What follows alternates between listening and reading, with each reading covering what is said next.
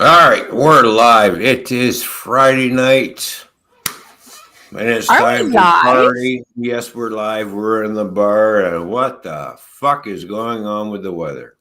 Well, it's very, very windy here.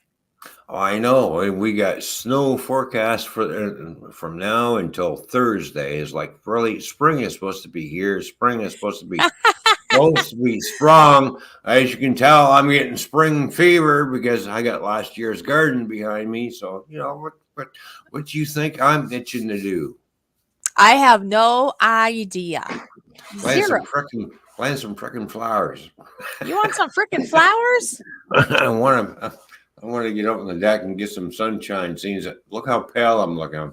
I'm whiter than Casper, the ghost. Oh, and that's not good. And he's yeah. That's what happens when people work nights. They get so pure white. It's unbelievable. Are you feeling all right? You look a little sick. You're awful pale. A little pasty? Yeah, I'm a little pasty. I can't wait to get out in the sunshine and get this all tanned up, looking somewhat not bad, I guess. You want to go out, get tan, and look all sexy or something? Is that what it is? Yeah, get some more skin cancer. How's that? Well, I'm over here, you know. I flipped us because it's your show. Yeah, you know. Yeah, I know. I'm not used to sitting on this side. You can put me wherever you want, but I figured in honor of you, I'd go over here. Anyways, hi, Ethan. Hi, Gulf Coast. And Nora, the ghost, apparently. Nora, the ghost. Yeah, Ethan and Gulf Coast. How you doing? Nora, how you doing? Good to see you all. He's a bit ghostly.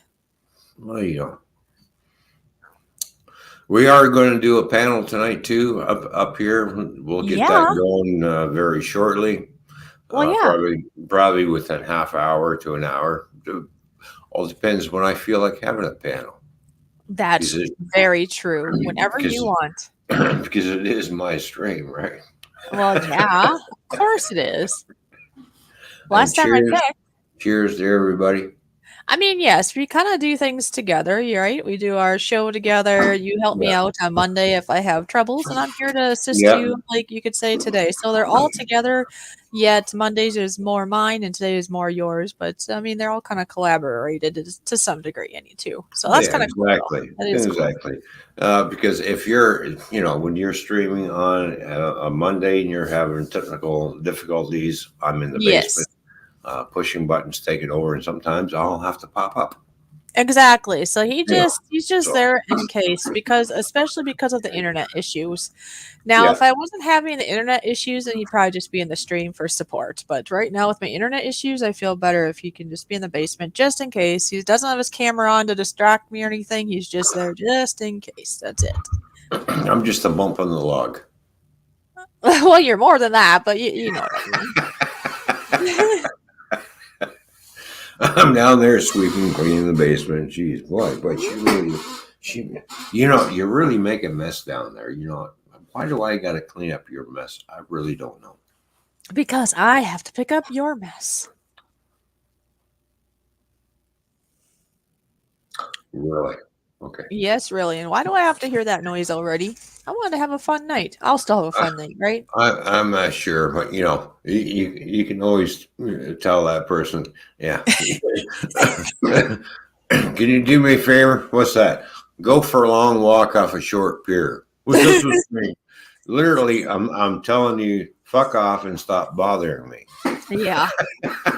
So if you all hear like odd noises, loudness in the background, I am very sorry. It's just, it's like a bar, right? It's a bar and grill, so there might be other people you don't want in the bar. do you expect? It's nothing but a loudmouth schnook. Yes, he's very loud. He's very loud, and he thinks he's a man, but he's really like worm. Well, here I have to say this. I feel like a woman. Dun, dun, dun, dun, dun, dun. There you go. That's dedicated to him. I don't know. I'm just being funny.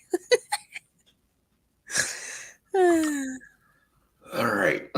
Now that we're all done with the pussifications of the idiot, I know. yeah, Let's swim along. yeah. Let's swim Cheers. along. Cheers to everybody. This is my third beer, by the way. Oh, nice. Yeah. You should be feeling nice and relaxed by now, then. Don't you think? Yeah, 3 beers probably has you pretty relaxed by now. I'm always nice and relaxed, you know. Are you? Unless you're at work. Oh, yeah. Yes. Oh, yeah. I'm If always... you're at work, your blood pressure goes way high. Nora says, I like pushing buttons. Yes, I like pushing buttons too, and so does this person. Yeah. Nora, you're not touching my buttons.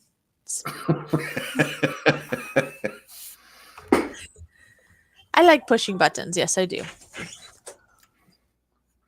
And seeing as how, you know, we have Nora in the chat, speaking about pushing buttons.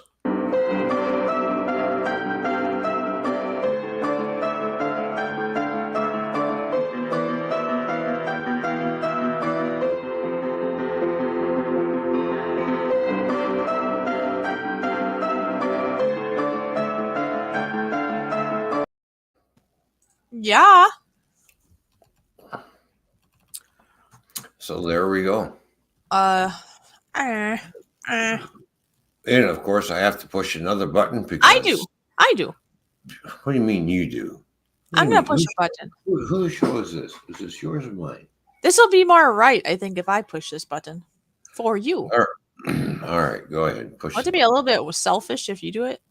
And then you can push mine. Okay? I'll push yours. You push mine. I'll push yours anytime.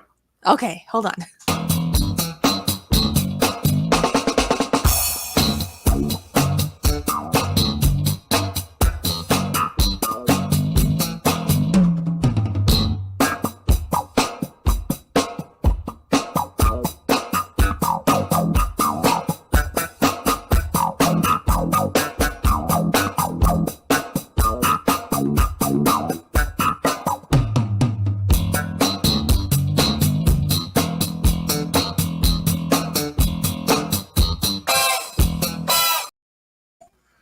Hey. There we go. What's that? I have an idea. I get a little Why leery. you could just have an idea. Well, that button I just pushed, I guess. Yes. You could use that for now for the intro of going into your live stream. It's kind of a rundown of what you do. We can do something else too, but that's just an idea in the meantime. If we don't get anything else done. Oh, I want to do something else. Let's see. Aviation fan says I like pushing buttons until I found out my old man said, "Don't press the big red button." Uh-oh. On the dash of the truck. Needless to say, I didn't go over that well. Yeah, I bet not. And hi, aviation fan. Now, you going to push my button? You said you're going to do that anyway. Hey, I'm thinking to myself, he pushed the big red button that's sitting in a tractor trailer. He's just like, yeah, push that in. Oh, shit. I applied the brakes to the trailer. Yep. Oops. Oops. Yeah, I can imagine an aviation fan. That did not go over well.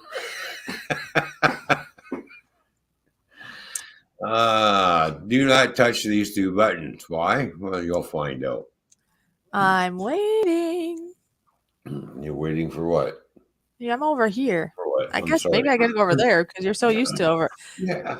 Here, I'll go over here for a minute. Now, see, you can always move your back. Anyway. What are you waiting for? I'm waiting for you to push my button. Do, do, do, do, do, do. Not that button. Oh. I'm sorry. You didn't say which button to push. I didn't clarify. I sorry. Oh, you mean this button? Well, yeah. Oh, we need music.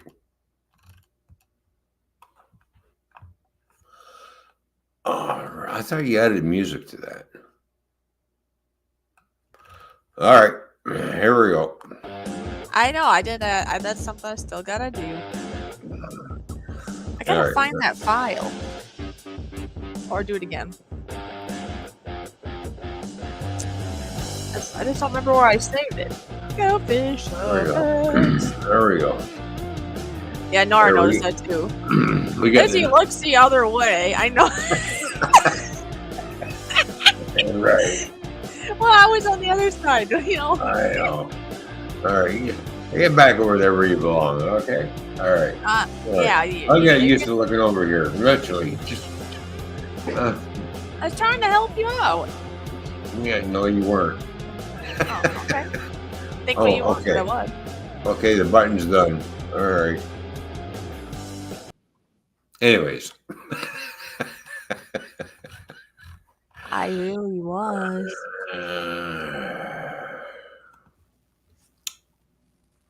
Okay. You know that. You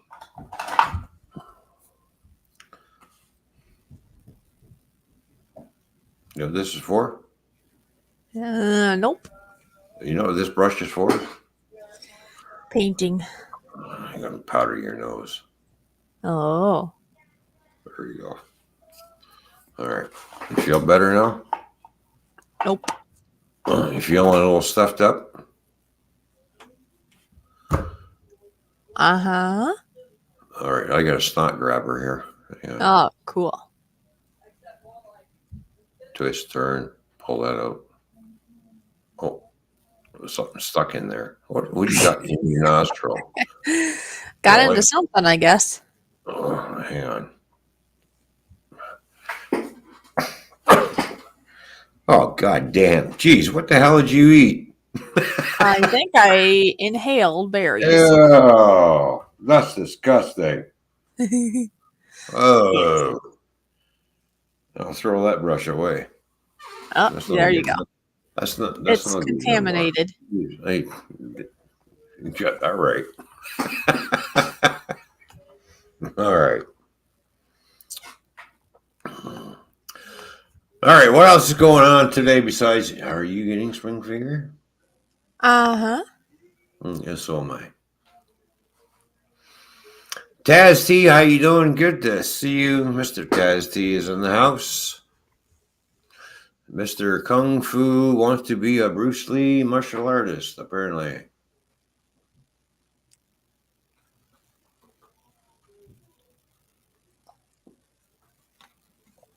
And speaking of Bruce Lee, who doesn't love Bruce Lee? Come on. Whoa.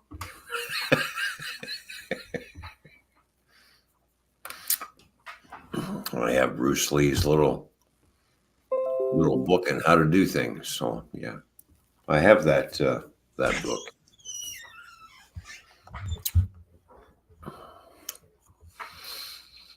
Well, I hope everybody's doing good today. Since it is Friday, it's the weekend. Yay, hooray, the weekend is here.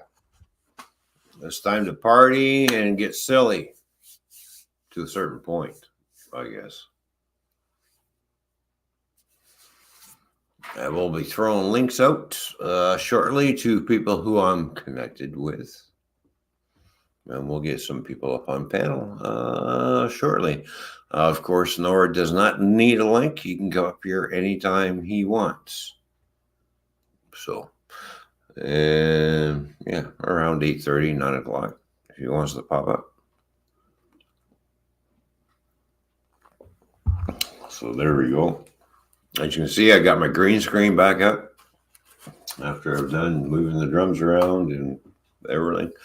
I still have that wall over there to do. I'll do that tomorrow. I'll get that done, set it down and paint it, get all that done.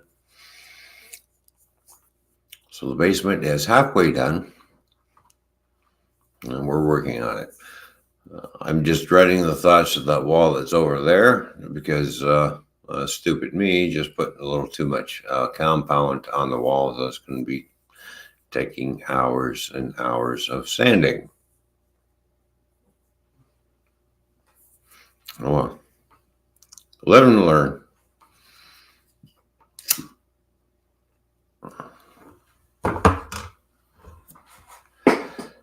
It is what it is. Last night was a busy night at work. I have never moved so many trailers in one shift. I moved 30 trailers. 30 trailers I moved. I was busy right up until lunchtime. Went for lunch, and then from lunch until it's time to go home, I was busy again. It's just like I had my little 30-minute break, and it's all right, back at her. Moving trailers around, straightening up the front row, moving trailers that somebody else should have moved before I got to work, but didn't seem to want to move them. But, anyways. Had to pick up a little bit of somebody else's slack, but and that's getting old because I basically have to do that almost every night. The rule of thumb is there's 3 different shifts. You got the morning shift that gets ready for the afternoon shift. So the morning shift's got to clear out all the trailers out of the doors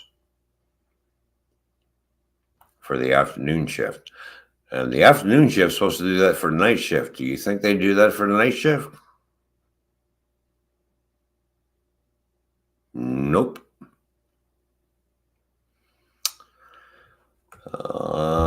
Nope. Nobody's keeping an eye on the doors. Nobody's calling anybody. Nobody's calling in to check to see what needs to be pulled and stuff like that. See, here's what differs me between me and another shunter. I already know what trailers I'm putting in the door, and I'm constantly watching the doors. And when I see a lot of red lights, right, all the trailers are locked in. And then I go do the drywall and everything, or steel, other areas of the plant that I got to do. Then I come back and check out on the doors that I put all these van trailers in. Oh, look, we got a green light. That tells me that trailer's done. Even before they ask me, I'm already hooking up to it. And I've already got the air lines hooked up to it, and I'm already pulling it out of the door, get back in the truck. Next thing I get a message, door 24 is good to go. And I'm going, yeah, I know. I've already got it yanked out. You're ahead of the game, huh? I'm ahead of the game. So as soon as I see a green light, I yank it out of the door instead of sitting there waiting for somebody to, okay, this door is ready to go. No, you should know what trailers you're putting on what door and keep an eye on that and sit there and wait. And when you see that light go red, they're locked in. They're ready to load that trailer or unload it. When you come back and it's green, it's good to come out. Yeah. This is what a good shunter does. A good shunter will keep an eye on all the doors, regardless of how big the plant is. He'll know and he'll write down everything and do your job efficiently, because that's what you get paid for. Yank that trailer out. And once you're yanking that trailer and parking that trailer, they're texting you already the next trailer to go into that door that you just pulled out of. And you go retrieve that trailer and you slam that into the door. And once you drop it, then you go check the other doors. Oh, this one's green. You hook up to it and you pull that out right away. And you put the next trailer in. Right. It's a simple process. Keep an eye on your doors. Don't sit off somewhere where you can't see the doors and not knowing, and sit there and be on your phone all night long trying. Well, I'm busy on my phone. Oh, is that going to be pulled? And then wait an hour to pull it. Right. And then you're like, at a certain time of night, you're just like, well, I haven't got time to pull all of these doors. Don't shit your luck, because you'd rather sit there and be a lazy fat ass Yep. And Can't be wait doing for the that. next and wait for the next guy to come in because he's going to have to pick up your slack because not only and here's the thing is the night shift gets in shit because they're not producing enough. Why? Because the afternoon shift is not doing their part. So the night shift has to pick up the slack. I have to pick up the slack. I have to yank out all these trailers. So I have 6 Yes. trailers I have to yank out right away. I got to pull one out, put one back in, pull one out, put one back in, pull one out, put one back in. That's delaying everything because every door is loading a different product on it. So if they have to wait for me to pull that trailer out and then put that trailer back in, that's time wasted.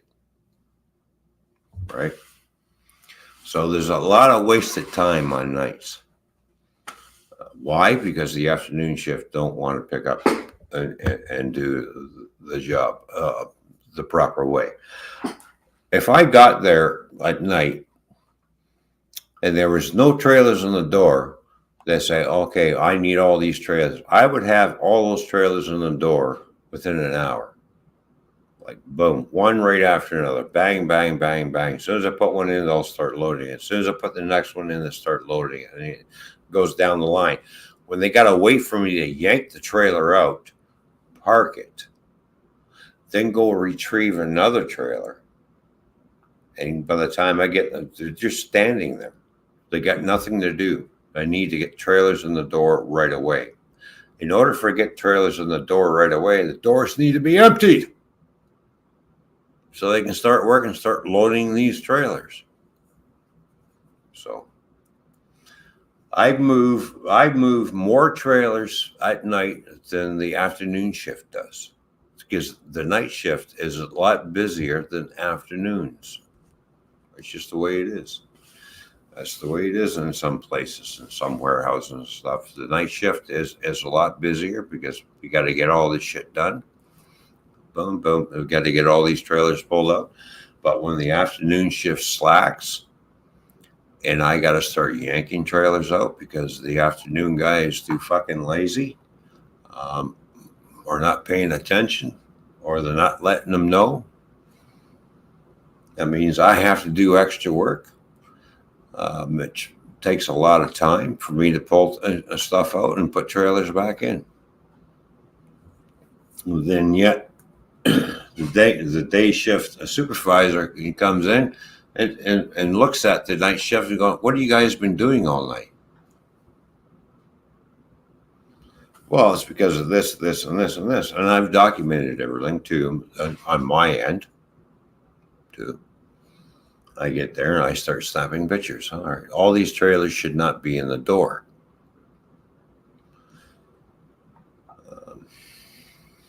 I have basically 8 doors I have to look after. And every time I go in there, 6 of the 8 are full. And what do I got to do? I got to start yanking them out.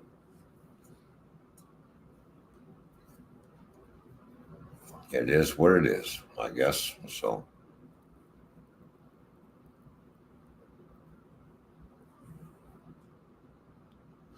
Yeah, it's hook and drop. Yank the trailer out, park it into the pickup zone, and go to the empty zone, grab an empty trailer, and throw it back into the door, and bang it, and do the next one. It's just a thing. Be more sufficient if the afternoon shift would empty all the doors because as soon as I get there, I already know what trailers need to go into what doors, and I can start, throwing them in.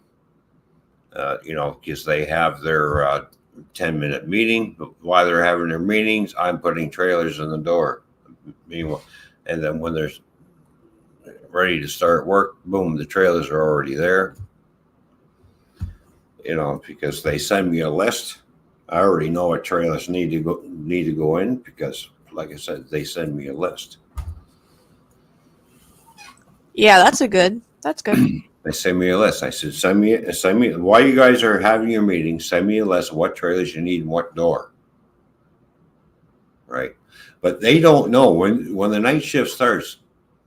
All right, they don't know it because the afternoon shift is not telling the night shift, well, these trailers are in the door. Next thing you know, oh, I need this in door, door 24. I said, well, is the trailer that's in door 24 ready to be pulled out?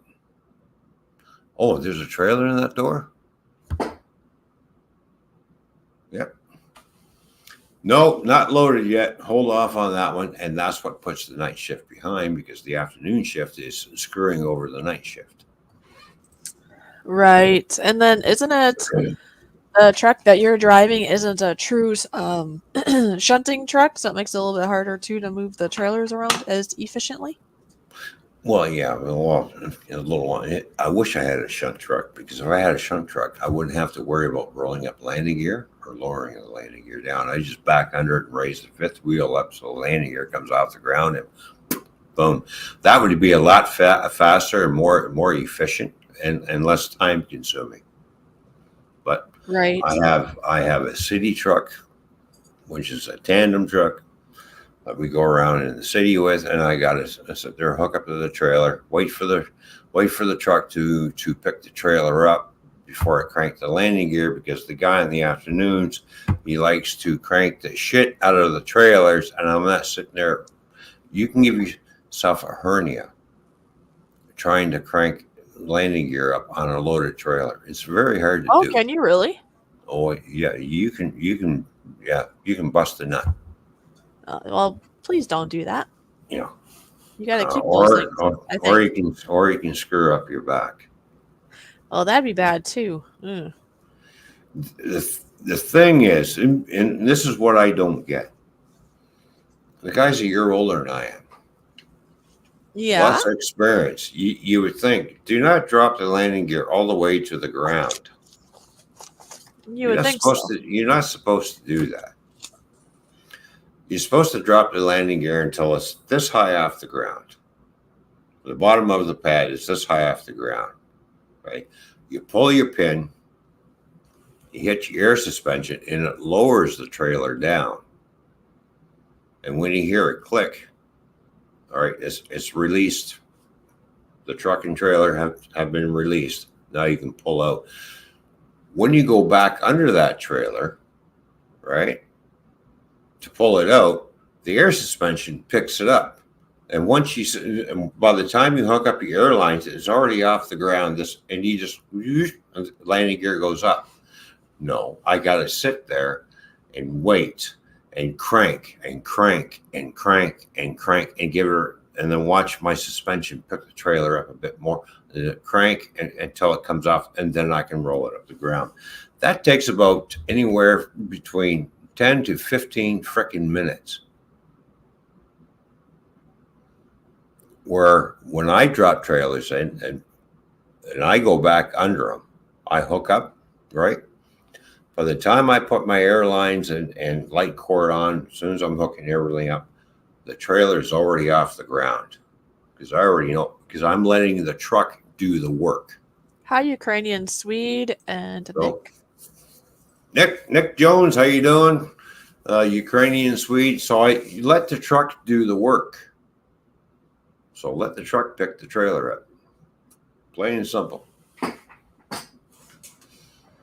lot of guys don't seem to get that. I've watched guys crank down trailers, like landing gear and trailers. They hit the ground, and they're like 5 or 6 freaking cranks, and they're still cranking it. I'm like, what are you guys doing? Well, I got to crank. You have a button in there called an air suspension. Drop the air suspension so it lowers the suspension so you can get up from underneath the trailer. When you crank that trailer up so high, basically you're stretching the suspension on the truck now. Now you're picking the truck up. So you're like this. And every time when you try to pull out, you're dragging the trailer with you. Actually, you're pulling it out from the door. And then the landing gear is supposed to be straight up and down. By the time you pull out, the landing gear is like this. It's all bent. And trying to crank up bent landing gear like that, it's a pain in the ass.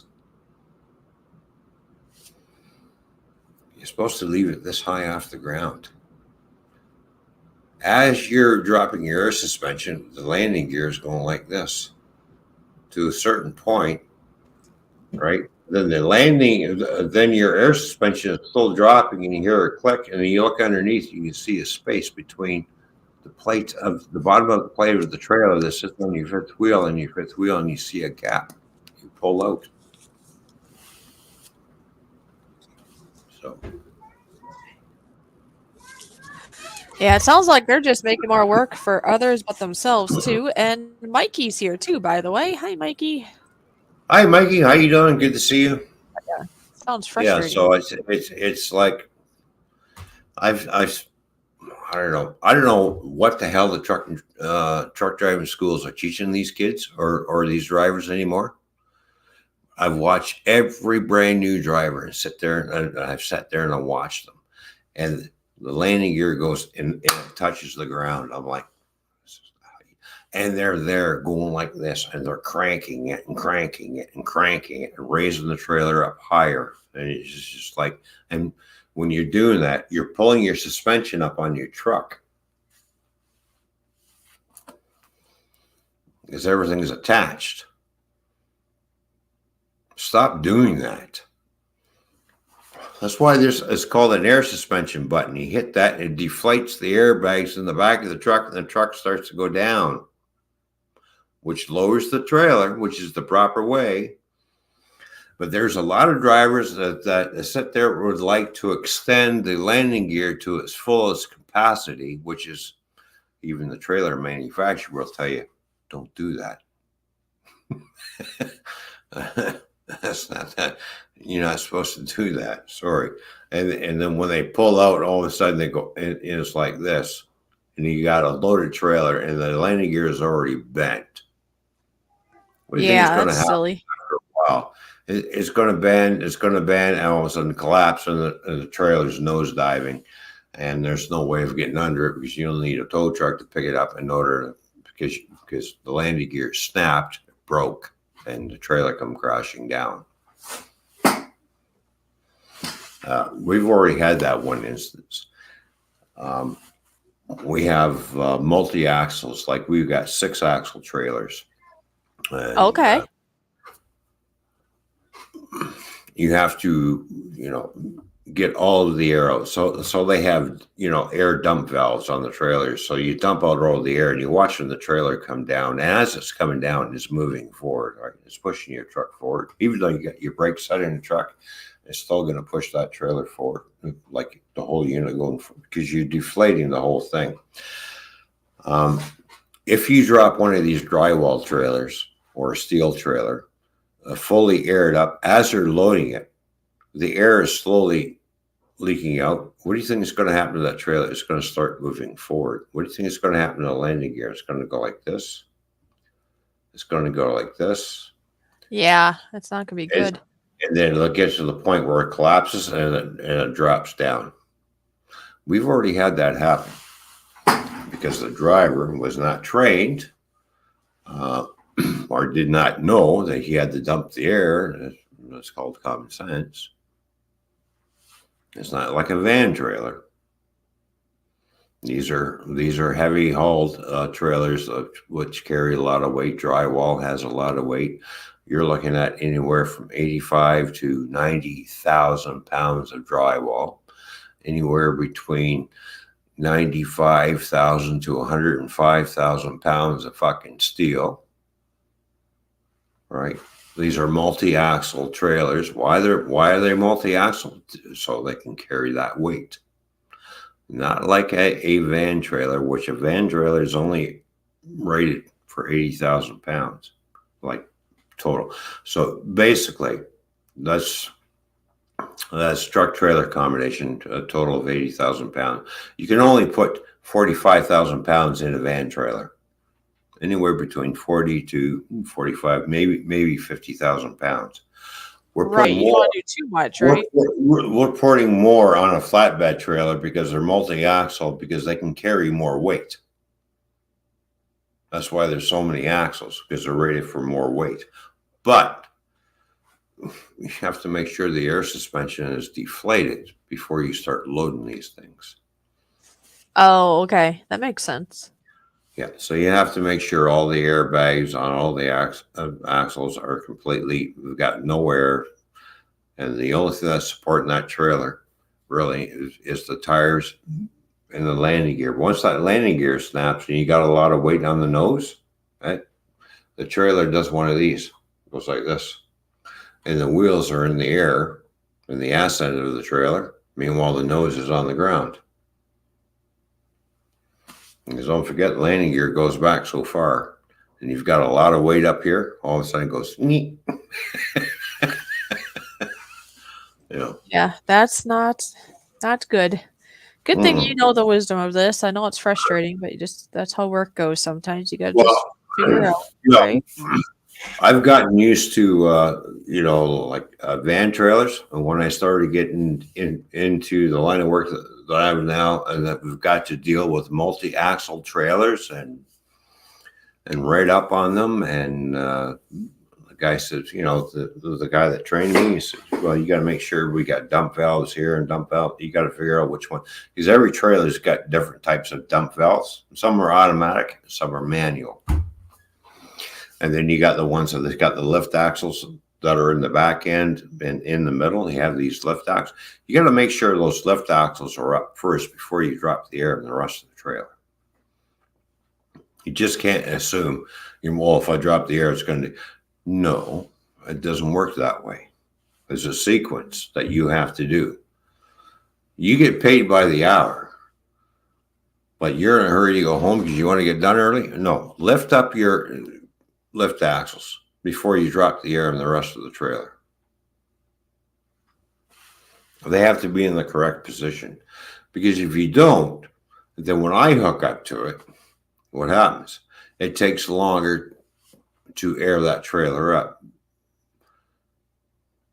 And I can't move that trailer until it's completely aired up, because if I try moving a fully loaded trailer and I go to turn, I can snap one of those axles. I could break something. But because a lot of lazy drivers who don't seem to give a shit drop the air anyways with the lift axles down and everything, and I start airing that trailer up, and I'm looking around with my flashlight. I'm like, why are these bags on flat? And I'm looking at the controls. I'm like, oh, fuck's sake. Really, guys? Or they drop the trailers aired up, and I'm looking at the landing gear all bent to shit like this, like leaning forward and getting ready to break. And it's like, you guys are idiots. You've been told. I don't know how many of our drivers have been told, stop dropping trailers aired up. Make sure all the trailers are. I went in there one day and one trailer was on the ground, like literally, because it was so heavy of drywall in the front end, because they put all the heavy stuff on the nose. It was literally doing one of these. There's no, I said, we need to get a tow truck in here, because there's, in the landing gears all busted, and I'm snapping pictures. Why? Because the driver just stopped, rolled the landing gear out, pulled out, didn't deplete none of the air. So over time, as the air is slowly depleting, it starts moving. It rolls forward, and the landing gear is going like this, and by the time the shear weight snap, boom. Putting landing gear on trailers is not cheap. That's a real costly fix. Well, I suppose just replacing it, the labor is expensive, but do you know about how much one of those landing gears or whatever, how much do they cost, the landing part? Per leg is about, here in Canada, it's around $800 per leg. So you have two legs. Yeah, there's two on the front, so they go by per leg. I suppose because one side might get injured, damaged, or the other side might get damaged. So that's why they do it per leg. Yes. Right. So can you actually, if you have one leg that gets damaged, are you able to take that off and put it in another leg? Is that why it's $800 each? Pretty much, yeah, because they're all bolted on. Oh, that's true. But the thing is, when you're doing damage to landing gear and stuff, it's not just the legs that you're damaging; it's all the cross members that are bending up along with it. And I guess you could damage the body of the trailer too, couldn't you? Yeah. All the reinforcing is because the legs are there, but there's cross members and there's cross members that go up this way and that way. So in order to keep everything straight. Once a landing gear collapses, Yeah. it bends everything else. So you're replacing the whole assembly, which is costly. So by the time you add the labor and everything, you're looking at about around 30. Well, $3,000, I should say, to replace landing gear. That's a costly fix to a trucking company. You're paying $1,600 for two landing gears, but $1,600, and then you got all the cross members that go in there. So there's another. We'll round that out to $2,000 already, and then you got the labor on top of that, which round out to another $1,000 in labor.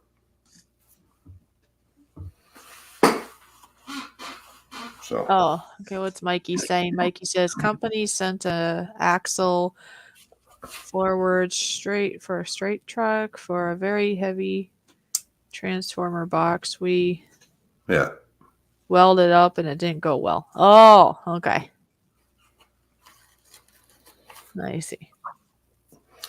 Yeah, and it's the one thing, like when I drop trailers into the drywall bay, I'm standing there and I'm watching, and I'm literally watching the whole thing move forward.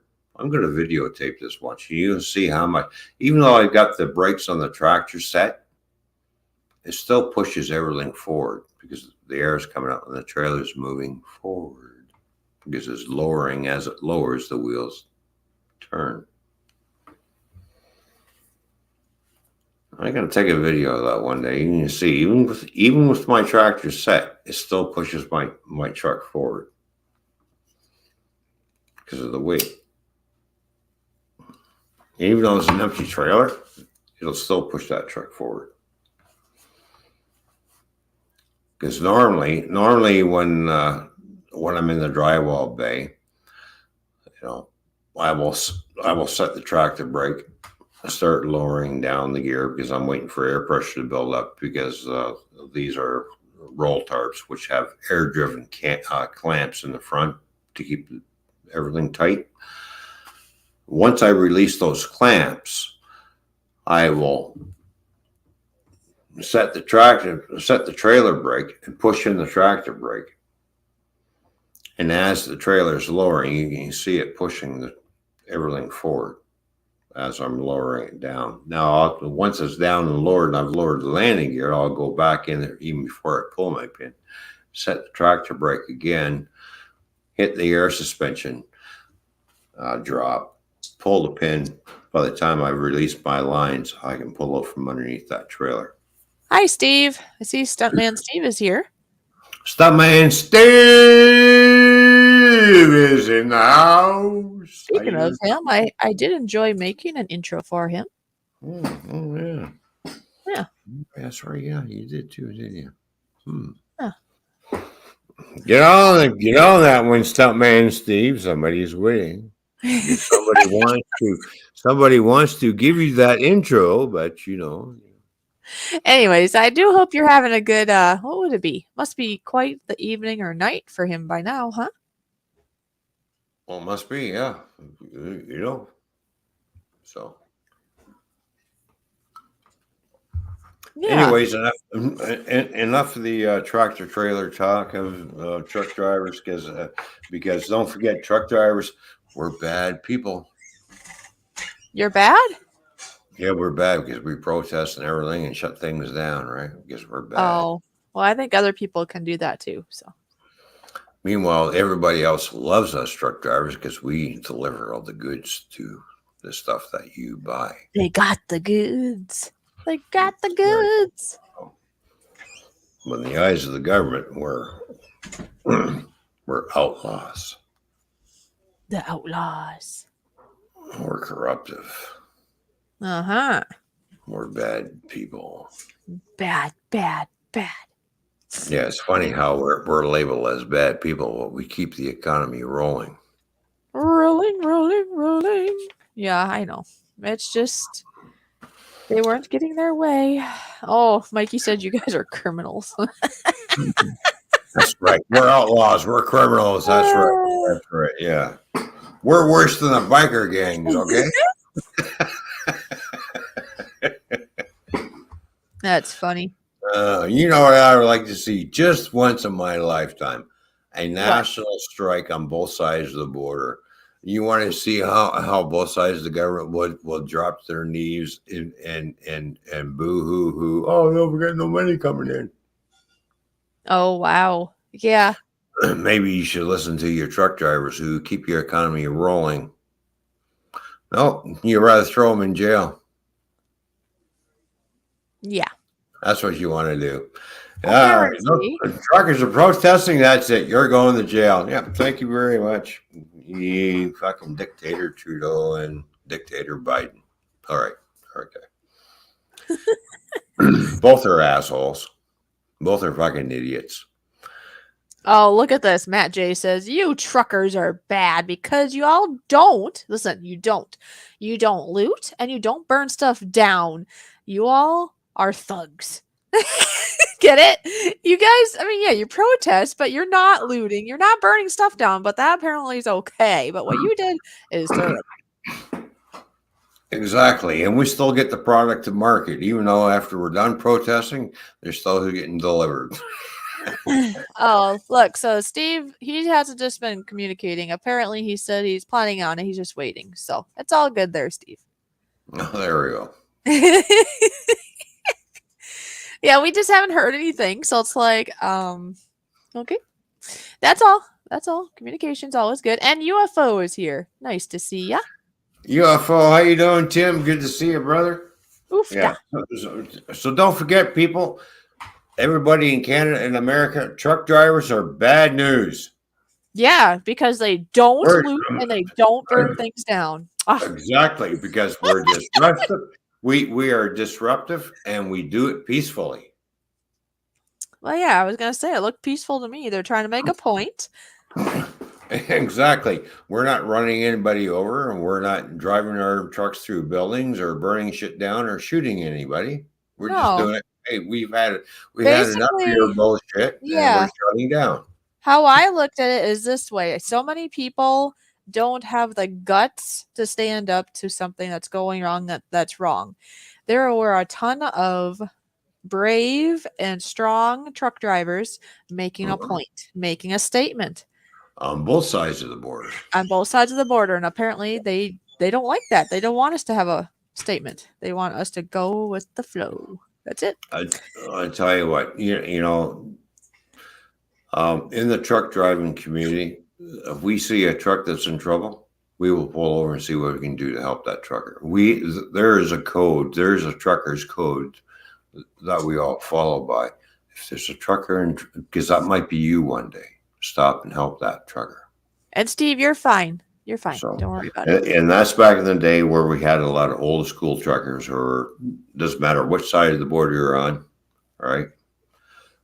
We help each other. We respect each other because we're out there doing the same job. Nowadays, truckers is all about me first, and I want to talk about me. I want to talk about number one. Oh my! UFO is wondering, or no, it's Space Rangers, but still UFO is wondering why am I not blue? But I don't know. Was he blue at one point or no?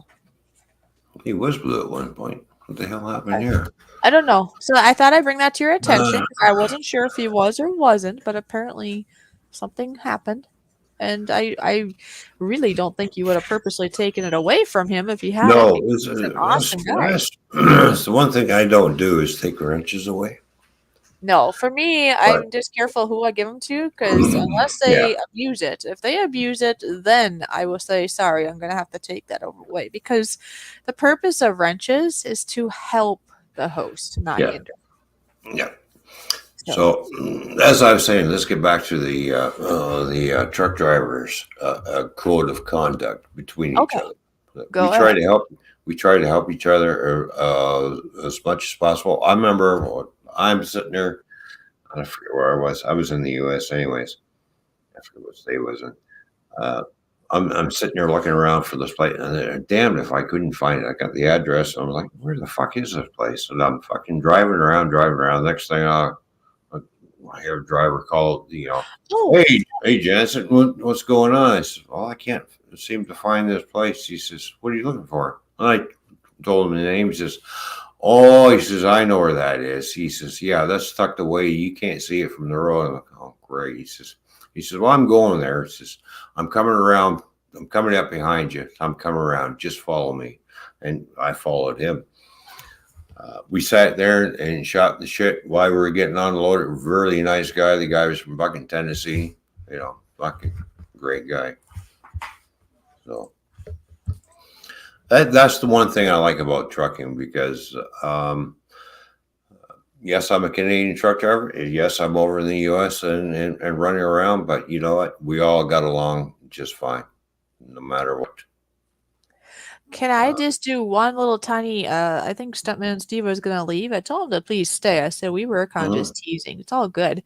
But I think if he is still here, if it's okay, I'm gonna push his button. We forgot to push his button. Oh yeah, push.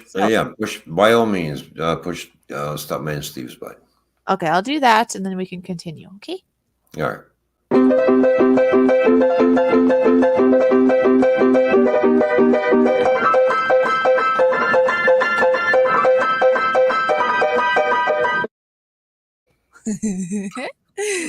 So, anyways, awesome.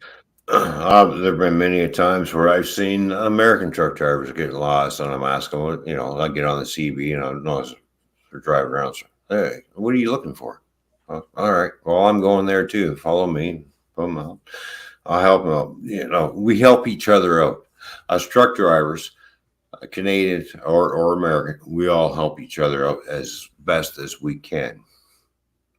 So there's a code there. We respect each other, and it's a great community to be in too. If it wasn't for us truck drivers, you people wouldn't have the shit that's in your house. Remember that. Oh yeah. And then we have those trucks. These truck drivers think they own the road. No, we don't own the road. It's just that you idiots are pulling in front of us and slamming on your brakes, and next thing you know, you wonder why you got a truck up your ass. Well, I have to say, okay, most truck drivers, I from what I've been around, they're very decent. They give you space. They do their best. Yeah. But in the years past, I did have a semi. I was on the freeway. I was going the speed.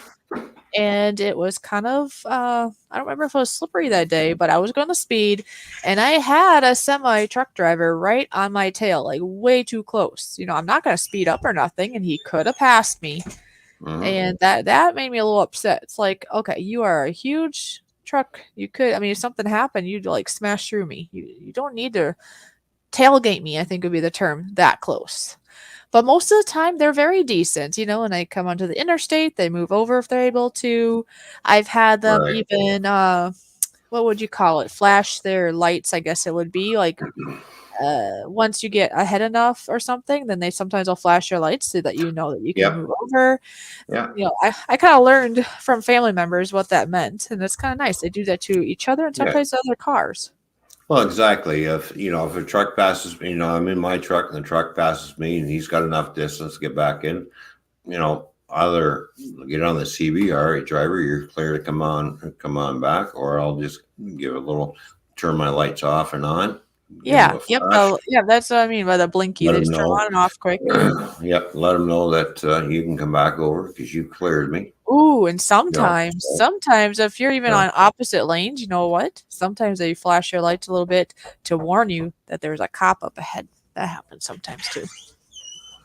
Oh yeah, smoky alert. Yes. Yep, smoky alert. Smoky alert. Yes. I had that happen on my way home from the dentist. I saw him flash his lights, and I'm thinking, could be nothing. It's on the other side of the freeway, but I thought, well, I'm going to just I was fine anyways, but I was looking around. I didn't see anybody, but that can mean that sometimes. Yeah, and, I've had a lot of flashes in my trucking career where click, and next thing I start slowing down as I hear there's a smoky underneath the bridge there waiting for you.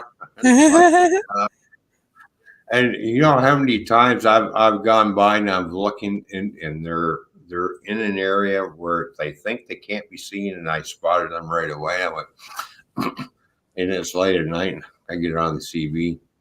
Hello, Smokey. How are you?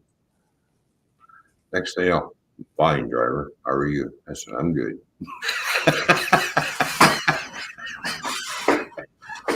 There you go. Yeah. And I go back. I seen you sitting underneath that bridge, hiding.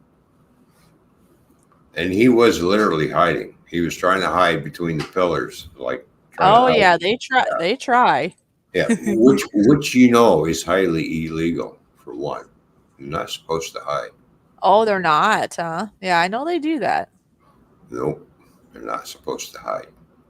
It's called nowadays. It's called a speed trap. You're being trapped. Yes. Okay. But you're not supposed to hide. You're supposed to make a police officer supposed to make himself visible at all times. Oh, okay. Yeah, there are a lot what you call the sneaky cops, right? They try to exactly hide. Yeah, and the cops here in Canada try to do the same thing. They're hiding, but you're not supposed to.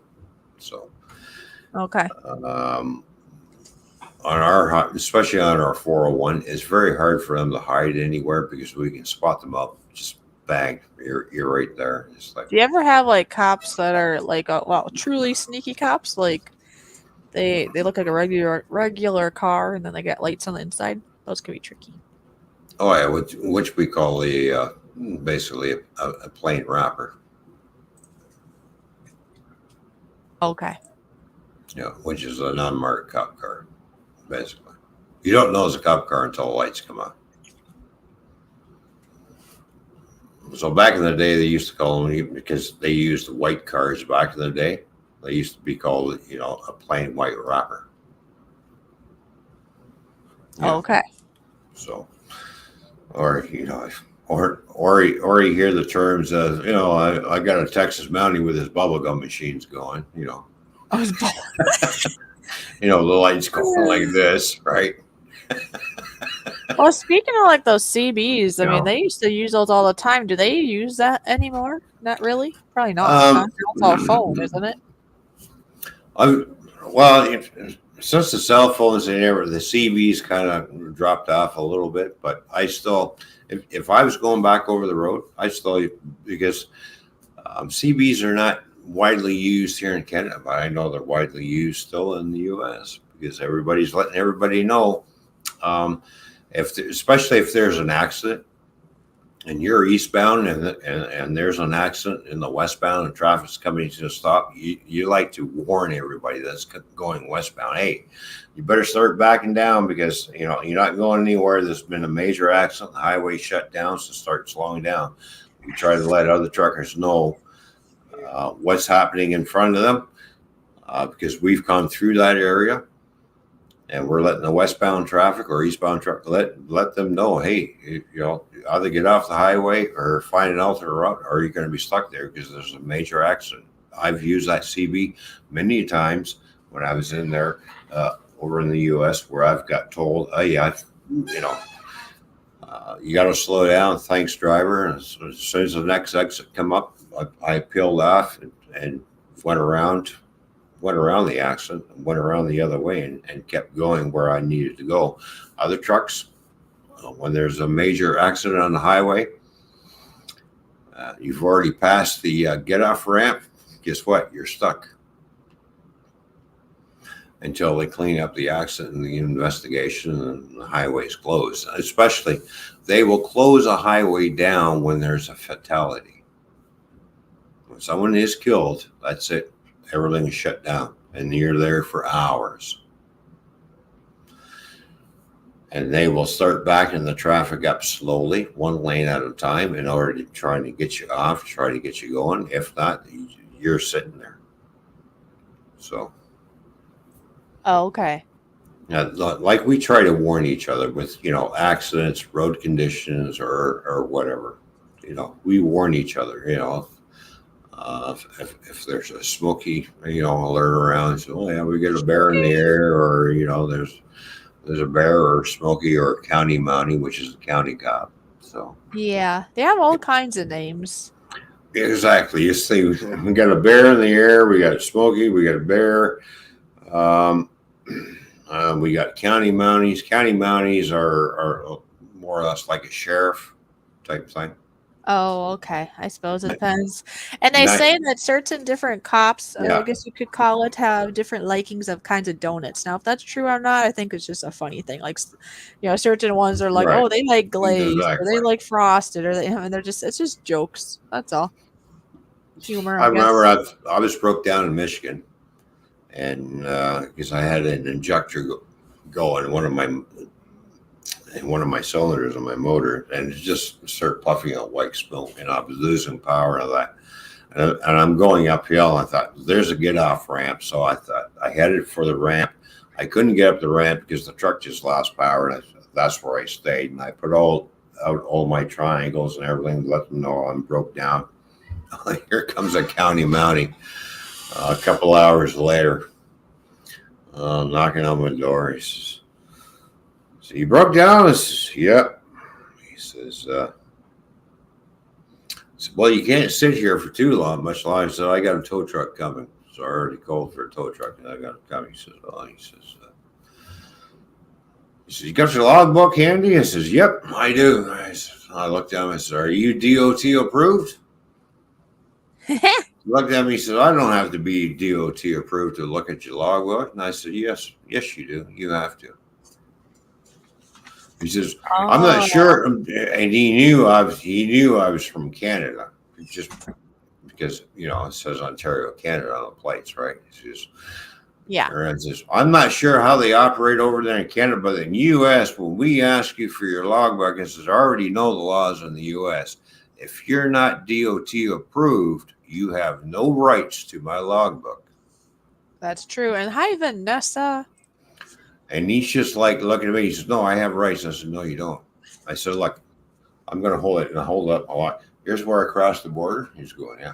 And here's where I've been driving to now. Yeah, he's going, "Yeah." And here's where it broke down. And I closed the book and I threw it in the back of the bunk.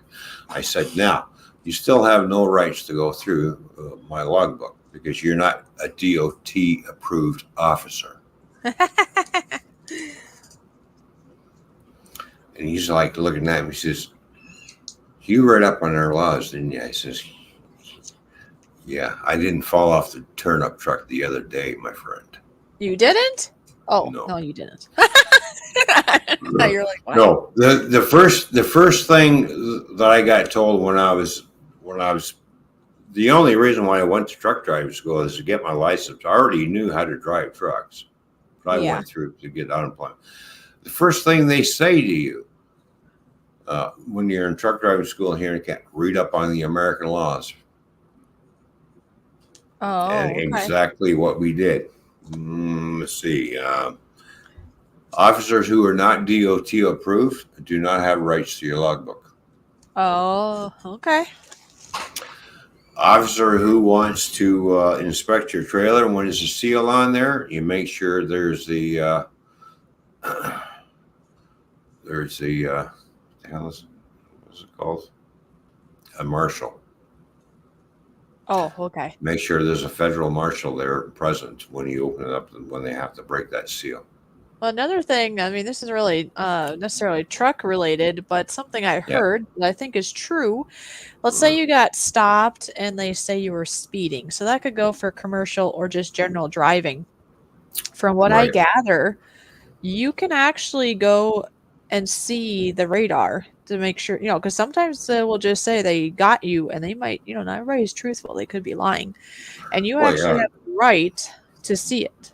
Uh, Yes, you do. Yeah, you do have because I you do have the have a right. family member, kind of Yeah. in the family that was a Mhm. state patrol, and that's where I learned this. That supposedly, you have that right. That if you want to see it, you can. And a lot of them, if they haven't really caught you, they just know you were probably speeding and they didn't actually clock you. they don't want you to see that they, because then they can't ticket you. They can give you a warning, I suppose, or something, but they really can't ticket you if they didn't clock you. Yeah. Well, when I was going through New York State, I had a headlight that went out. Well, and I normally would carry spare headlights in my bunk truck, but I didn't have any low beams. This was a low beam light that went out, so Yeah. I stopped at one truck stop, and it's like, oh shit, it's freaking closed. It's just like when you go through certain parts of New York, truck stops are for, and they only work certain hours. I'm like, what the hell kind of state is this? I go to any other state, they're open 24 hours a day. Oh. I go to fucking New York State, and it's like they got fucking hours. All right, I'm heading back.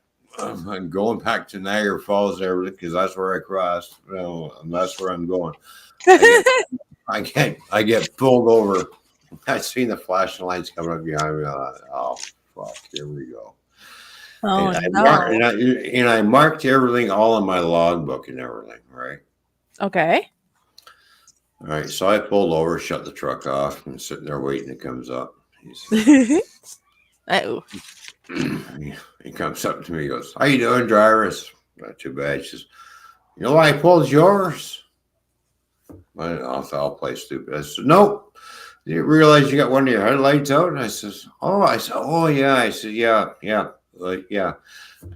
I tried to stop at a couple of truck stops, but they're not open 24 hours. It's late at night, and I usually carry them with me. But he says, "Where are you going?" So, "Well, I'm on my way back to Canada. Going back home." He says, "Oh." He says, "You have to, here in New York State, everything has to be working." I said, "Yeah, I realize that, but what happens if it burns out and you haven't got a spare? Then what do you do?" Yeah. What do you say for that? He just looked at him. He says, "You got your logbook and everything and running rights and everything?" I said, "Yeah." He says, "Well, I need all that." I said, "All right." Well, I give him my logbook and everything. He goes back to his car, and he's like half hour later, I'm sitting there. And he's going through my logbook. I can watch him, and it's like he's going through and everything. He comes back. He says, "Well," he says, "I do recommend you get this fixed." He says, "You did mark it in your circle check," which saved my ass. Oh, okay. That the light was not fucking working. He says, Yeah. "But you do got to get it fixed and stuff. And through New York State, everything has to be working." I said, "Yes, I understand that. But you also have to understand that I normally carry spares, but I don't have any spares. So the only spares I got is a high beam headlight." He's going, "You got a high beam headlight in there?" I says, "Yeah." I says, "I don't think it's going to work in that socket." He says, "Well, why don't you give it a try?" He said, "I'll stand here and watch." I thought, "Oh, fuck. All right. Delay me even more, you little fucking prick." I'm sitting there, plugged it in and turned it on. He's like, I said, "Is it working?" He says, "Nope." I said, "There you go." I unplugged it and put the other light back in there. I said, I looked at him and said, "Boy, that was a waste of time, wasn't it?" Well, It made him happy, maybe. He says, "Hurry up and get back to Canada before somebody else pulls you over." I says, "Well, you've already pulled me over once. I don't think another one of you is going to pull me over." Because I already know you already called it all in. He looked at me. He goes, "How do you know that?" "Because I seen you on the radio." He goes, "Don't forget, when you pull up behind me." "Yeah." He says, "Your car is out like this behind my trailer. So my trailer's here, right? And you're out this way." He said, "I look in my mirror. I can see exactly what you're doing in your car." He just looked at me. He says, "Yeah, fucking smart ass Canadian. Get the fuck out of here."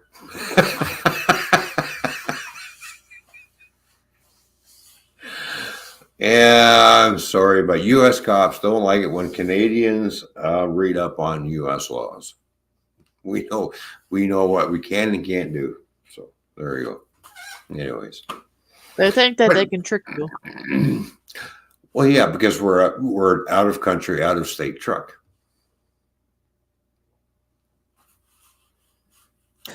So they geez. figure. Did you see what Mikey, or not what Mikey, see what Matt J say?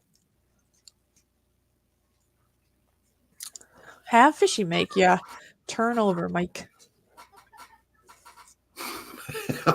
What kind of, hello, Colette. Whitney, how you doing? Good to see you. Oh yeah, nice. All right. Yeah. So. Oh, you mean it says? Oh, I mean an apple turnover. There you go. So, anyways, yeah. So when I knew I was going over the road trucking, I thought, yeah, I better read up on the U.S. laws, and I did. It's a good thing I did because it did save my ass quite a few times. You know, I've seen drivers that I've talked to say, "Well, you don't want to go to the States." Boy, did I get a fucking big fine. I said, "Did you read up on the U.S. laws before you went over?" He said, "Well, no." I said, "Well, then maybe you should have." Oh. Now, I remember my brother when he got his truck driver's license, and I told him, I said, when you go through Marshall, Michigan, do exactly 54 or 55 mile an hour. Do not do 56, or else you will get nailed for speeding. What happens? He was doing 55. He was passing a car. As he was passing a car in the medium, was the county Mountie, and he clocked him at 60 mile an hour, but he's passing a car. He's in the passing lane. He got pulled over. He ended up with a almost $400 speeding fine. $400 for what? 1 mile over or 6 miles over? What was it? Well, $400 for doing it's 55 mile an hour, and he was doing 60 so he's doing 10 because the car in front of him was doing 50 mile an hour, and it's 55. He was going out and starting to pass him. As he started to pass the car was speeding up. Oh, one of those fucking deals, right? That's so annoying. So you got an almost, let's say, 395. We'll round it up to $400 fucking speeding fucking fine. Why? Yeah. Because the truck's from Canada. And I told him that. I said, do not go speeding through. He said, well, I was trying to get around. It doesn't matter. Just follow the car. Speaking of Canada, did you get your package of papery things I sent you yet? Not yet. Okay. And I haven't, when I've been to the post office, they haven't said anything there or nothing. So it must be still in the midst. So, must be. Yeah, it's probably sitting at customs. Yeah. I don't know. We'll find out. Now, I remember going through Marshall, Michigan, and I got pulled over. Oh, really? Yeah. Why? Because I was doing 56 at 1 mile an hour over. I was actually doing 56. Hi, Donna. As he clocked me, he says, my truck said 55 because I had the truck that I drive. I had one speedometer that was in kilometers, and I had another one that was in miles per hour. And I always had the miles per hour active in the U.S. It said 55. Anyways, he pulled me over. He says, no, I pulled you over. I says, nope. He says, you were speeding. I says, no, I wasn't. He says, well, yeah, you were. I caught you at 56. And I looked at him. I said, you pulled me over for 1 mile an hour over the speed limit? Really? I said, my gauge said 55. You're telling me I was doing 56. Something's not kosher here. Oh, yeah. I said to him, I said, did you get me on a radar? Do you have your radar active? Did you get me on her? He says, nope. I looked at my car. I says, I said, every vehicle is different, officer. I said, you could have 2 trucks the same make, traveling at almost at the same speed, but the speedometer is going to be a little off. I said, there's no such thing as an accurate speedometer in a vehicle. They're off a little bit. Unless you can prove I was doing 56. Well, exactly, because that's why they usually give you a little breathing room. Like, if it's a 55, if you're going to like 56, let's say, well, maybe you're just a little off, right? Yeah. So when I got out of the truck, I said, I need to get out of the truck to stretch my legs. And I said, well, we'll go over here and talk. And I'm looking at this car. He said, why are you looking at my car? I'm looking at him. He says, well, you're not a state trooper. I said, well, no.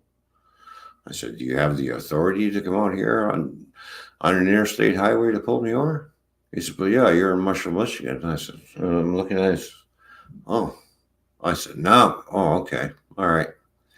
Now I understand what's going on here. He goes, what do you mean? I said, you're a sheriff. You're just a small town cop.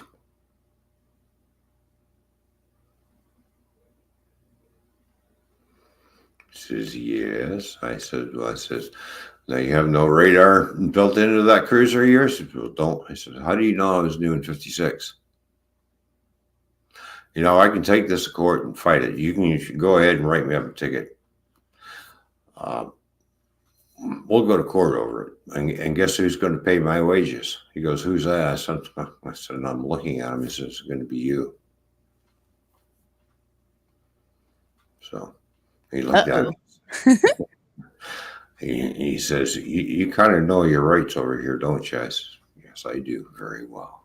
I know my pickup truck speedometer was off. I had oversized tires on it. Yeah, I know the tires can make a difference because we had a family car at one point, and when I was driving it, let's just say I got pulled over and got a warning. It was a weird scenario. But anyway, basically, I was purposely going 10 over in regards to the speedometer because last I knew, you need to do that to go the right speed because the tires weren't the right tires for it. And anyways, that got figured out.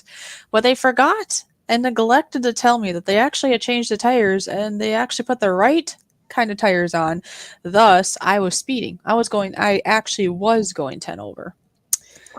So, yeah.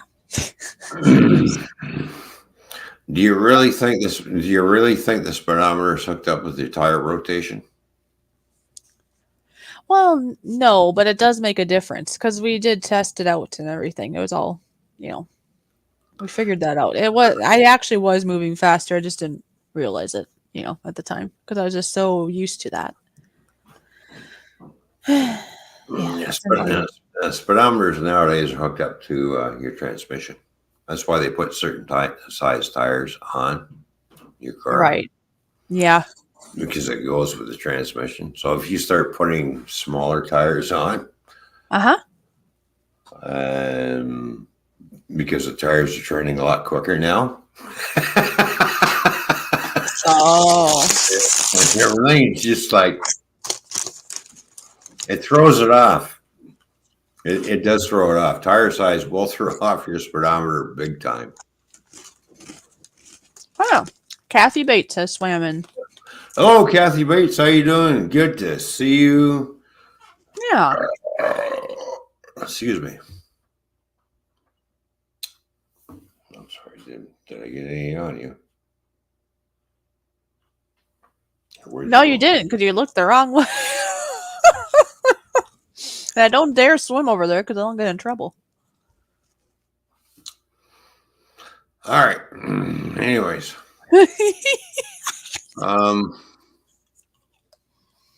Yeah. Now I'm thinking, seeing as how I bought the new car, it's got 20-inch rims and I got 17-inch rims here from the old 300. So I'm going to check to see if the bolt pattern matches up because I want to use those for my winter rims. But because they're, you go from 20s to 17-inch rims, it's going to fuck up the speedometer. not like I'm going to go on long travels or long trips. I'm just going to drive back and forth to work, right? Just a short distance.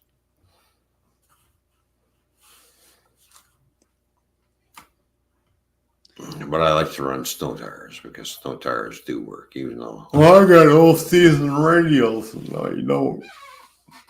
You're running summer tires in the wintertime, you dumbass. When are you going to get it through your head? There are two different types of, actually, three different, probably no, four different types of rubber compound that you can buy for your car.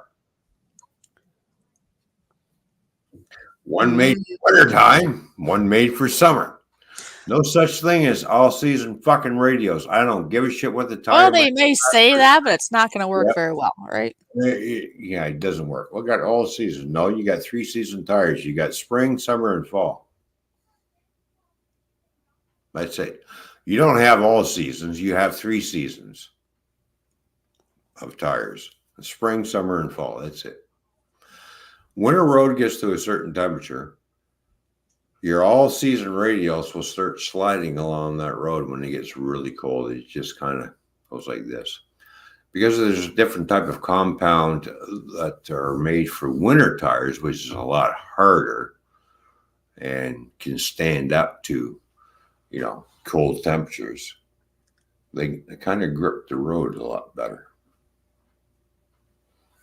So I've always had winter tires. I've ran my all-season radials once just to do a comparison. And when it got to a certain temperature, the car was sliding around all over the frickin' place. Why? Because the tires were no longer grabbing the road. Why? Because it got too damn cold. So, therefore, winter tires, deeper tread, more meat on it, a lot harder. And yes, they grab the road. Yeah, in the winter. Don't they? Yeah, they have deeper tread. Too, yeah. Right? Yeah. It's the tread depth you have to look at because they have a deeper tread because they bite into everything. I've had winter tires on my old 300 and was on an icy road. I know a road full of ice and it still tracks along the road nicely. I still had a little bit of slippage and spin here and there, not as much as if I had all season radials. Ah, okay. Oh, they still grabbed a hold of the road. So don't forget, as tires, when you're driving down the road, what do you think your tires are doing in the summertime and wintertime and air? As they're going down because of the friction, they're heating up anyways. They get warm. Tires heat up. Yeah, that's true. They do.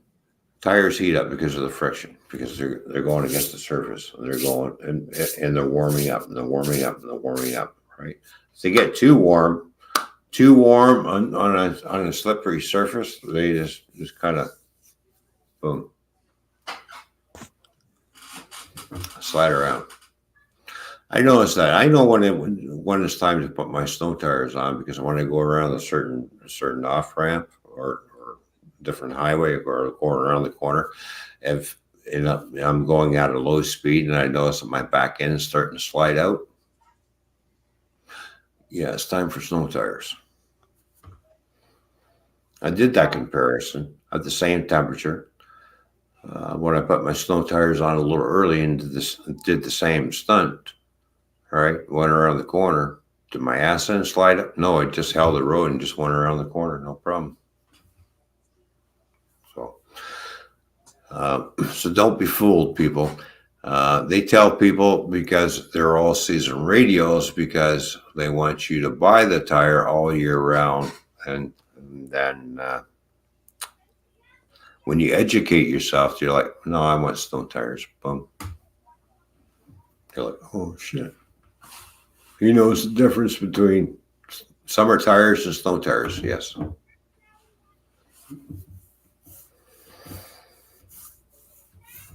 So yeah, there's different ones. Yeah, well, there's different compounds. There's a soft compound, there's a hard compound, there's a medium compound. Uh-huh. There's ones that are designed for street racing compounds. There are different types of compounds of tires. So, and then of course there's a cost factor too. So the better the tire, the more money you're going to pay. Oh, you have a question here. I don't think I was distracted here, but I don't think you answered it yet, did you? Toyman, what is your favorite beer?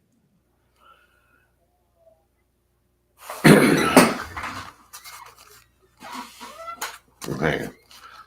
My favorite beer is Maclay's, which is a Scottish Pale Ale. Now, as for dark beer, my favorite dark beer is Guinness. So I have two favorite beers. Uh-huh. I haven't bought any Guinness, which I don't think I'll be buying Guinness for a long time because I have a real expensive car set aside. Oh, okay. So I'll have to buy the cheap beer. Oh, poor you. Come think about it, I haven't had Guinness in a month. Oh, that's true. It's been a month. It's been a month since I bought Guinness. Oh, wow. I know. I usually have Guinness on a Friday night too. So it's like it's been a month since I haven't had none.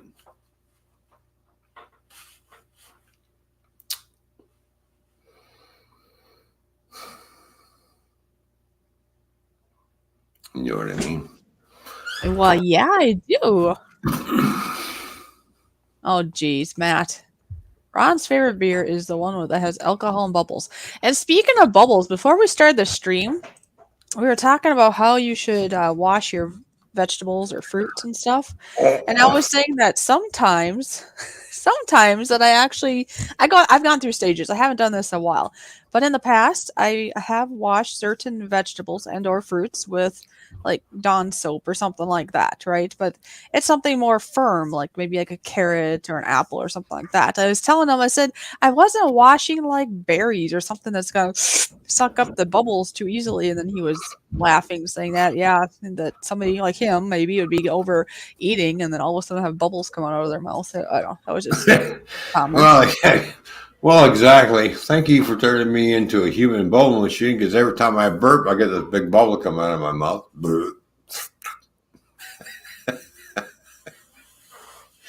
Yeah, it's all good humor. It was a bubbly moment. There you go. I think we're gonna have a panel up here shortly. I'm gonna run upstairs and grab another beer. Well, yeah, I know you talked about doing that. Like, what was that? Like 30 minutes to 60 I know but what did you say? What did you say? You would do it when you were ready, and you weren't ready yet. We had a lot to talk. Well, I'm ready. I'll tell you what. You send that if you can do this for me. I can do something for you. Which be greatly appreciated. Nora don't need a link, but if you can Nora, I can get your butt up here. Okay. Then what? Do you have Wicked Insanity? Yes. Well, if you can send him a link and Matt J and anybody else you can think of, just send links all over the place. I don't give a shit. I'm gonna send linkies here and there and everywhere. Yeah, just send linky dinkies all over the place, okay? Yes, and just everybody be nice to the fishy. It's okay. Oh, they're usually nice to the fishy, actually, so it should be good. Oh, I'm nice to the fishy. Okay, well that's what matters, right? You're nice to the fishy, and you're very protective of the fishy, so we're good. Yes, very, very protective. So we're all good. I'll start sending out links then. I will kill anybody who would try to hurt you. Okay? Okay. We don't want that to happen because then people like somewhere else for a long time. I will. Anybody ever try to hurt you, I would fuck them up royally. All right? Okay. That's right. Okay. Kick their ass. Yes, very, very greatly. They would be screwed, literally. Uh-huh. Yes.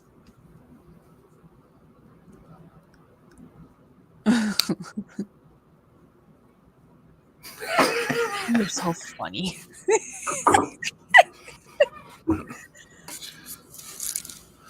They would get clobbered with Pringles.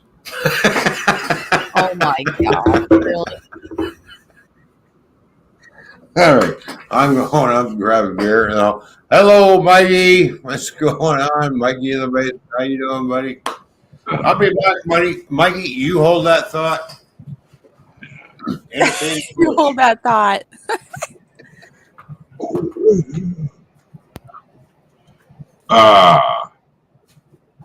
When I was at the doctor, they don't check your height anymore. And I heard they don't check your height anymore. No, well, I requested it because my oncology checkup appointment, and 2 years ago, when I was actually still going to the chiropractor, he told me I didn't have in my middle part of my spine, that my discs were getting real small. So, Yeah. Out of curiosity, I asked the chemo nurse if she would check my height. Because they always weigh me, So we did. I used to be 6'4". Guess what? Now I'm 6'2", and I was standing tall. Aww. Yeah, so it's true. Oops. You do shrink. Yeah. I was thinking I probably did. Yeah, so you shrunk a little bit, but not by much then, right? No, only 2 inches. Still over tall. Yeah. Yeah, you're still a tall guy though, because you said you're still 6'2" then, right? That's still tall. Wow, even just being 6 foot is tall, in my opinion. Actually, anything taller than 5'4" is tall, because I'm 5'4". In sixth grade, I was almost as tall as my mom already. She was 5'8".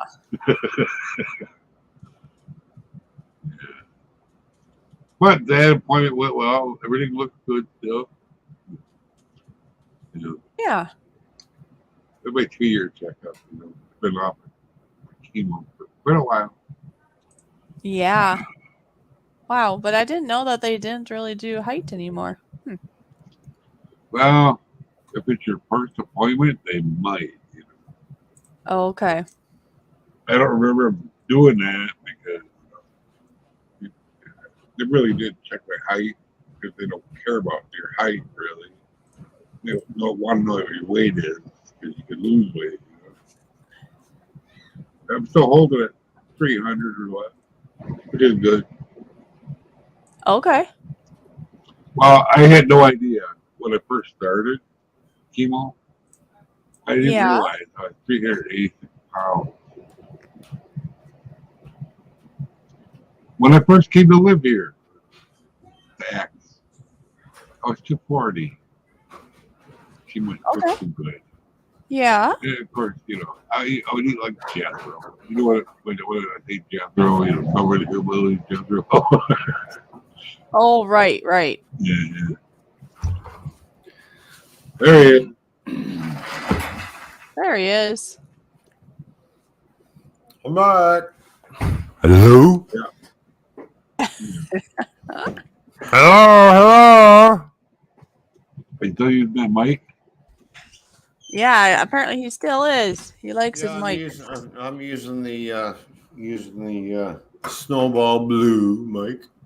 The black Snowball Blue. I got a white one. The black one. You get the white one, and I got the black one. Yeah. I've never used it. Why not? Why not? Because it plugs into USB and my sound card is full. Oh. Mini Please welcome in the bottom of the basement, and we're going to bring him up from the abyss. Grilling and chilling with Mojo. You guys, what's going on? Mojo? I got some cucumber salad. Mojo! Hey, sweetie, how are you? Good. Cucumber. Good to see you. I'm out in the middle of nowhere, so I many bars. But yeah, just wanted to come over and say hi. Hello, man. I like your background. That looks really springy.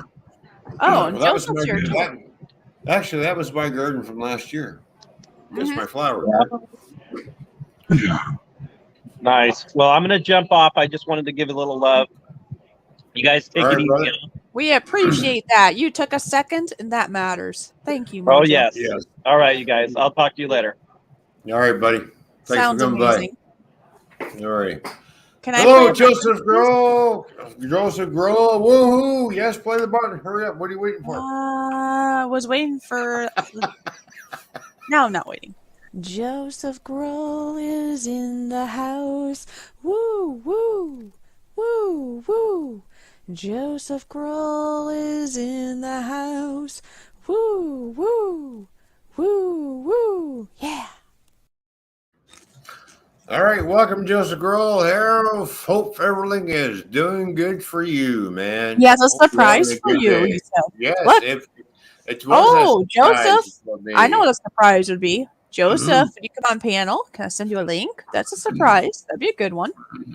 Yeah, that would be a hell of a surprise, right? I'm over here. You know what? I know we talk most of the time the other way, but it's all good. Yeah, I know. I'm gonna put a little sticker up there. Look that way when you look at fishy. It's only for one stream. It's this way usually. Then we flip back and forth. Usually I'm over here. I'm over here. I'm over here. And sometimes I go down here. And sometimes I go over here. Oh, look, he's in down. Oh, it's the Mikey show. And then, we go like that. Oh, look at this. I have a guitarist for you if you're interested. But Joseph, for real, we want to come on panel? Want to come on panel? I'll send you a link. Please, Joseph, you don't have to turn your camera on. Just come on for a little bit. Anyway. Yeah, who? Yeah, who's the guitarist? Yeah. Please elaborate. Don't keep it a secret. Matt J, are you getting your fat ass up here on a panel or what? I sent him a link. Please, I don't use it I don't know. All right. All right, Matt. You had to get another, a beer or something, probably. Maybe put his makeup on. You never know. Yeah, put his dress on, His dress. Yeah, put his makeup on. I haven't heard from him in a while. He doesn't even look at the link yet. He doesn't talk to me anymore. Oh. Well, makes me wonder if he's powdering his nose, putting his makeup on. He could be. He didn't even look at the link I maybe, sent him. Or maybe he has got no money to buy any makeup. That's why he's not coming up panel. Jeez. Joseph's changed his picture on Messenger. I was like, where is that guy? Oh. Okay, I sent Joseph a link. Anyways, you never know. Maybe he'll surprise us. Yeah, that'll be a hell of a surprise. What? Who the hell is this? Really? Joseph, if you have no pants on, it's okay. Because if you have your camera off, we won't know. Or if you stay sitting, we won't know. It's all good. Mikey, you get your pants on? Yeah. Or if you're not my pajama pants, yeah. I got my pants on, plus my long johns, plus my underwear. Yeah. Hey, you're triple masked down there. Yeah. Anyway, jeez. Another person in here. Just, wow. Let one fly. Dice. And it wasn't me. Wow. What were you eating? That wasn't me. I got 3 layers on it. That ain't me. You have 3 letters on it? I said 3 layers. I got a mask over a mask over a mask. Okay? Well, okay. The reason I say the mask thing is because, at one point they were saying the highlight that you could get it from tooting. And it's like, okay, well, if a mask is going to help on your face, you're usually at least double masked down there. So that doesn't make sense at all, even if that was a true theory. It's not, pardon my language, folks, it's not an ass disease, okay? No, it's okay. This is not normally me, but I have to say this. Yes, it's not like ass-itis. That's right. Inflammation of the behind.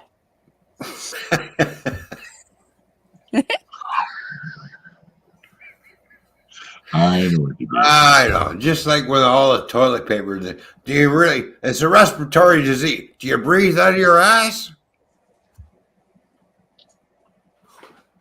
Well, I had a boss, say, don't sit on the cement, you'll get the roids, And I looked at him, and I just looked up and I go, I've been sitting on the cement for years, and I don't have them. So what's your problem? We don't know. I don't know. He was kind of a jerk. I'm just waiting for somebody to say, I got diarrhea, and somebody's going to say, yeah, you got COVID. Joseph says I'm camera shy. That's why you can be like me and have your camera off. You just come up here and talk. I'm not going to bite you. And I really don't think Ron or Matt or Ron or Mikey are going to bite you. So I know you've been on panels in the past. I hadn't seen it, but I've heard it. I've heard you've been on like Doris's panel way back at some point. So I know you can do it. You can do it. You can do it, man. Remind me, you guys do come visit ever. I'll give you that mic for nothing. Sorry. Here, make Fishy happy. Get up here. Yeah. Make somebody happy. Fuck. It's all good, Joseph. We understand. I don't have the cord. We're just not good enough for you.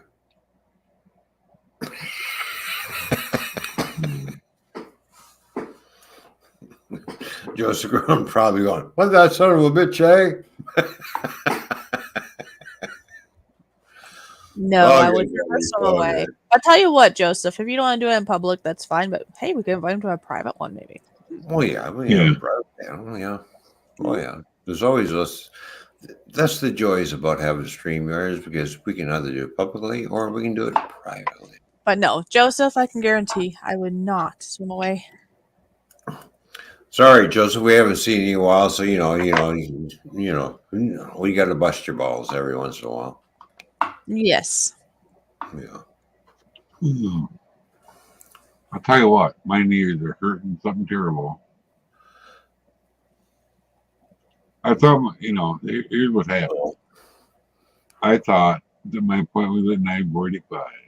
So I had a ride from her, Well, guess what? My appointment wasn't until 3, so I had to walk. I will be right back. Just hold on. I got to actually use the facilities.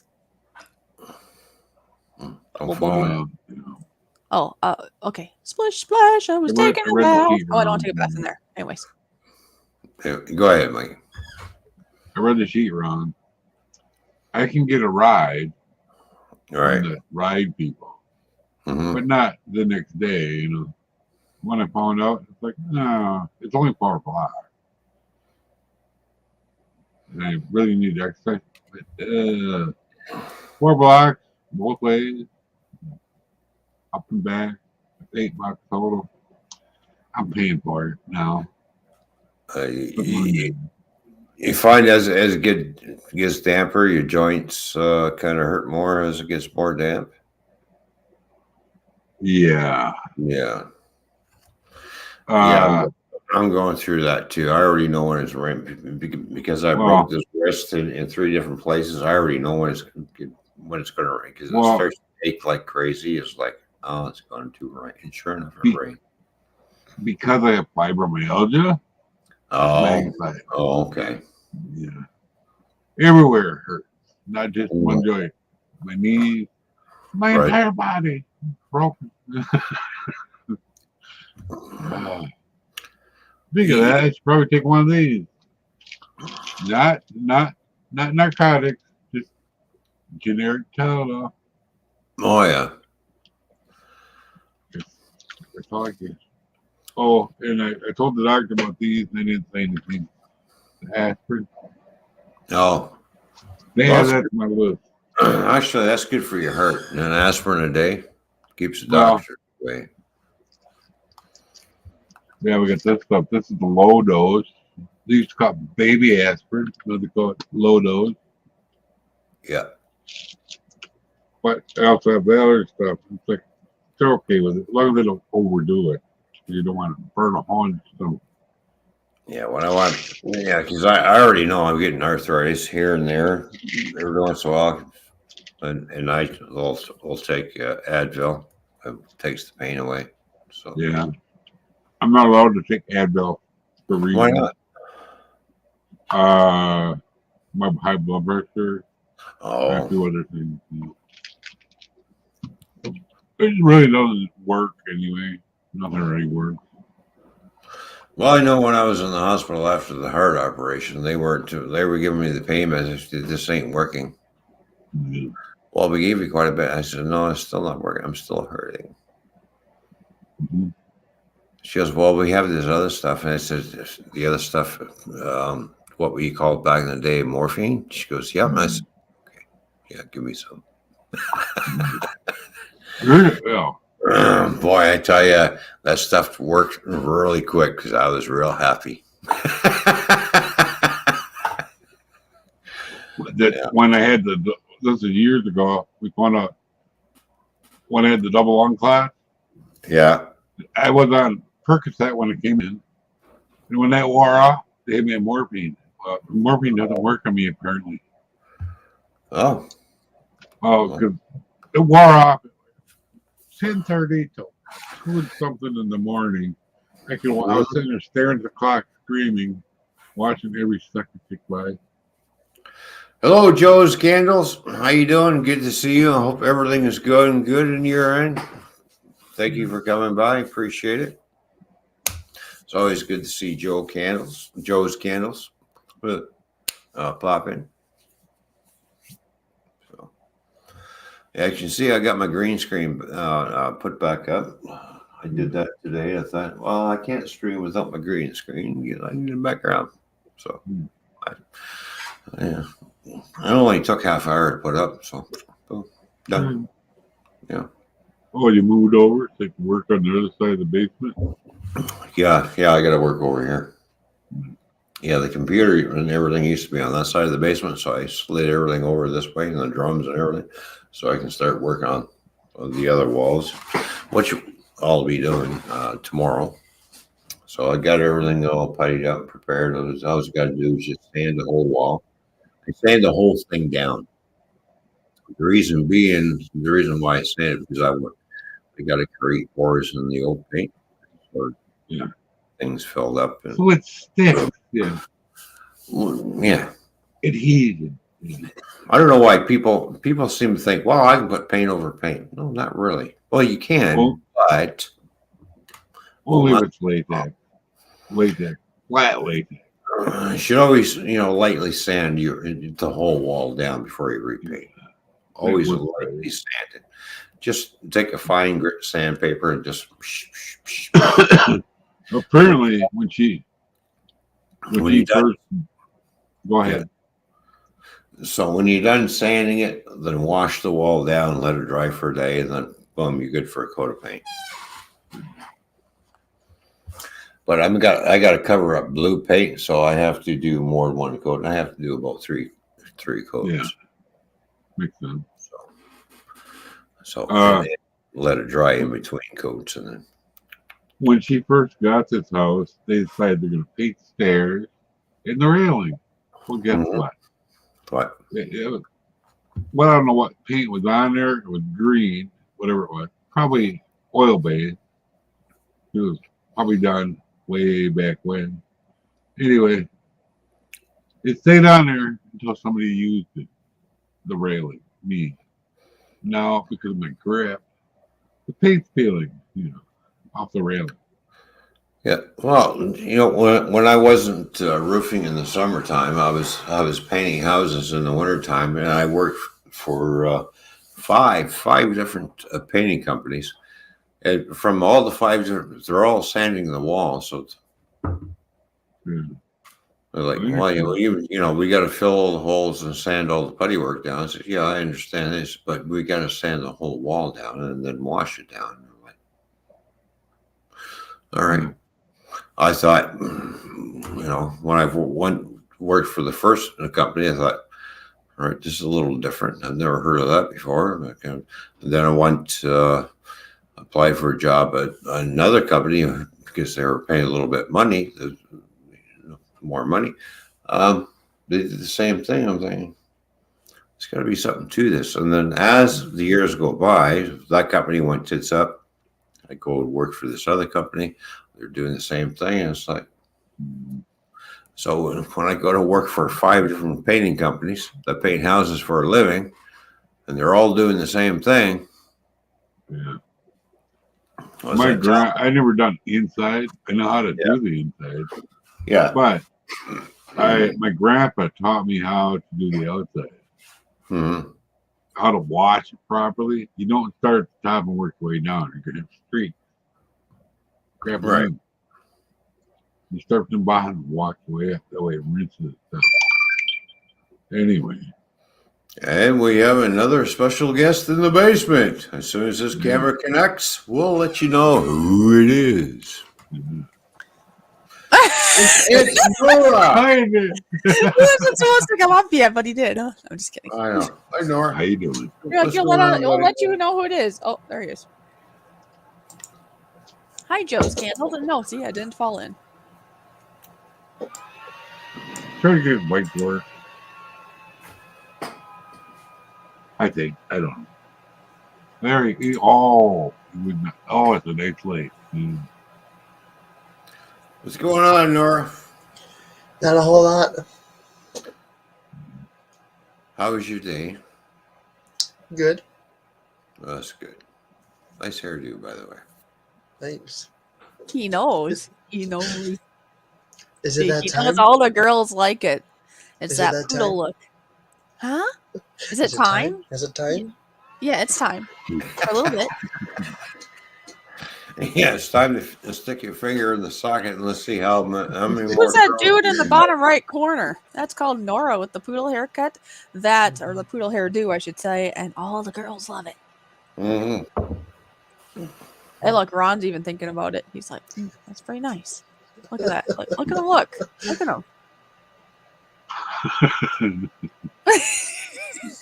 He's like, boy, I wish I could be that Nora guy. Yeah, so and then there's cool. Matt. He's like, or not Matt. Gee, I got my names all mixed up.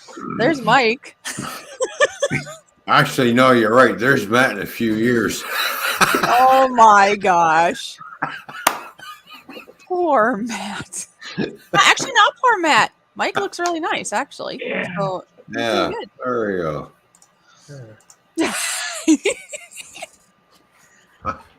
I can imagine. He just wants to sit down in there and be a keyboard warrior, does he? Yeah. Oh, he's having troubles with his oh yeah, I'm having troubles too. I'm having troubles with everything else in life, and I still manage to get up on panel. well, he messaged me privately and said, sorry, and like he's doing stuff. He'll be here. Get your fat ass. He never disappoints the fish. I don't think. Matt, don't disappoint the fish.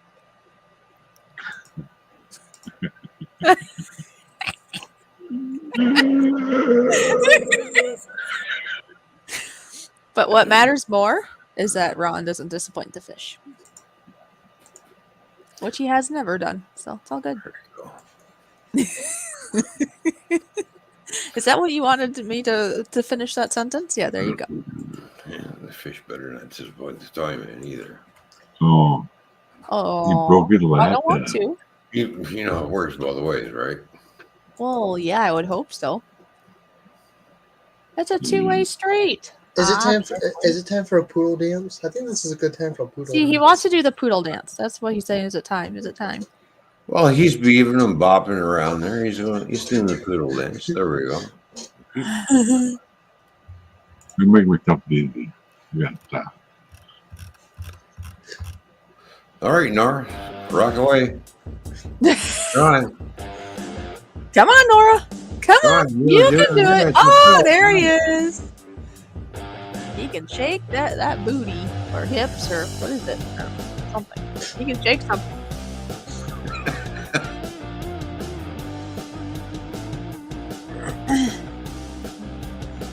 I cannot resist, Yeah.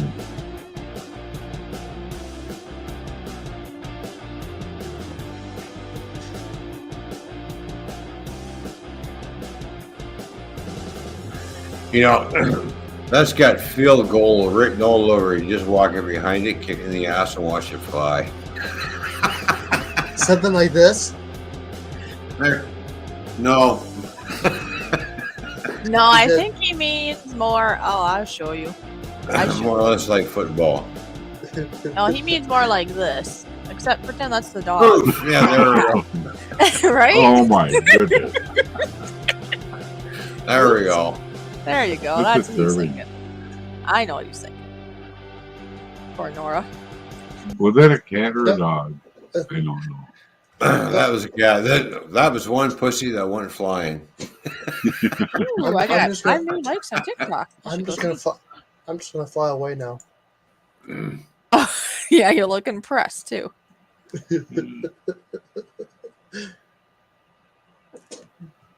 Yeah, that dog is going.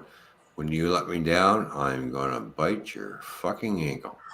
Hey, Nora. Nora, my latest TikTok got almost 200 views. Good. Ooh. But my best one was the Swifty pig race, and that one's almost to 900. Not quite. It's at 869. 869 views. Cool. All right, cool.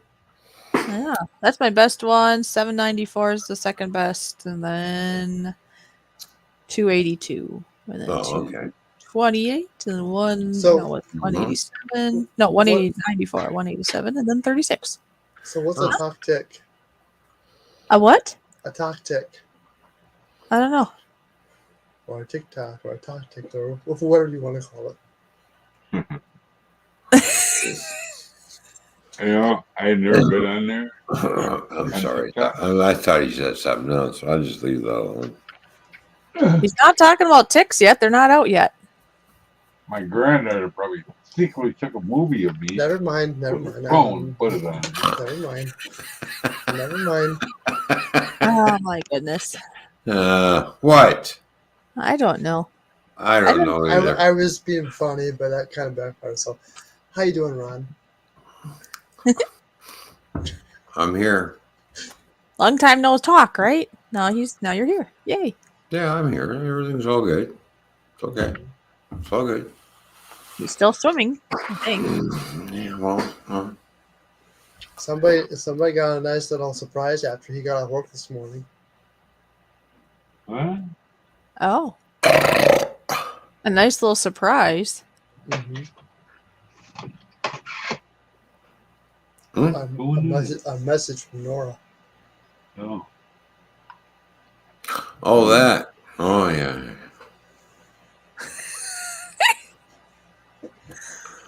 You forgot already? I don't know. He has short-term memory loss sometimes. It's called sometimers. No comment. Shut up, Nora.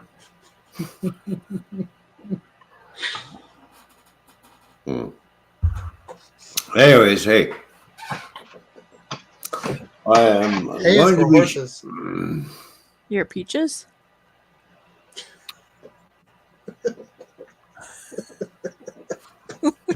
Pizza. Excuse me for a minute. Okay, have fun.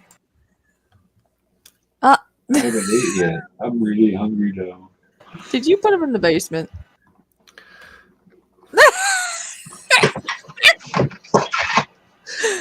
He's a slippery one. Oh yeah. Here, hold on. I know. Hold on. Nar. Stop being a chicken shit. Stand up for yourself, boy. What's the matter with you? Be a man. Come on. Mm-hmm. I come over there and fucking smack you.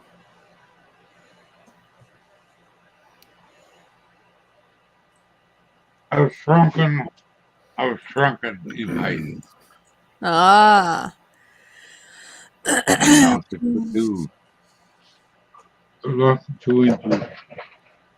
Makes sense? Damn, Mikey. Yeah. What the hell are you wearing for pants? Why you got pink pants on? Not pink. Hell, pink. Wow. This is not pink. See, made Mikey. See, look at that. I made Mikey stand up. Yeah. What did you actually say? Yeah, that's my favorite shirt on him. And what are we wearing? Ooh. Oh, don't look that close now. Come on now. They're a little revealing. Damn right. I know what size they were, what color they are. All right. You know what color? Yeah. The red plaid. Red and blue. Well, here's a purple. Huh? I think he's talking about his. I don't know. Oh.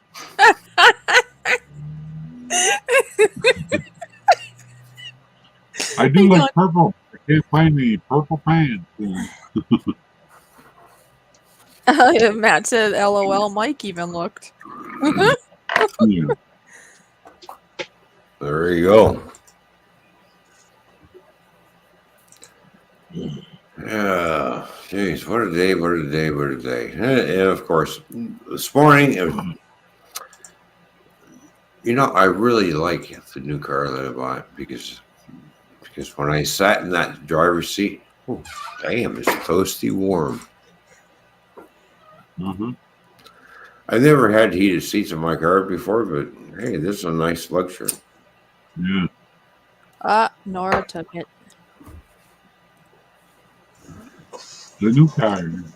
Just in case anybody forgot, this is his new car. And apparently he's at Nora's, but not at the moment. He's taking good care of it. This is the price is right. You win a brand new car. Is it usually a female that does that? Well, No, I guess there's a male too. They do got male. There's only two pet peeves I hate with that car. Oh, I think you're talking about Nora or in general people taking your car, but okay, go ahead. My pet peeve is I hate that stupid fucking clock that they put in the fucking thing. Oh, that's your favorite. Yeah, I know. The other thing is I don't like the little button that sits in the trunk because anybody can get into it. Push it and it opens up.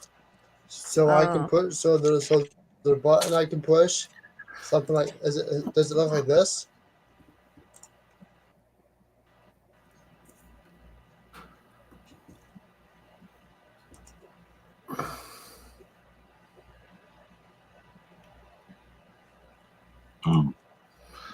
Yeah, that, and I tried to shut the backup camera off. No, it won't let me shut the camera off. The camera is automatic. Yeah. So the wife likes her backup camera. She doesn't have to turn it that too much. I told her, you still need to use your mirror. As far as I'm concerned, Mikey, backup cameras are for idiots who don't know how to use fucking mirrors in a car. Yeah. I've heard some people that didn't use it and then they actually got used to it and then now they do use it. So that could happen to you.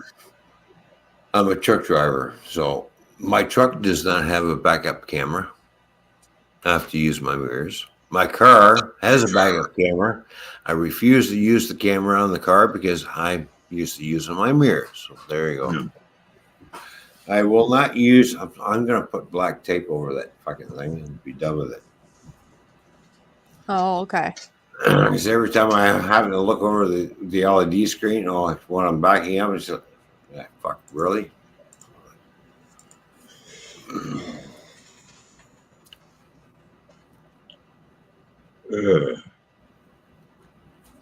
Yeah, I've been slowly programming the car to do certain things. Let's see, when I used to shut the car off, the lights would shut off right away. So now there's a 60-second delay. So when I shut the car off, get out and open up the door, by the time I get in the door, the boom, lights shut off.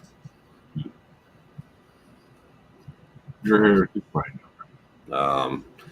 I've got the windshield wipers and headlights programmed together. So when I turn the wipers on, on a rainy day, all the lights come on automatically. Yeah.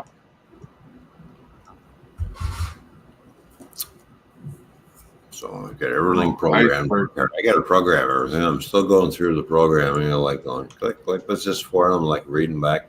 All right. So now I found out I have 2 different speedometers in that car. Wow. I have one for kilometers and I have miles per hour. That's good to know. So I have the analog one. It's in kilometers, and I have the digital one in miles per hour, which tells me how fast I'm going. So when I was on Norris Stream, and he thought it said 100 miles per hour. Sparky. When I was going down a side street, no, I was doing 60 mile an hour, which is 100K, 100 kilometers. Sparky's here. Sparky's here. He said hi, fish to me, and he said hi, Pops. Hi, Wicked. Hi, Nora. Hi, everyone. Hello, Sparky. 107, 107. Good to see you. Yeah. So.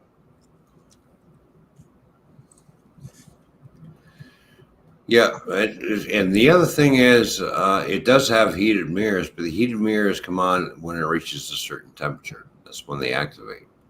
Watch out that. Oh, hey, cool. So I like the heated mirrors in that thing. Because I don't have to sit there. I don't have to sit there and use a scraper and go like this, try and scrape the mirrors off. You know, they'll just melt off.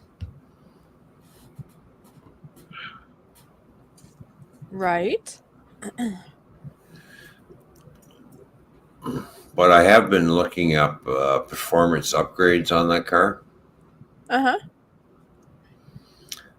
Which is called which is called the Ghost Cam.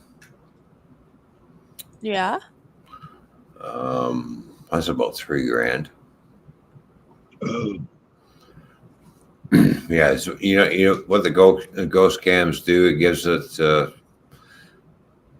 What happens when you put it in a lumpy cam, Mikey? How's the car's? It's like a lumpy cam. What happens when you put a lumpy cam in a car? Hey, where'd Nora go? So Nora disappears and then a lumpy cam sits there. You know. Oh, lumpy, yeah. Yeah, lumpy Double cam. trouble is he? Oh, look! It's Matt J. Oh, how you doing, Matt? What's going on? What's going on, brother? Nah, my hard drive went out again last week. So again, like it did like a couple months ago. Yeah, if you recall, my computer, it didn't even recognize it. It said you don't have one installed. I called bullshit on that one because I know I do. And it's coming back to an error that says they can't read the smart file. I don't know what that is. It's something to do with when the hard drive like first boots up kind of thing. Oh, yeah. But you're using a laptop though, right? Yeah, I am now. Yeah. See, I don't know. You see, of all the problems I've seen people with their laptops, just like I ain't buy one anytime soon. I'll stick to my house computer. You know, well, you got to remember, I've had this one. It was refurbished, and I've had it for like 7 years now. Yeah. So I buy refurbished computers all the time too. They're all. Well, he's talking it's a laptop though, so you know, it's older. Yeah. I don't know. I've had good luck with all my refurbished computers that I bought. That's good. And I've actually upgraded this one because it's got an SSD drive in it now. No, I have one waiting. I just got to put Windows 10 on it. So I told him, I said, let's update the drive. Oh yeah, we can do it. We can put an SSD. Good, do it because it's got 500 gigabytes of fucking memory in it. I actually had a buddy of mine from Cali send me a 256 SSD for free, and he paid shipping. Oh, which is like $15. I guess that's the way to go nowadays. Is that SSD now? I mean, granted, my original is a 2 terabyte SATA drive, SATA drive.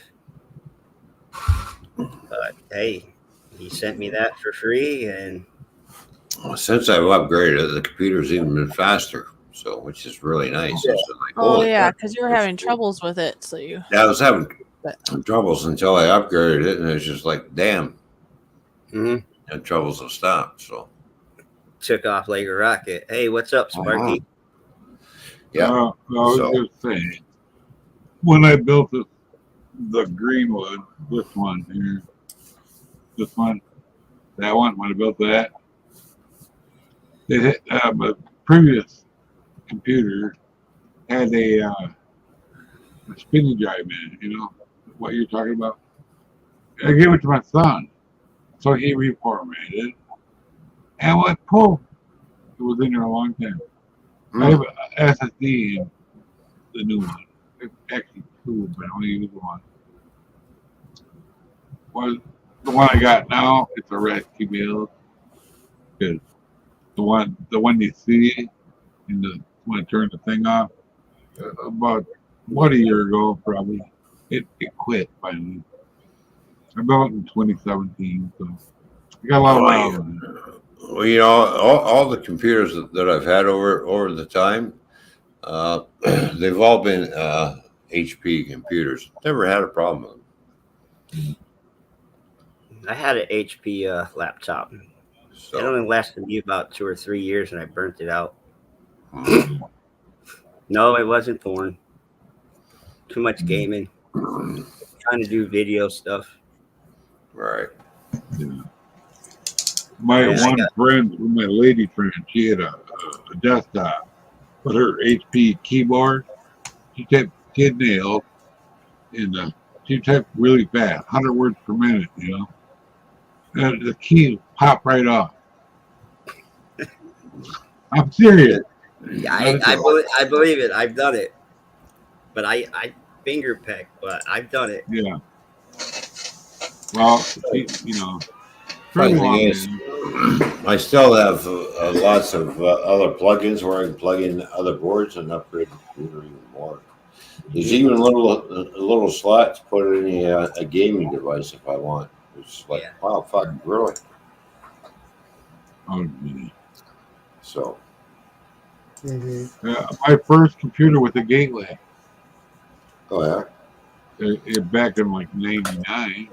Oh, I know that the next computer I'm going to buy is. I already know the next one I'm going to have is going to be a gaming computer, and that way it'll be lickety split for streaming and shit, and camera operation. And I build my own. I learned that it's a lot easier for me to build it than to buy it. But Ron, if you're gonna go on the gaming end, I'd probably go with a tower. Yeah.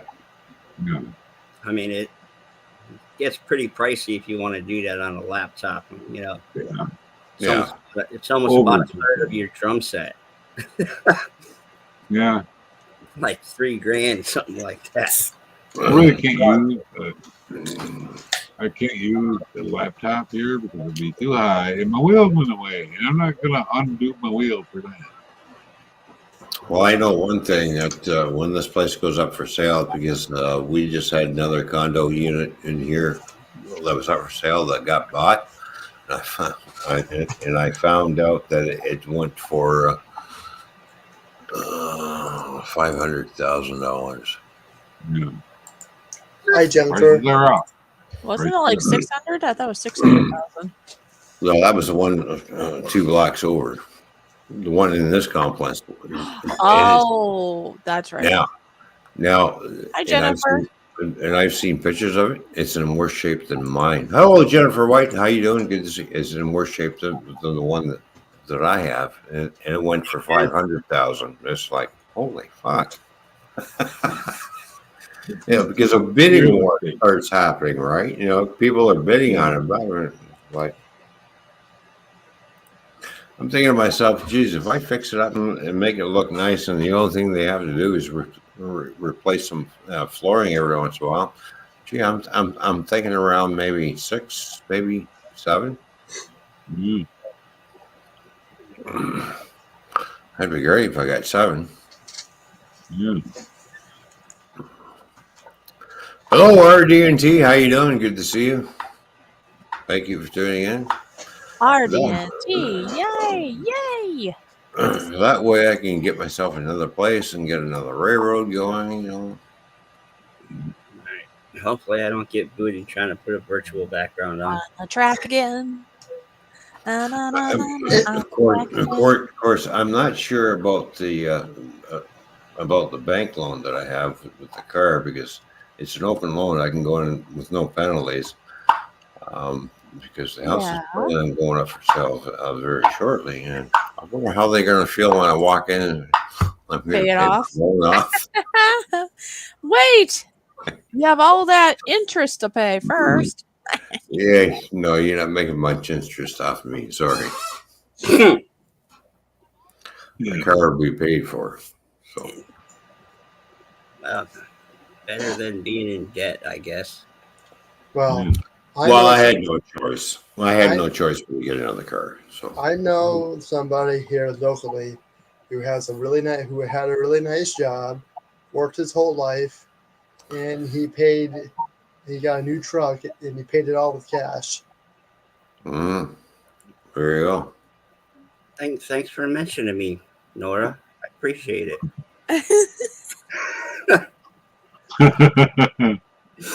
Well, see, when I went and had the exhaust fixed, and then all of a sudden we hear, something else coming out the car. I'm like, I've been driving, and I knew it was there, but I was just like, yeah, I already knew exactly what was happening in the front end of the other Chrysler, the 300.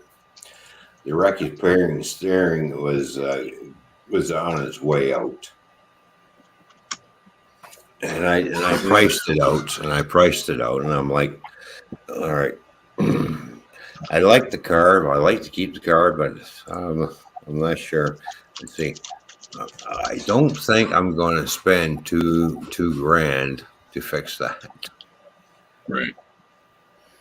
That's why I went the next day, and after I thought about it, I thought, yeah, no, I'm going to go shop for a new car.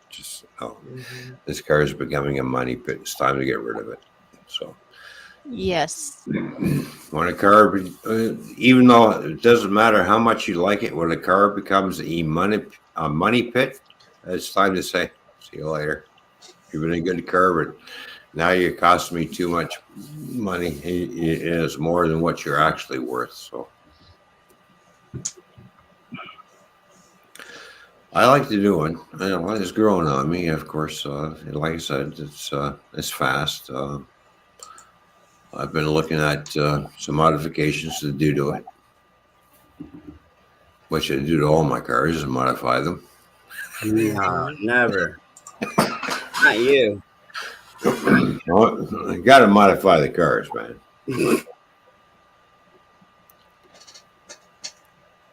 Yeah. But it's what it is. This is my second 300 that I've gotten. I like the first one. The second one's it's got a really nice ride. So, yeah, not bad for a car that's basically a luxury sedan. Nice ride. Hello, Donna. How you doing? Good to see you. It's got lots of horsepower. It's got good pickup. Like I said, because I did have my heart set on buying a Charger, but when I took the Charger out first and then compared it to the 300 that I have sitting outside, I'm thinking, geez, the 300's got a nicer ride, and it's more peppier. It's got quicker response. Even though it sits on the same platform, they both have the same motor. I find myself that the 300 has a faster response. Yeah. Than the Charger.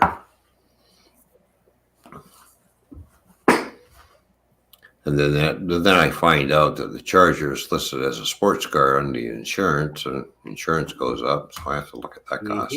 So, Sure is. and it is a sports car, basically. So it's what it's got. Even though it's a 4-door sedan, well, it's a 4-door sports car. Okay, I've never heard of that before, but all right, insurance company. Hi again, Donna.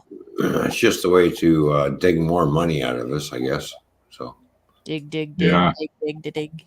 That's what they Also, did you know that when you have red paint, it costs you more? Yes. yes. Yep, sports car red. That's why. Yeah. Oh, Matt J's putting in an order for food. I almost forgot to put my order of food in at the grill through Hangouts app. I'm placing my order now. Meatloaf, taters, and corn. Yeah. Please set it on the bar when ready. Thanks. Yeah. So while I was on the phone, I told him, I said I bought another 300. I sold the other one, and I bought this one. It's a V6. I give him the VIN number, and he goes, "Oh, you got 300S." Let's see who gets the order first. So I said, "Yes, yes." It says 300. Oh, I see. I want it. Okay. So he says, "You got the sports edition." I said, "Yep." I said, "Yeah." Apparently, yeah. I guess what the S stands for is sport. I said, "Oh." I said, "How much more is my insurance going to go up because of the S tag on it?" He said, "Oh, it's only going to go up $38 more dollars." I said, "Oh, all right." Well, he says, "Now, if you would have bought that Charger RT," I said, "Yeah, it would have gone up $68 more." I said, "Yeah, but they both have the same motor." He says, "Don't matter. It's because the car is tagged RT." It's the package. Yeah. You know what RT means? Road and track. Yeah. Road and track. Yeah. You know, the S means sports edition. Well, you're lucky. I'm not sure, but you're lucky they don't make them in Well, it's called. He says the insurance company goes, "Well, you understand what trim levels mean?" Yes, I understand what a trim level means. Uh-oh. I said, Matt alert. Wow. That grill is awesome. They cook something real quick. Yeah. Cooked it fast, right? Look at that. Wow. Was that fast? Was that fast enough for you, Matt? That was awesome. Am I hired now? Y'all better drop the bar and grill. I mean, Toymans bar and grill and fishy on that takeout. Yeah, we work as a team, right? So Toyman and Fishy, you can have it. There you go. Oh, we tried. You're disappearing. In a bag of. Well, what do you mean I disappeared? No, he's disappearing. I'm not disappearing. Oh. Look at that. Yeah. Pork rinds, salt and pepper. Damn. Yeah. And those were for free from the bar and grill. On the road. Hey, that is going to happen one day. We're going to have the, wow. What are we calling it? The Toy Fishy Bar? I don't know. We're going to be on the road. On the road. On the road, yeah. Yeah. Oh, yeah. I got to go meet Mikey. He's really not that far away. Throw $20 down on the bar, and guess what? What are you looking at me like that for? What did I do? No, you're not far. I'm looking at the wall. I find something I don't like. He's touching me. Yeah. Let me know. It looks like he's touching me, doesn't it?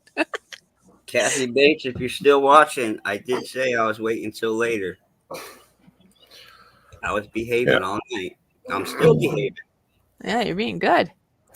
All right. How many people here in the chat and on panel understand when you buy a vehicle, there are different types of trim levels on a vehicle? Oh. Trim levels meaning more options, more horsepower. Yeah. Right. Leather seats, tinted windows, Yeah. AM radio versus couple of cameras, video things that nowadays. Right. So when it comes to Chrysler makes the basic 300, just this base model just says 300. And then you have your 300 Touring edition. Then you have your 300 was it the Touring limited edition. Oh, I'm so cold. I'll be right back. I gotta check the temp. And then you have your 300C, a 300S, and then you have your 300 SRT8, which is the top of the line. The C is above the S. So the S is in between all the others. It's just like you're getting up there into luxury with leather seating and everything, because and the same thing with Chargers. You got your, there's so many different trim levels of Chargers and different trim levels of the Challenger until you get up in horsepower. It's just like, holy shit. Yeah, there's a good like 10 to 15,000 at least USD dollars difference. Yep, exactly. And then you got the cars that are tagged LE, which stands for limited edition, because they're only limited. They only make so many, limited edition. And your GTs and your SSs, and they're all those little tiny.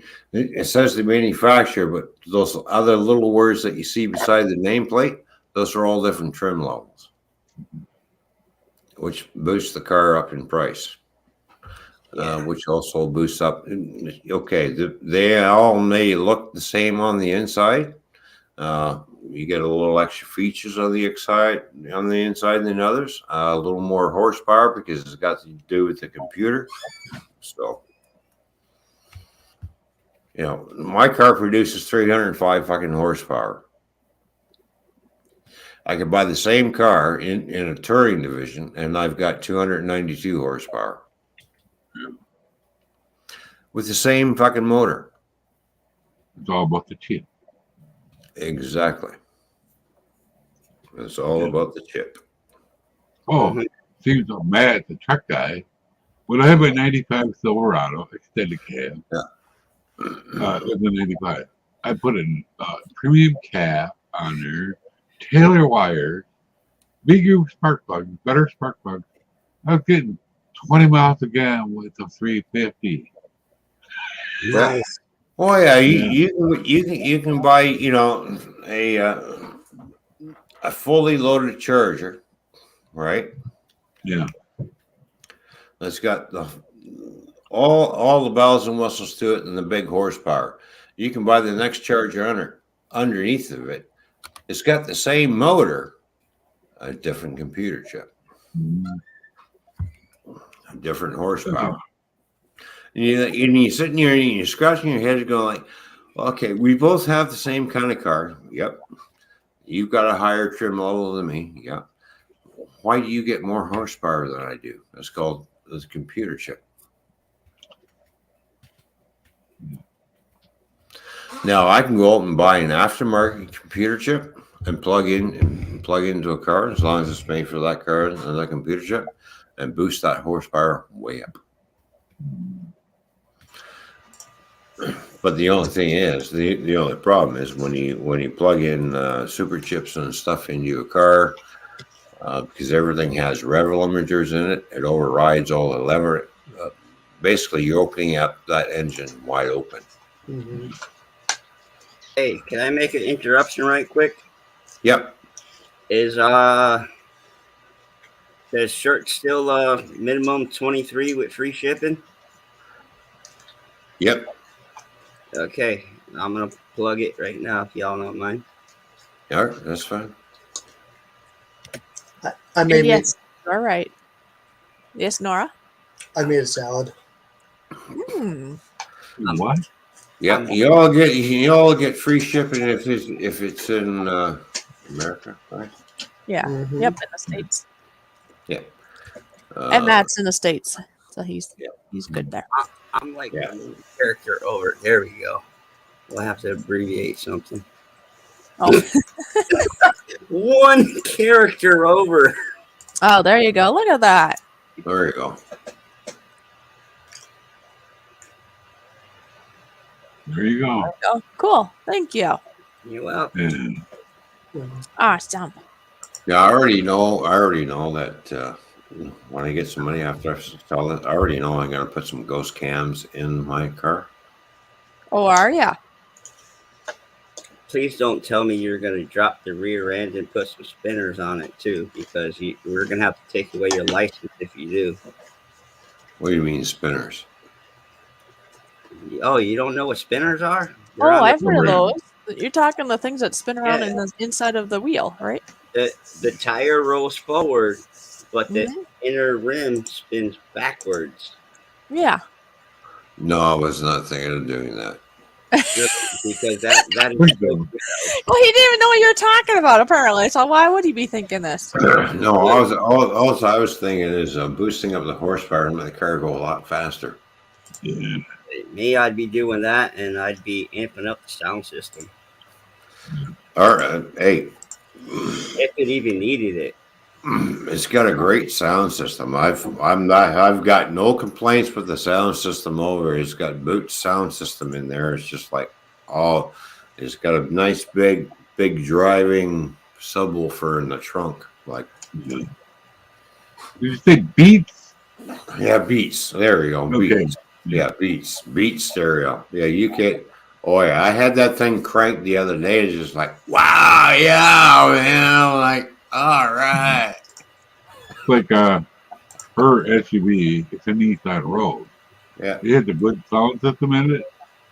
My son was riding in it one day, and he started messing with it. As soon as he got out of the car, we put it back the way it was. It's like his bass. Well, the car's got 7 speakers in it. That's including the one that's in the trunk. It's got awesome. 7. And 7 Yeah, speakers. cool.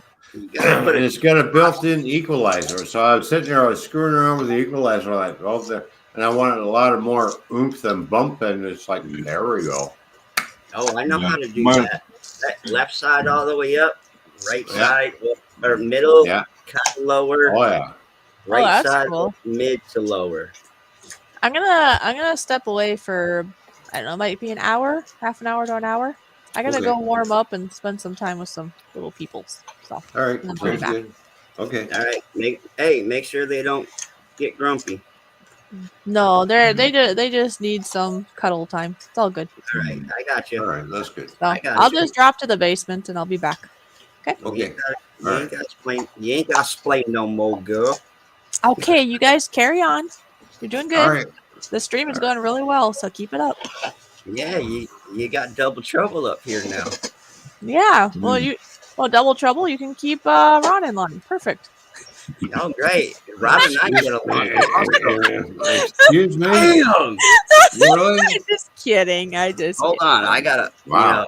I'm no, Ron. You don't need anybody to keep you in line. You're being just fine. I gotta take my background off because I was teasing. I can't point correctly, but yes, now I can.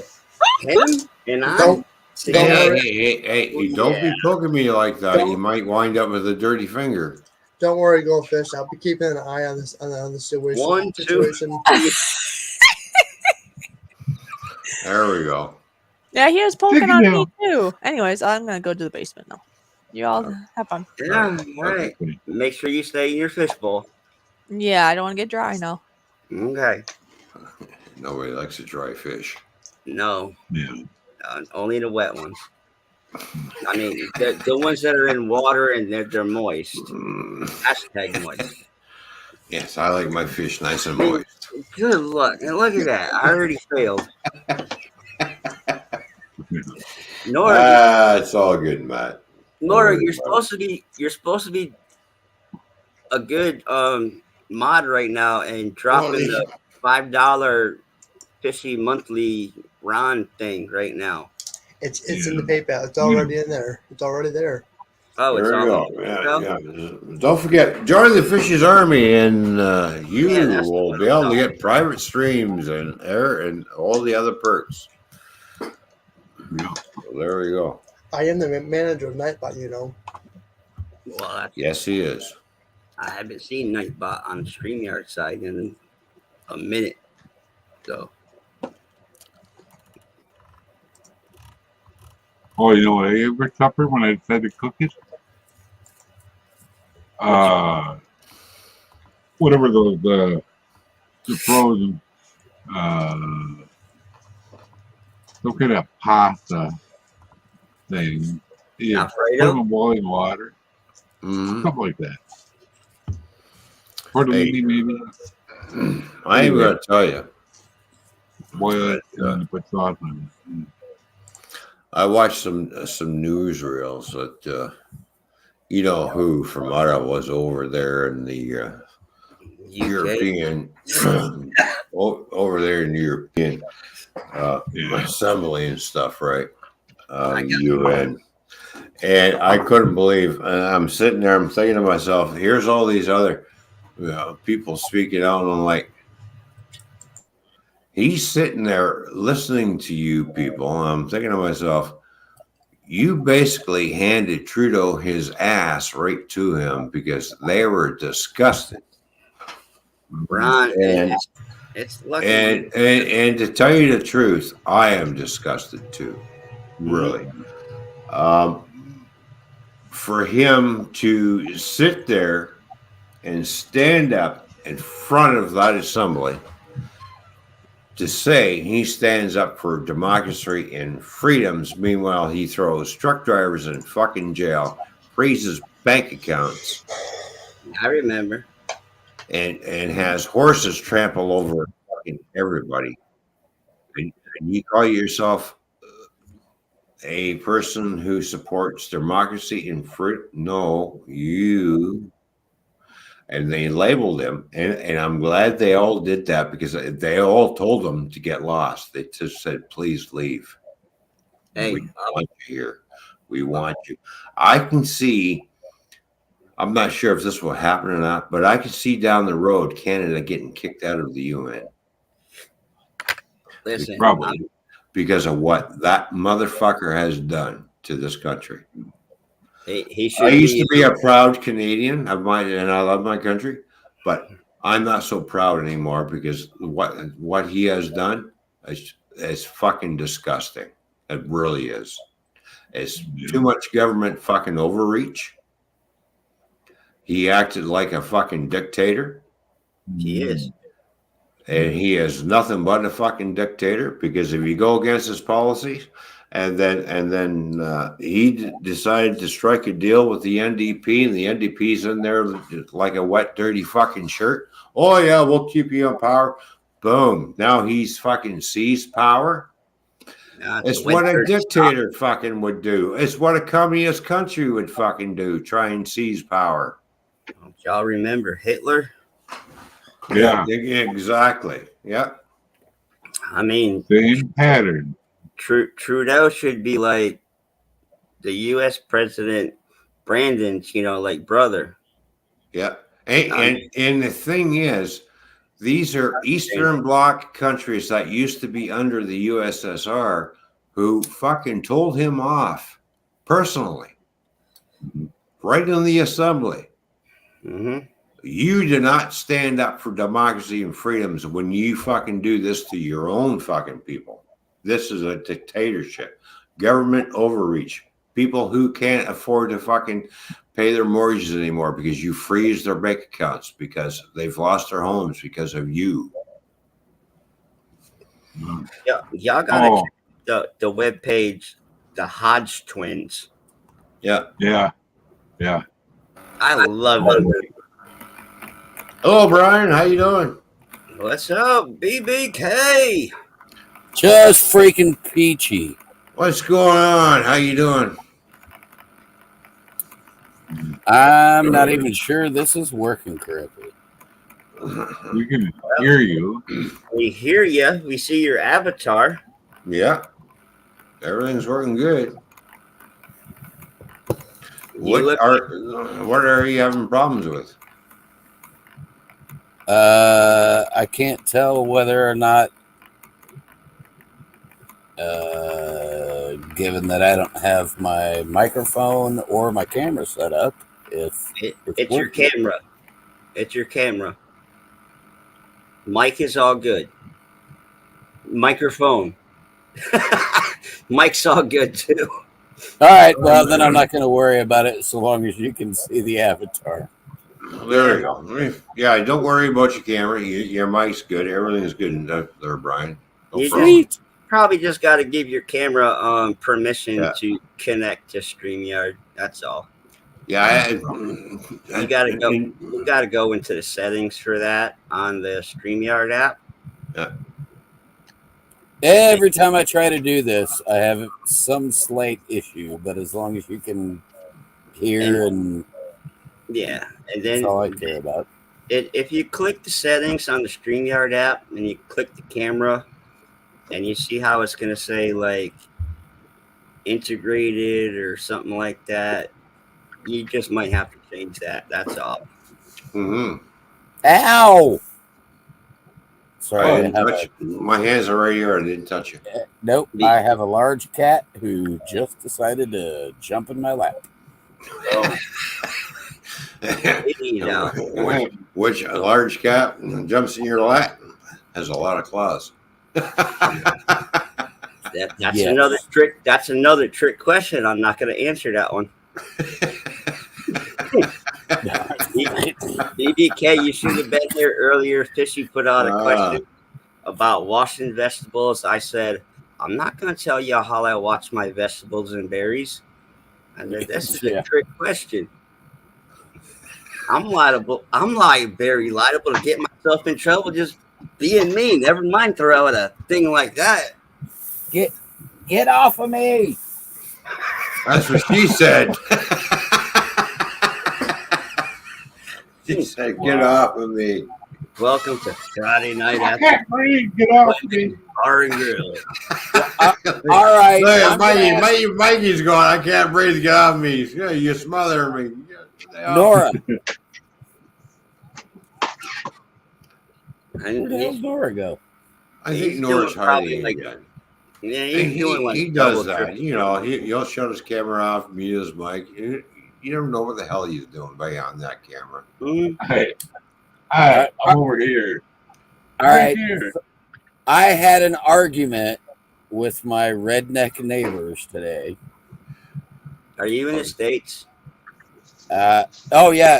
Indiana. All right, I'm North Carolina. North Carolina. Okay, you might even understand this. Yeah. I'm in Ontario. I'll even understand this. And I'm in Canada. You might as well be Michigan. Fuck you. So my neighbor, who I love the man to death, and his wife, or his long-term girlfriend, which I always just call her his wife. Yep. Argued with me that there is no difference between the spelling of the singular and plural of woman. Yes, there is. Check out my Facebook page. Well, hell yes, there is. Woman is M-A-N. Women, plural, is M-E-N. Yes. And they both went, no, it's just the way you pronounce it. Well, A versus B. In the South, it's like, get her done. Come on now. Well, I'm sorry. There's two differences there. Yes. Yeah. And so I had to go on to Google to prove it to them, and then they both went, well, would you look it up on Google? And I went, no, I looked it up on Google just to prove to you that there's a difference in the spelling between the one and the many. Yeah. Right. Mm-hmm. And they both went, well, yeah, you only saw that because it was a Google reference. Oh, boy. No, this man employs me. It's been a reference even before Google came around. It's been the same way for years. Of course. What's the problem? They just want to argue with me. That's what women do. Or woman or who the heck knows? They just went championships in the All right, whole Matt J. This is what women do. Women. And this is what a woman will do. Absolutely correct. Women, woman. Woman. Man. Yeah. There you go. That was just a weird referencing thing that I thought that I might. I know. That, here in Indiana, people are stupid. He sure is. I mean, Sometimes. about the smartest thing they do is they kiss the brickyard start-finish line. That's the smartest thing that y'all do. Well, I know one thing for sure. 95% of the Canadians here in this country, stupid. Well, the difference is they Well, kiss because they voted the wrong fucking jackass in fucking power. They kiss the bottom of the prime minister over there.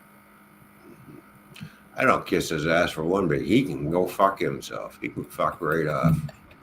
But hey, that's as far as I'm concerned. He's not a prime minister. He's a fucking idiot that thinks he's fucking cool, and it does not listen to the words that come out of his mouth because every time he speaks, his ears fucking shut off.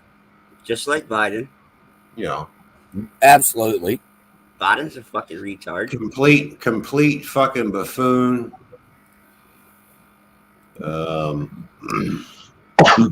He had his fucking ass handed to him by a lot of other fucking Eastern European countries and he wanted to meet with the leaders, and the leaders said, no, we don't want to fucking talk to a dictator. Fuck you, fuck off, get lost, go away.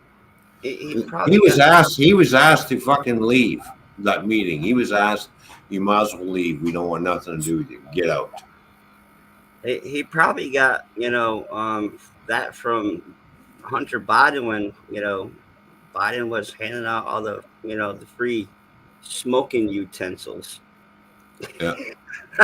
I don't want to say that because I live in Facebook jail, but yeah, I just read that. Yeah.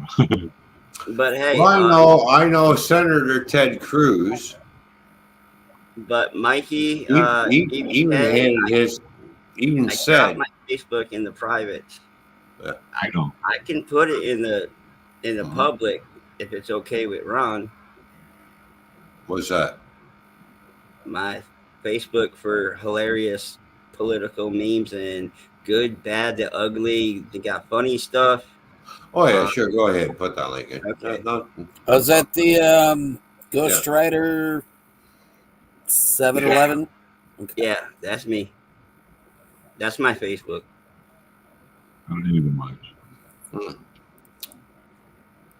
I do kind of the same thing on Instagram and.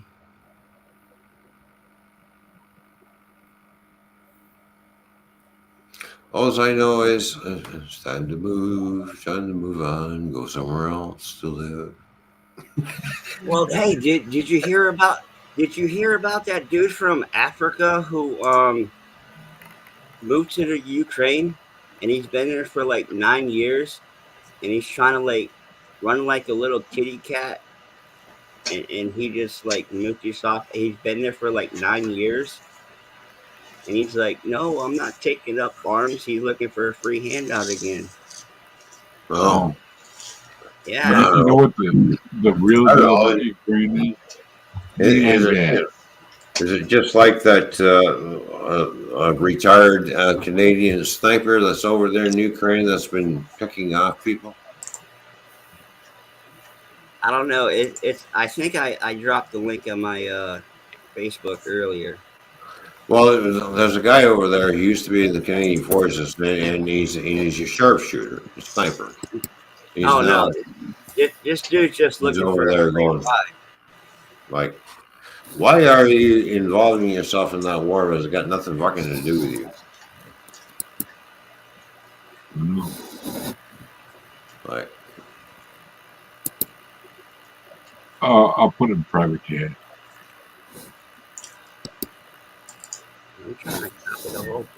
But yet the same thing that gets me, that Trudeau wants to set up this he's standing up there. He wants to be the people's hero and everything, but he's talking about speaking out about democracy and how things should be. But meanwhile, he comes around and fucking throws his own people in fucking jail.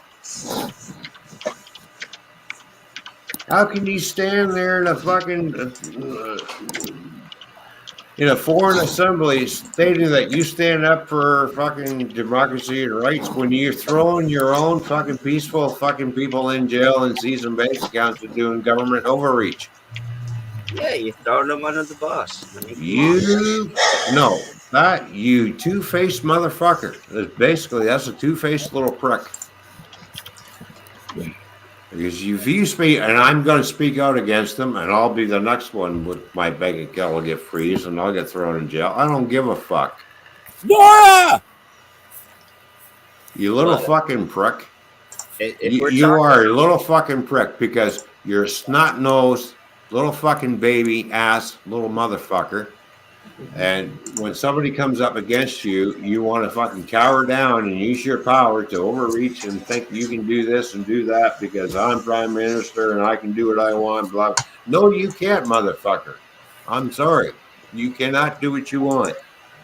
You have become a dictatorship. You are a product of your father, which is fucking Fidel Castro, which is your real father. Not fucking Trudeau. I'm sorry to say. Because your mother was a fucking whore. Your mother fucked Fidel Castro. And Pierre Trudeau is not your real father because your mother was a little fucking tramp. Okay, let's make it clear that we're not talking about Nora right now. No. Oh no, Laura. Nora.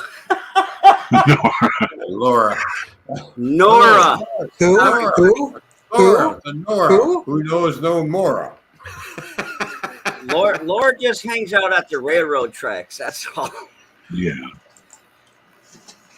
Well, he's hanging out somewhere to be thankful. I truly apologize, Laura. When Ron started talking about the hose and the whatnot, Nora's camera slipped out. Oh, there you go.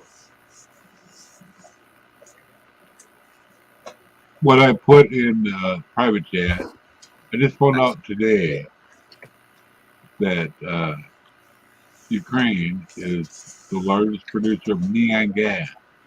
This is why I think my dad. Well, if you search YouTube, you'll find Trudeau idolizing Fidel Castro in the China fucking government, how they act. He says this is the way we should be doing business. Yeah. And what does that tell you? That's a Marxist, racist dictator in the fucking making. Ron, we got one right there.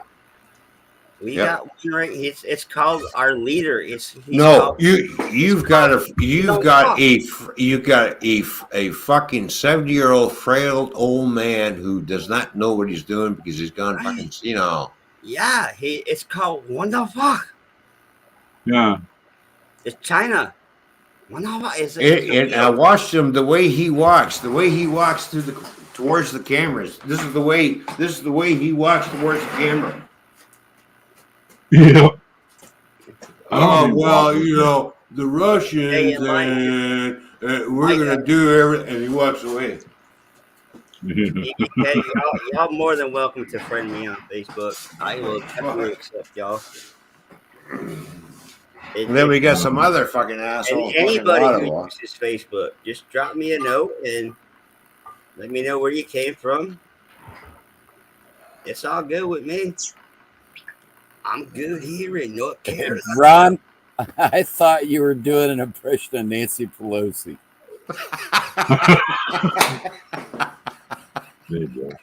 Fucker. Yeah. You had to say that. Fucking bad, didn't she? You had to say that crap as I took a sip. So, anyways, how's the weather? It's fucking cold. The weather is 33 in cloudy. Brandon is an idiot. Yeah, it's 33 and pouring down rain here now.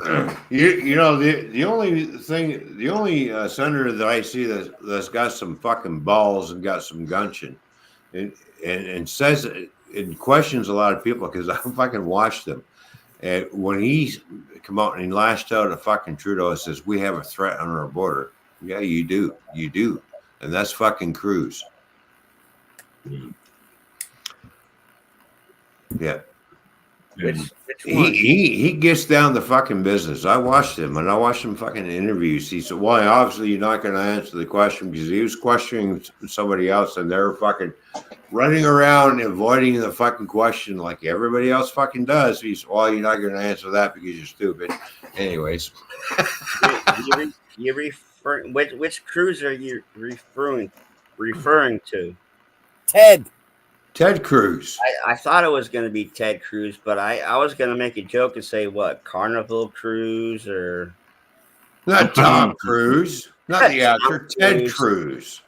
Tom Cruise was a thought. Ted Cruz even said because when he mentioned Trudeau's name, when he was giving a speech, everybody fucking booed. It's just like, yeah, Cruz, we already know what Trudeau means. He's just, yeah.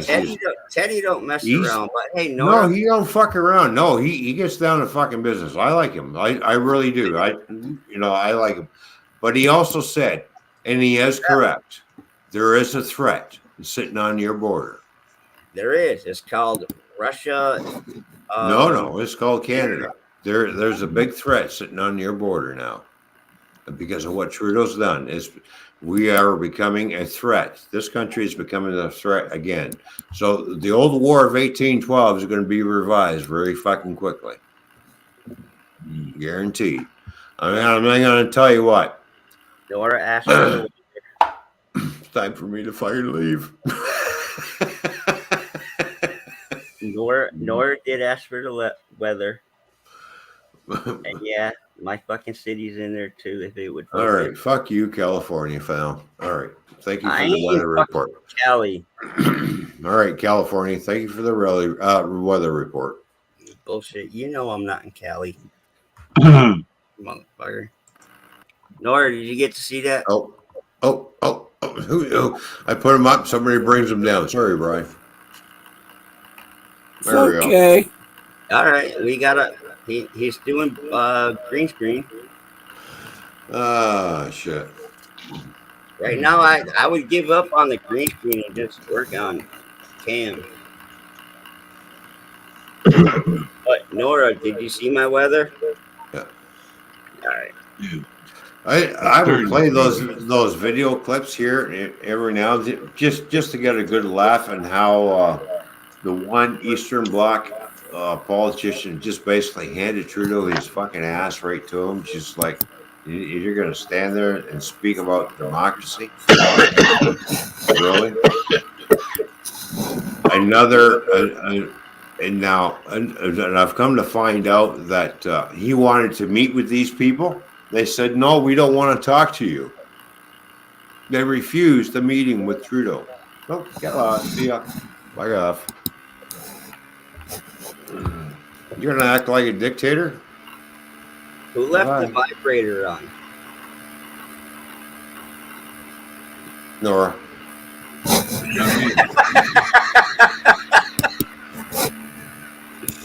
What the hell? Nora, you gotta pull the batteries out of that. So be. It's Brian. No, we're not blaming that shit on me. It's coming from you. Listen, it's because you got YouTube and StreamYard open at the same time. Oh, it is, Brian. It is coming from you. You gotta mute. You gotta mute YouTube. No, it's his device fan. It's a fan. Oh, okay. It's not YouTube. It's a fan. Okay. I got nothing but StreamYard open right now. Hang on. They'll sound like double D's. with tassels. Look at Nora putting his head down, going, really? Lord help us. Those big, really big fat batteries. Those double D's, boy, they'll do the power. Yeah, you might have that big square 6-volt on that thing. And you're wondering why your wife is smiling for a week. Why are you smiling for a week? Because I had some double D's. Follow my Facebook page. You might see something like that. There you go. How do you get away with that? I got blocked for 3 days for making a comment on somebody's comment. Oh, that's because they probably got you on bullying and harassment. Oh, yeah. Am I correct? Yeah, that's I would like to agree with you, but a young lady that I knew from, 35 years ago said something like, why can't I find the perfect guy or something? And I responded to her post and said, because all men are pigs. And I got blocked for 3 days for commenting on her post of all men are pigs. Did she? Well, I'm sorry. I'm sorry to say, but I got news for her. There's no such thing as the perfect guy. Well, that was my point. All men are pigs. Well, exactly. Yes, she claims she didn't do anything. Facebook said we are not okay with people generalizing the sexes or something like that. Contested. You know what? I've heard some women's conversations before, and if they want to label us as pigs, I'm going to tell you what. You get a bunch of women together, they are worse than men. I'm like, hell yes, they are. I'm like, holy fuck! And you call us pigs? I'm like, yeah. Brian, trust me, we all do it. Doesn't matter if you're a man or woman. We all do the same thing. We all go down that road. Did your friend post that publicly? Yes, no. She absolutely just said, "Why can't I find the perfect guy?" And then her post was public. Yes, it was not just to friends only. It was to the public. Yes. All right. It's because somebody in the public that read it didn't like your comment and they reported it. Okay. You got. So what you have to do is go to your little Facebook thingy, dude, where it says that. Yep. And disagree with your 3-day ban or whatever it was. Disagree with it and submit it back to Facebook and hopefully praying they will override it. I just this was months ago, so I had the 3-day ban and it's all been over with.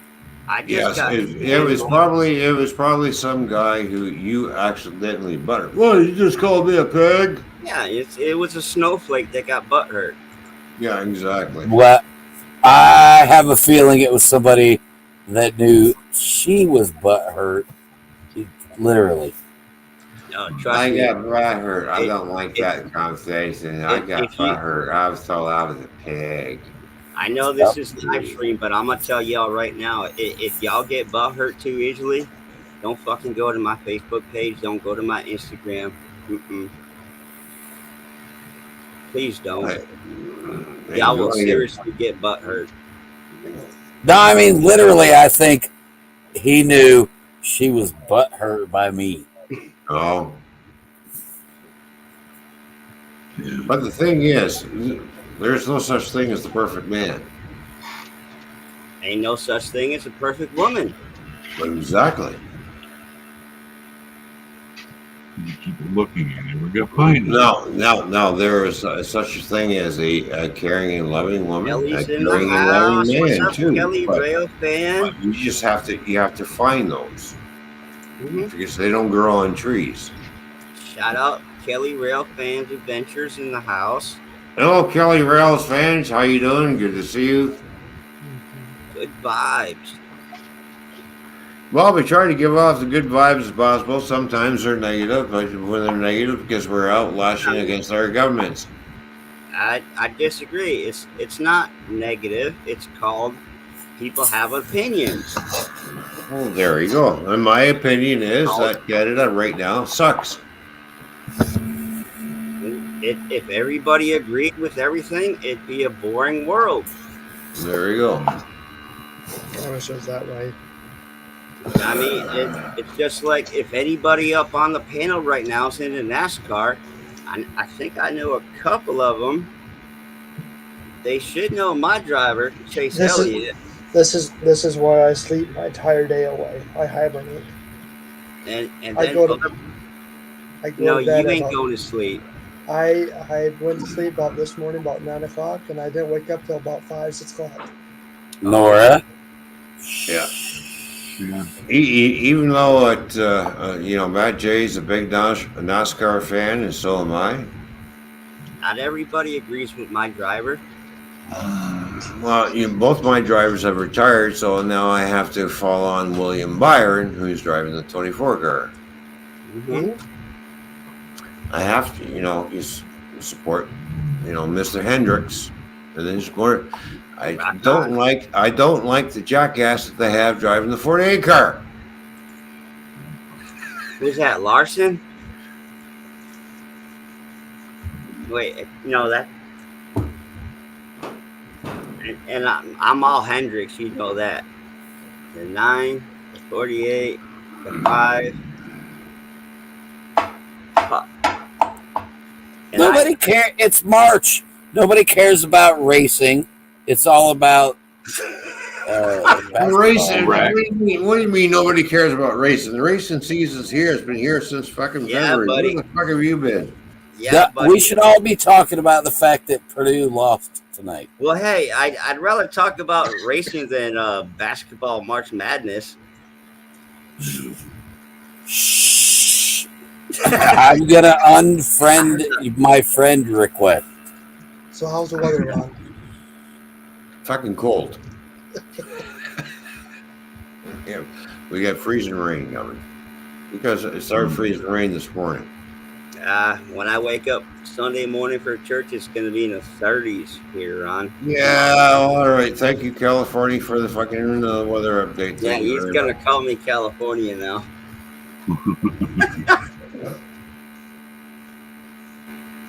Nora, you got some shit weather coming. Yeah. Yeah, when Nora gets the shit weather, he sees the one and sends it across the fucking lake. I wish you'd keep it on the other side. Nope. Well, when Nora gets some shit weather, it's going to be pretty much going wrong.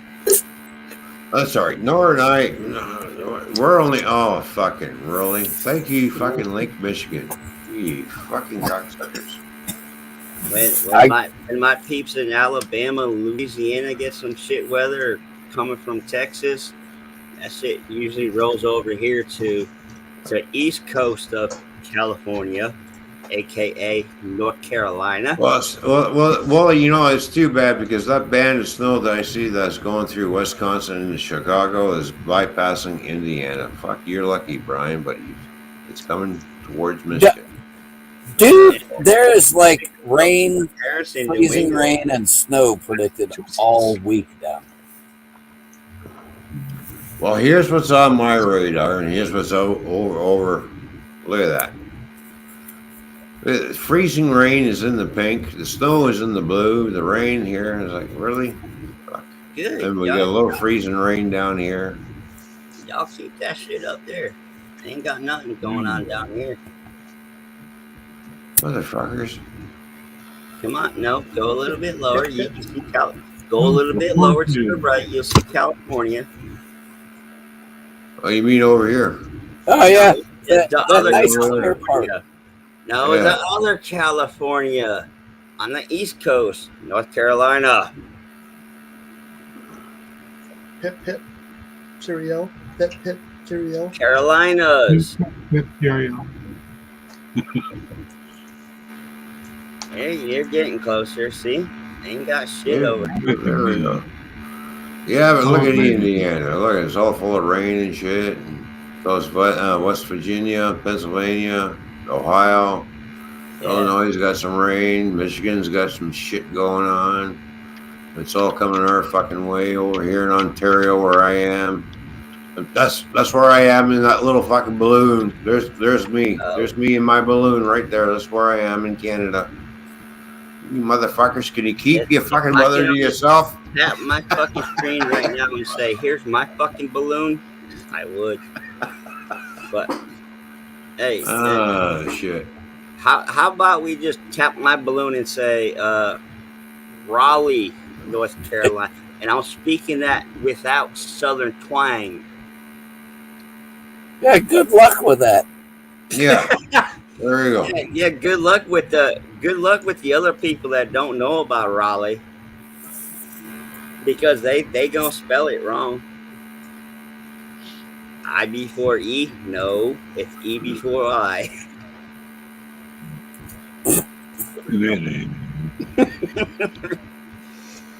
And hey, Ryan, since you is from Tennessee, look, brother. No, thank you. Oh, I chug this motherfucker like a heartbeat. They all know this. Everybody in panel knows it, and I'm still behaving. Oh yeah. So far, the only straight liquor I drink anymore is shit. I wish I could remember the name of the company, but it's the salty caramel. I'll be back. Nora, take over. I gotta run upstairs for a few minutes. I'll be right back. Is that Natty Ice? Today I changed up. See, I threw everybody off because they know I drink Natty Ice and Ice House. But I do have Ice House in the fridge, though. Hi, Kathy Bates. Good to see you. Come on, Kathy, come up. My visual chat must be really slow because I don't see it. She was here. She was here earlier. Oh, is that what you're referring to, Nora? Because I was going to say, I do not see her recently. She was here earlier, yeah. Yeah, she was here earlier. Yep. Hi, Sis. You accept the pants on? Yeah. We're not allowed to talk about that. You will. Hey, I already forewarned her. I've been good all week. And I said, I'm good so far. I said, I'm waiting till later. Mm-hmm. And she said, thank you, my good boy.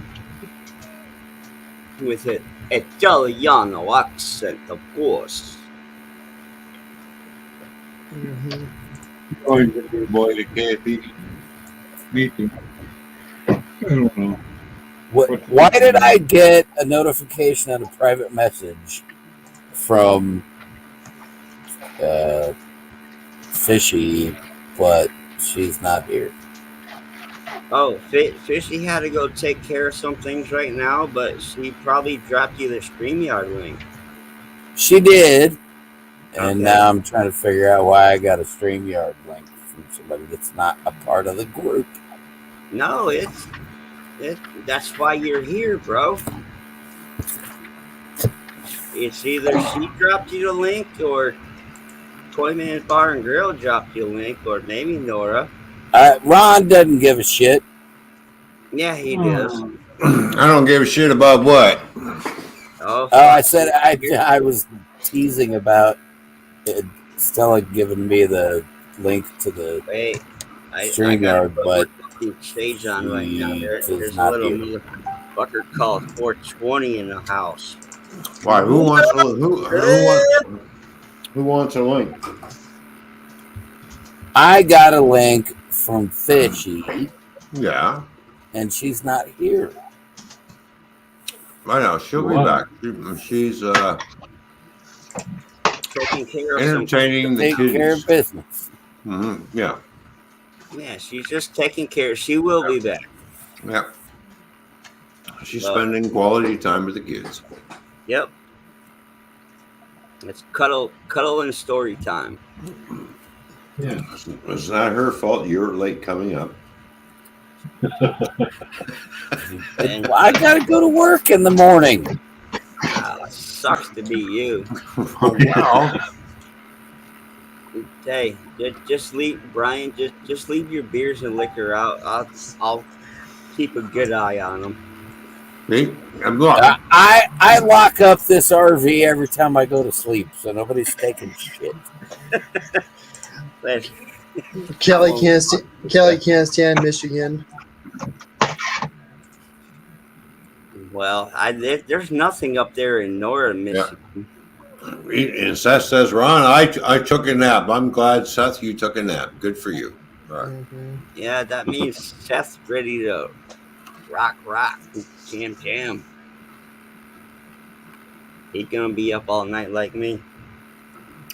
I got home. I'd say I got off work at 6 o'clock. I got home at 6:30. Why? Because I had to go to the bank, do some banking, find out the bank machine that I normally go to not fucking working again. Now I got to drive out of my way again. That's Russia.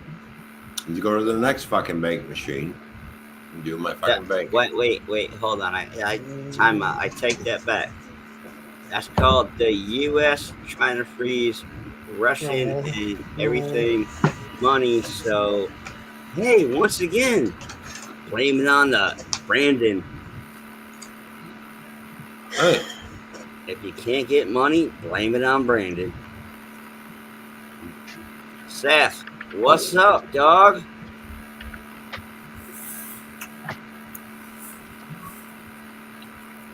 No, it's okay. Kelly.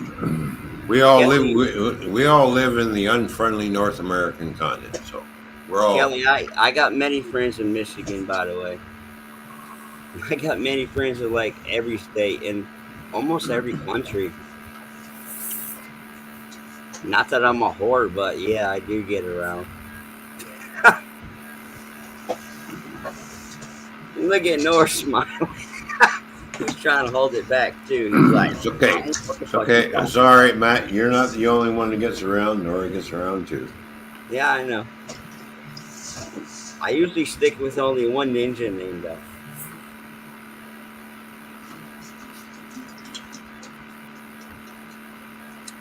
I gotta keep my brand. And nope, it's not the one that you see on the this little doohickey. That's not my. Well, it might be. Hi, Dreams. Hello, Dreams. How you doing? Good to see you. What up, Nessa? Hey, baby girl. Matt. Sure. I was at the store the other day buying some stuff, and they asked me if I wanted to donate to Ukraine. I said no, and they said, why not? I said, not my war, not my problem. Basically what I say, she goes, that's not very nice. I says, it's not my problem. It's got nothing to do with me. Yes, I feel sorry for the people of Ukraine, but not my problem. Sorry. I have my own problems to worry about. Yes, Nessa, that's for you, girl. And I turned around and I said, for you to ask me why I don't want to donate, it's not right. So who are you and you're going to sit there and judge people because if they do or they don't, you're going to judge us on this? Really? Well, you know this can get very biblical. Leave the fucking Bible out of it. The Bible's got nothing to do with what's going on here today. Yeah. I'm serious. Without the Bible, don't judge. Exactly. But she judged me. She judged me right then and there in front of everybody. You don't judge me like that. I hate to say it, but the Bible says, "Do not judge." It also says, "He who judges shall be judged themselves." Correct. Amen. There you go. Oh, in case y'all, little lurkers out there in chat, the whole 7 of you, yeah, I'm a Christian in the South. Well, born and raised Christian up in New England. Came south, Baptist, yeah. I know what's going on. Mega shout out to Dreams. Mega shout out Seth. But I don't like know. I said, it's not my war, not my problem. Right, not my monkey, not my fucking circus. Right. Yeah, we already know. It's unfortunate that what has transpired and what has happened, but it is what it is. It sucks. Yeah. But we all know, Ukraine is like the major one of laundering money. Well, I know. I mean, hell, if I know that in the States and you know that in Canada, in America.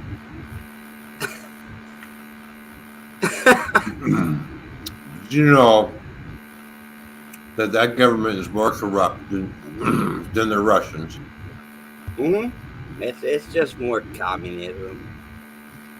Don't forget, they used to be part of the Soviet Union, so it's an Eastern Bloc country. But for the people that are still here in live chat or might be watching it later, if I believe Toymans gonna keep this on his stream, so that's why I'm trying to keep it pretty decent.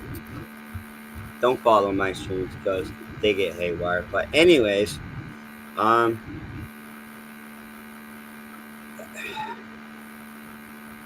where was I going with this? I don't know. I was. Don't believe. Oh wait, do not believe everything you see and hear on like CNN, NBC, and that and the other thing. No, because anymore you cannot trust the news media to tell the truth, because now basically here in Canada, in the States, everything's all the government is starting to dictate what you can and can't say. Well, I'm sorry. I'm 2. Hey. Yeah. Right. Boop, boop. You don't like it? Do not follow my Facebook. That's all you'll see also. Hi, James. God, guns, and glory.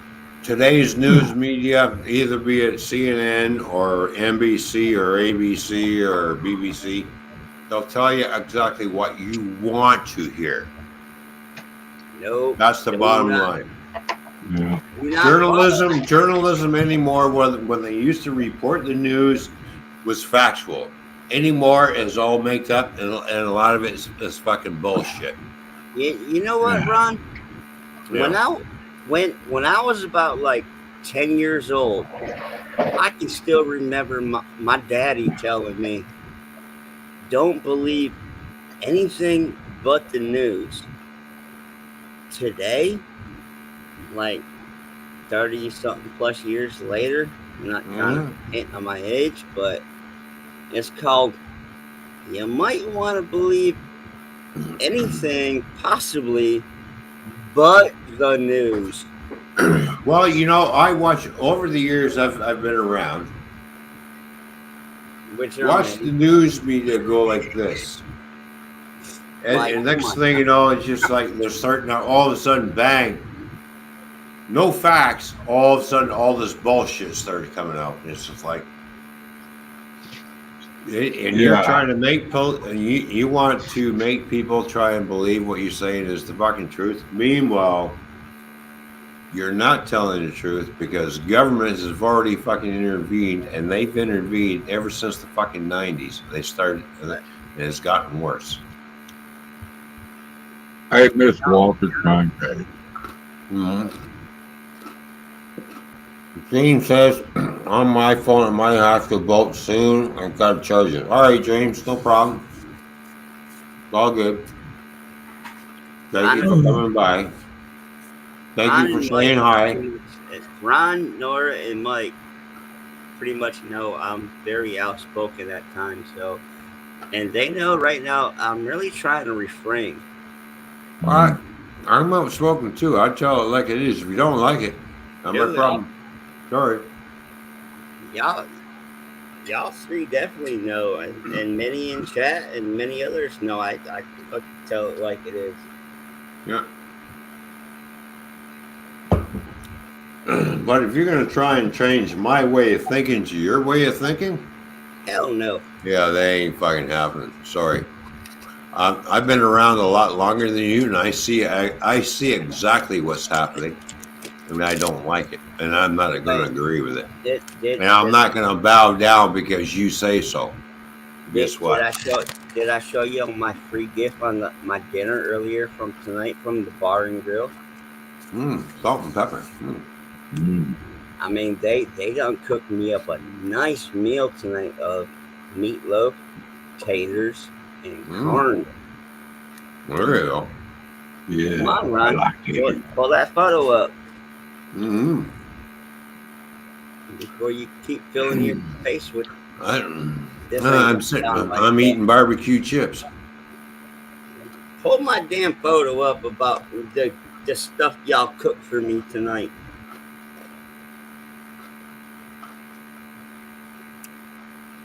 Come on, we need some food porn up in here.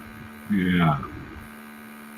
And it didn't come from XX or XNXX.com.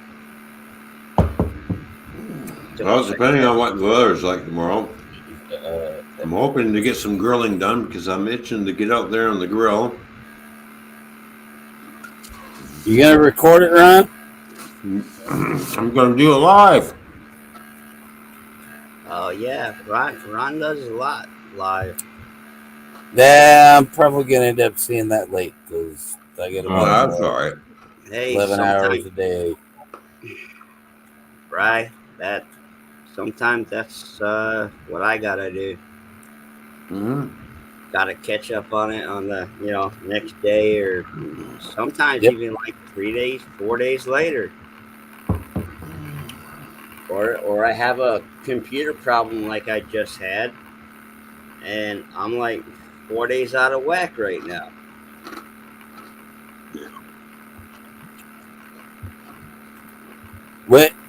Ron, I told you about I think the last time I was on one of y'all's lives that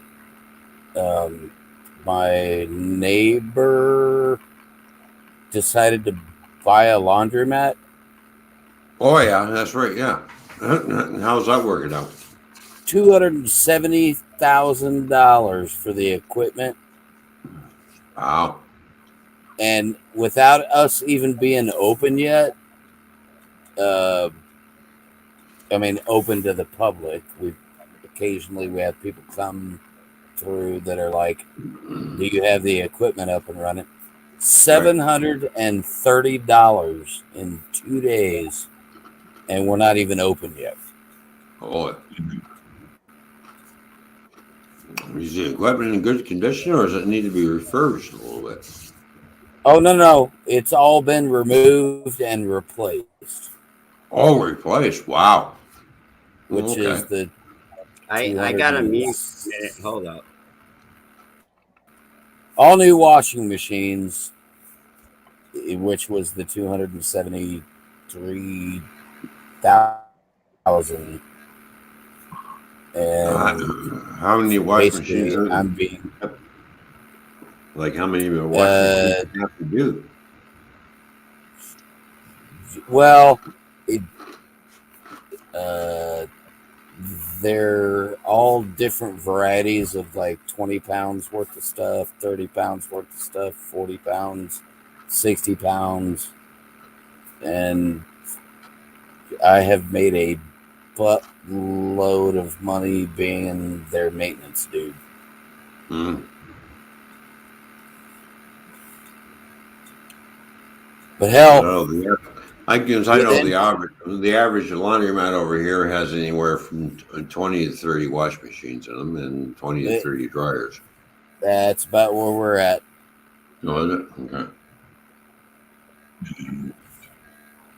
That's a lot of money in wash machines and dryers, actually. Shit, 700 and something bucks in 2 days, and we're not even open yet. Hmm.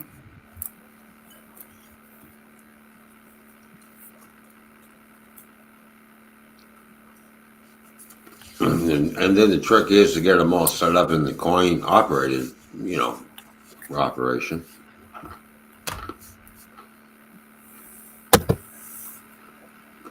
Yeah, it's pretty sweet. Yeah. Well, actually, there's 3 ways of doing it nowadays. There's either coins, tokens, or use your bank card. Yeah, we don't want to mess with the bank card because then you got to go through a different accounting system and you can't see the cash every day. Yeah. Well, I know there's a car wash here that you can either use cash or you can insert your money and get tokens. Yeah, we have a huge change machine and all that kind of crap, but No, yeah. For being a disabled veteran dude, I want to count the cash. Well, you got to do what you got to do, and you're still getting out and doing things, which is good. Trying to help other people out and make money while you're at it. Nothing wrong with that, Brian. Nothing wrong with that at all, man. You're trying to survive. You're trying to survive. I don't have to claim the income that I get from this place. What? Yeah, which is a good thing. Ron, Nora, Mike, me, Double Trouble. I am on a telephone call. All right, brother. I'm just gonna mute myself and take myself off cam, but I'm gonna give y'all a cheers. All right, cheers, Brian. It's your way, Tennessee. No, it's instant heartburn. Not for me. Dude, not for me either, because boy, I'm a trained professional. Don't try this at home. Mikey, Ron, Nora, Fishy, y'all know that. Okay, trained professional. Mm-hmm. All right, gentlemen. Hey, Brian, do you see that? Yes. All right, Brian, are you heading out? You, brother. Yeah, I'm gonna have to head out. I gotta get up and. All right, but Ron, I will still be here. All right. All right, brother. Sounds good. All right. All right, Brian. Well, thanks for coming up, buddy. It's good to see you. Certainly. You're welcome anytime. All righty. We'll talk to y'all a little bit later. Hi, Brian. Oh yeah, one last thing, Brian. You and I are gonna meet. You and I will meet one day. Well, you come down here to Indy and bring a load of laundry with you, and I'll hook you up. Oh, you're gonna wash my clothes? Okay, all right. We're offering for about $1.50 a pound. We'll wash it, fold it, give it back to you a little bit later that day, and I'll make sure we get you hooked up. All right, Ryan. Sounds good, buddy. It's good to see you. All right, guys. Thanks for coming by. Yep.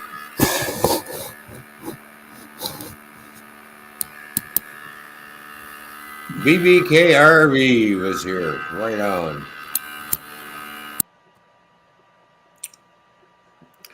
I gotta meet that fucker in person. He's like a good shit. Out of all the people I've talked to online, along with Anthony and everybody else, he's just like, I gotta meet these fucking people. Just, I gotta get the fuck out of fucking Kazakhstan.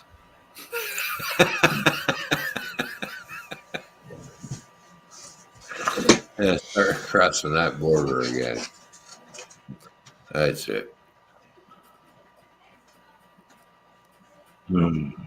Meet all my American friends I met online and do that in person. That means so much when you see somebody in person. It's just like, hey, I'm not gonna shake your hand. Fuck you. I'm gonna fucking hug you. I'm gonna give you a fucking Canadian bear hug. Fuck that. Including you, Nora. I dug it out. Oh yeah, you got the white one. Yeah. I got the black one. Yeah. I've not used it. Wait, when did it come here? But you can have it. I don't know why you don't use it. I'm using this. I'm using it right now. You know, as you can tell. You see, I'm using mine. The way I got the drum set up now, I can sit there and pick up the mic and carry it over and put it in front of the amp, and don't have to worry about, oh, I gotta flip my microphone over and blah blah blah. I noticed you changed your setup again. I changed my what? Setup. Well, yeah, because I'm working on the other side of the room now, so I had to move everything over this way. Look at Hi, Anomaly. Good to see you. Anomaly Documentaries, how you doing? Good to see you. Thank you for tuning in. I hope everything is good with you. Hope you're having a good day, good evening, or good morning, wherever you are in the world. But hey, thank you for stopping by. Appreciate it. I like it when people stop by and don't have to be very long. If you stop by and say hi, how you doing, and then leave, hey, no, not a problem. Hey, at least you came by and said hi. Yeah. That's a good thing. So, yes, I wear my headphones because, you know, everything's being piped in here. So, but I'm using my external mic for a change. Oh, what the hell? You don't hear nothing going up here because I got my mic right here. Like, so actually the mic in here is disabled, and that's why I just take it up and I'll put it out of the way. There we go. I use my headphones for speakers. So, yeah. And use my blue Snowball. I really like this mic, you know, because it does pick up quite nicely. It's a good mic. Yeah. So Eric, excuse me. When I bought it, it really was USB. Didn't fit my thumb card for mine. I used until it broke. The mic ain't broke. My computer broke. Yeah. Try to work, but plug it in. Mm-hmm. Well, there is a difference between the white one and the black one in the blue mic. The black one's more or less for doing recordings, music and stuff. So I thought when I seen that, I thought, well, yeah, I got to play drums. That should work with the drums. So, did you hear that? I don't want to bring this down, but I guess Tyler Hawkins from the Foo Fighters.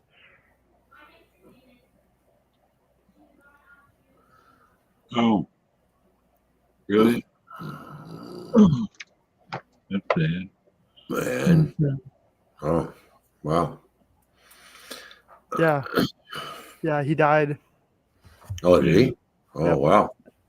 Drop like flies. Yeah, Tyler Hawkins, drummer for the Hall of Fame rock band Foo Fighters, passed away at the age of 50. Oh, shit. That's young. Very young. Mm-hmm. Yeah, that's too bad. Shit. Sorry to hear that.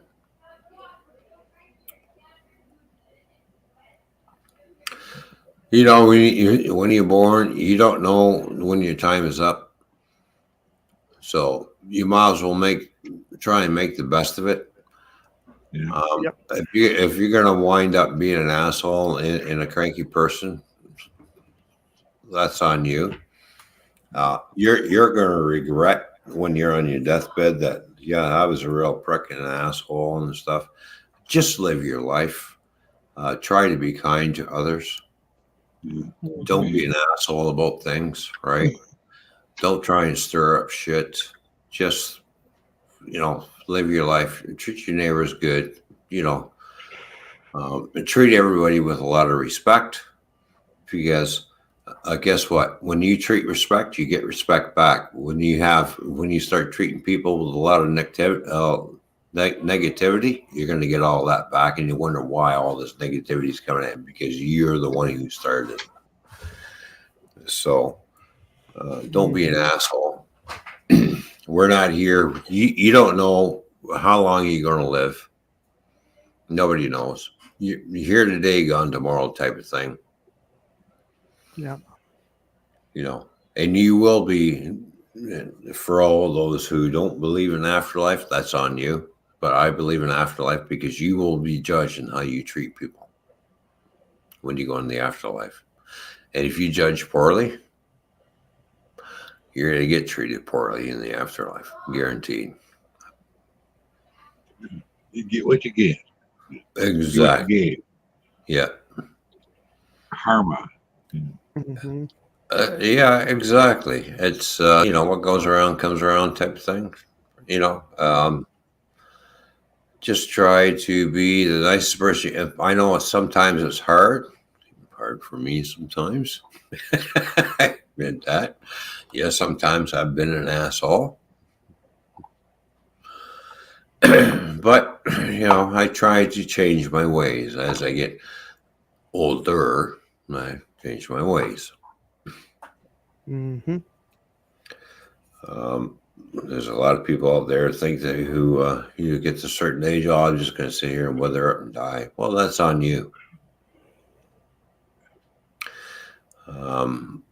Sometimes there are ailments that make people age a lot quicker than other people. It happens. It's a fact of life. But you got to deal with it, and you got to live with it. You might as well make the best of it while you're still here. Yep.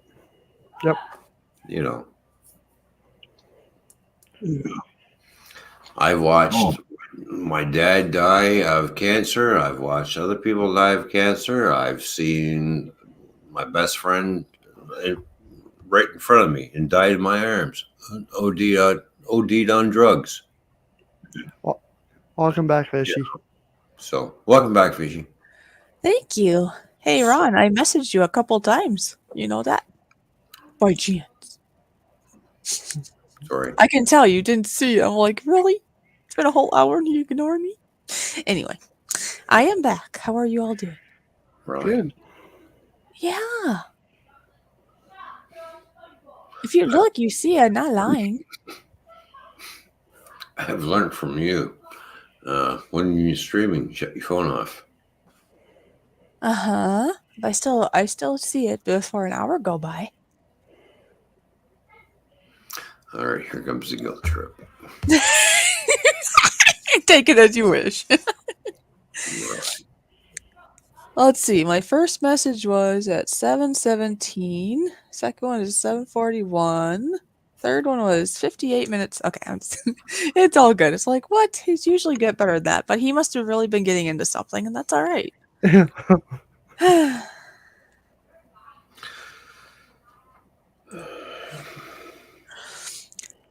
So I see Dreams is here, Anomaly's here, Kelly's Royal fan, Seth. I think Seth was here. Yes. Brian had to go, so. Oh, Brian was here. Yes. Okay. Yeah, he was wondering who you are, so I said, "Well, she's entertaining some people, so and the kids, quality time." Yeah, quality time. Plus, I wasn't kind of feeling good, so I need to lay down for a little bit. Yeah, I can understand when you have a dummy there, so Yeah. Well, that person's kind of absent at the moment, so I figured good time to go lay down because I need to lay down for a little bit. So I just have one question. you do? Just one question. Only one? Yeah. It's a legitimate question, and I'm trying to figure out which part of the syndrome does he not understand. What part of the what does he not understand? I missed it. The pot syndrome that you have. Oh, Which part does he not understand? he Oh my doesn't God, I mean, like really. care. He doesn't want to know. I don't know. Hey, dude's new. All I know is I know of people like you and others that have known of me or of my syndrome for far less, and they seem to know and understand way more than this other person has in over 16 years. So that tells me that that person who refuses and doesn't understand, that basically tells me he's nothing but a fucking idiot. Yeah, I'm because he could sorry if he to wanted say, to. a real loving and caring person would understand that. But if you're not a very loving, caring, understanding person who don't understand what the syndrome means and what it causes, I'm sorry to say to you people, you're a fucking idiot. You're stupid. Well, yeah, that goes for anybody. With your loved one, if you really love them, you should at least look into it. I do understand that not if you don't have the same thing, if you don't deal with something like that, a Yeah. person may not totally understand it, be it a spouse, boyfriend, girlfriend, or a friend or a family member. They may not understand it, but to at least look and get an idea, it's still pretty good. So that's still good. Yeah, it just blows my mind away how these people just kind of, oh, you're faking, oh, you know, or you're you have one of them days. It's like, really, you asshole, you don't care about me at all. Nope. Boy, you really show how much you love me by saying, oh, yeah, one of them days, or it's just you, or you're faking it. Yeah, that's a good one. Yeah, I'm gonna fake this. When you have a real medical problem, your significant other go, oh, you're just faking it. Mm-hmm. I'm sorry, but if I was with someone and I knew something was wrong, I would know something was wrong. Why? Because I really love this person. Okay. I care about this person. Something is bothering her. You can tell just by the way they act and by the facial expressions. But when you're a fucking idiot who don't give a shit about nothing, you don't see it because you're blind. Yes. And men like, and I'm sorry to say, men like that, I just want to beat the shit out of. Oh, he's got his mic. Mike's got Mike. It's yours. There we go. Coming for free. Yeah, he's got to ship it or I chip it. He's got the white one, and I got the black one. There we go. So, anyways, that's what it boils down to. If you have a true loving wife or a true loving husband, they would know when there's something wrong with you because they can see it. When they don't care, don't give a shit, and they go and they say to you, "Well, you're just faking," that means they don't give a shit. They don't truly love you. You're just there because you're there. That's it. They just married you to have fucking kids. That's it. That's all it was. That was all about. It was all about fucking breeding fucking children. That's all it boils down to, in my opinion. It's just a fucking breeding apparatus. That's all you're meant for. Boom. In these people's mind. Yeah, and everybody here knows the birds and the bees, right? And that's supposed to be somewhat pleasurable. Let's just say, I used to tell people it was painful from conception to birth. That's what I would tell people because that's what I knew. Because Jackass didn't do it right because he fucking doesn't know what he's fucking doing in the first place. It's not. Well, idiots. You know what they say: idiots breed idiots. So his fucking parents are probably fucking idiots too. Almost dropped my phone. That's why he's a fucking idiot. Unbelievable. Anyway, like chuckling over there or something.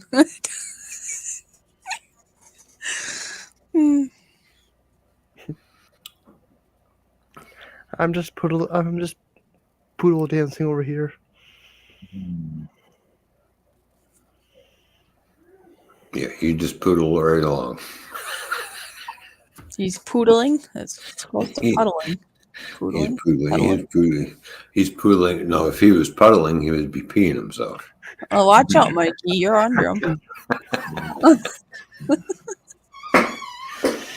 Are you? Is it starting to feel a little damp, Mikey? Yeah. He always wanted a little poodle. Oh no. Hey, where did Mr. Matt go? He's on a he's On on an appointment? He's on a phone call. He's on a business call. He's on a business call. Well, he could be. Yeah, how much you got? At 11 o'clock at night, almost. I don't think it's maybe a business call, but maybe. Never know. Ron always told me. 1 o'clock at night. It's only 12 o'clock here. Ron always wanted a poodle. It's 11 o'clock here where I'm at. Oh, I thought you said 1 o'clock. I'm sorry. I think I meant to say 11 o'clock. I thought I said 11 o'clock. Well, I thought you said 1 o'clock. My bad. Well, it's 12 o'clock. Well, not quite 12 o'clock. It's 11:51. Welcome to our new corner in the house. My Miss Lisa at something. Well, they were here listening. Okay. Well, how come they didn't say hi? Really? I don't know. All right. unless he's talking about the phone. On the phone, I don't know. I don't know. That's all good. They can. Imaginary friends. Well, hi, Lisa. Yeah, hello, Lisa. Even though you never said hi to us in the chat. Okay. Just guess. If it's the same Lisa that we're talking about, I don't know. Well, either Lisa. There are 1,000 hello to Lisas all over the world, okay? Yeah. Yes, there's we go. Lisa and Lisa and Lisa. Oh, hello, Lisa. Ron. Oh, How and you then we got doing? Michelle. This is Michelle. Okay, Michelle, let's highlight you. There's Michelle. Hello, Ron. How you doing? I'm doing fine, How's the Michelle. weather? It's cold here. How's the weather up there, Ron? All right, Michelle, the weather's fine. I'm taking. I'll get lost.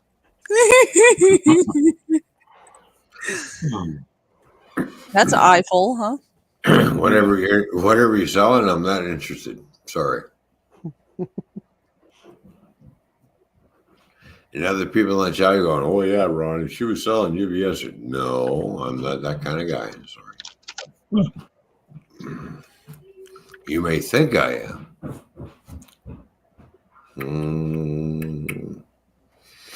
My name is not Matt J. Oh shit! Did I say that out loud? That wasn't nice. I know. I was just fucking with him. I know. I gotta pick on Matt J every once in a while. Come on, man. You know, he's almost 50, right? So It's Matt J. Fishy. What? Fishy. I kept him in line. All right. We did good. Mike can vouch for it. And so can Brian also. I mean, unfortunately, Brian had to leave. Yeah, but just messaged me now and said something about this is a message from the emergency broadcast system. You did good. All right. I'm still on my phone call, so I shall return. Oh, thank you for letting us know. All right. Please don't let us know how much money this is going to cost you.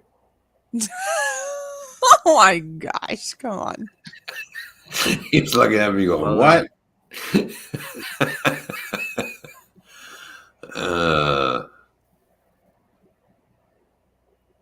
Oh, there you go.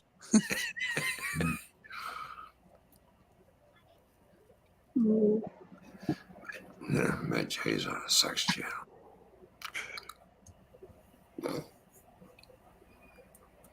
Anyways. How you doing anyways? Fine. That's good. I'm glad you're doing well. Feeling okay? I'm better. So there were some people here that wanted attention, but then also I needed to lay down because of stuff. So yeah. Well, that's understandable.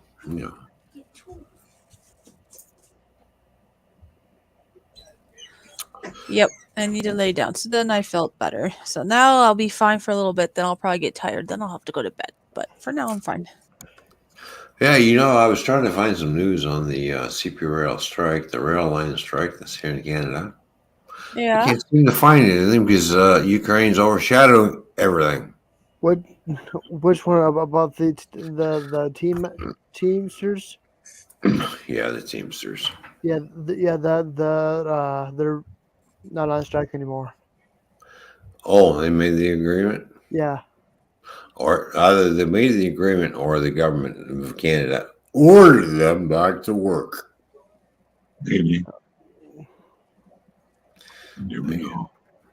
You got a real fan in this stream, You could have just asked me, hey, Nora. Who's that guy? Oh, that Nora really likes trains, doesn't he? I forgot about that. I do too. Wow. Oh, yeah, Mikey likes trains.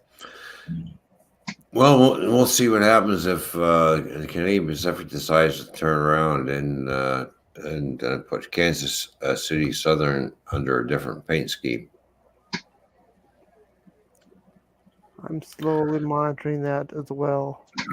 Seeing as how they are owned by Canadian Pacific now. Yep. A brief 2-day shutdown was coming to a close after Canadian Pacific and Teamsters Canada Rail Conference agreed to settle ongoing labor dispute through the arbitration. Oh, yeah, went through arbitration. Oh, okay. What basically arbitration is basically government appointed a panel. So whenever they say it's gone through arbitration, the government appointed panel. The railroad and union will meet with the independent third party that will hash out a contract that both sides must accept. According to the union, the main issues at hand include disagreements on wages, benefits, and pensions. Earlier this month, 96.7% of the TCRC members, which represents about 3,000 CP train service employees, voted to go on strike. However, the union had not filed its official notice. That last week, CP announced it would lock out the train service employees not long after the lockout went into effect. Early Sunday morning, TCRC members went on strike. On Tuesdays, trains were starting to roll across CP system once again. We know that those trains that you're talking about that are rolling, those are trains that go from Canada to the U.S. Mm-hmm. So now, can you imagine if a rail line one rail line, it only takes one rail line to shut down the rail line that goes back and forth between Canada and the U.S. would actually slow that economy down so fast. Yep. So fast, you should fall off. Now, the other thing is all those rail cars that are supposed to be delivered are sitting in CP Rail's freight yards and everything. Oh wait, I don't have shoes.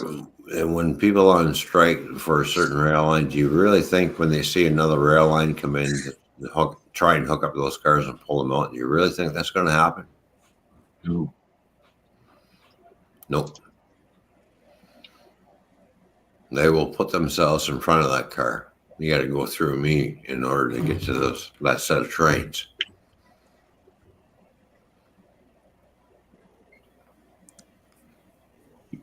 And don't forget, each rail line operates with other rail lines. Okay? Just like trucking companies operate with other trucking companies. Cars got to get from one rail line to the next, and that's why they meet up. And there's more or less like I've seen a freight yard where one side of it is Canadian National, the other side of it is CN, and there's 2 yard engines in there, but they're all working in the same freight yard. But there's still 2 separate rail lines that join up. Oh, okay. So what you call your international type freight yard, where everything, all trains converge, of all different rail lines start coming in. And it's up to the 2 rail lines that are in charge to sort and separate and everything and build trains and get them on there ready for the next train to come out wherever they're going. That's where they got to go. And you got one rail line that's on strike. You really think they're going to venture out over onto the CP rail area? Not a chance in hell. Yeah, probably not, huh? Yeah, just like these short line railroads that the major rail lines sell off. They sell off the short lines type thing because they figure we're not making money off this line. We'll also sell off, and then meanwhile, someone comes along and buys these short rails. And it starts making money, and they're looking at it going, why did we sell this off? Now they're making money. Mm-hmm. Oh, right. Right. You've got all your major rail line carriers, but you have a lot of offshoot small little railroads, like little railroad companies, small ones that are starting to make money. But in order for them to get those cars to where they're going, they have to venture out on the major rail lines, which they have to pay for, by the way. That's not free. And transfer the cars. There are those, what they call the short line railroads, which have to venture out onto the main line track, say CN, and then go back onto their own track. Next thing you know, they're venturing out on CP rail, and then back on. They have to start crossing because there's no diamonds. They have to use switches, so they go out and they travel, 30, 40 miles down the line before they get to their next where they can veer off on their own track. So every major railroad throughout Canada and in the U.S. are all hooked together. There are switches in everything. Every rail line is connected to every other railroad company. There's miles and mazes of tracks, but you own the track to a certain point, and then you have to pay user fees, just like tractor trailers. When they venture back and forth between Mexico, U.S., and Canada, there's a highway state tax that we have to pay in order to use the highway.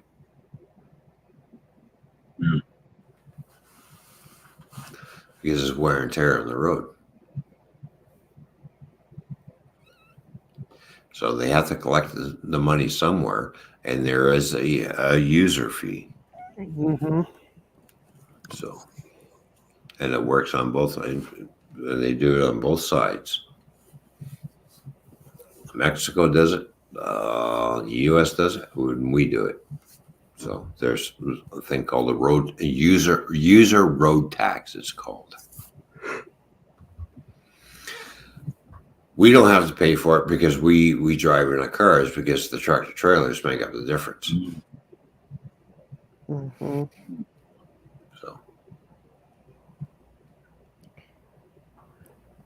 now, if the U.S. and Canada really wanted to be sticklers about things, well, you can't bring your private car over here. You have to rent a car, or you're going to pay a user fee. They figured if they made every vehicle that crossed that border, like a car or a van, to do a user fee because you're coming into the country. Nobody's going to come to the country, so we'll just keep it in the trucking industry, and that'll help pay for everything else. So it's basically the trucking industry that allows you to use your car to go back and forth between the border.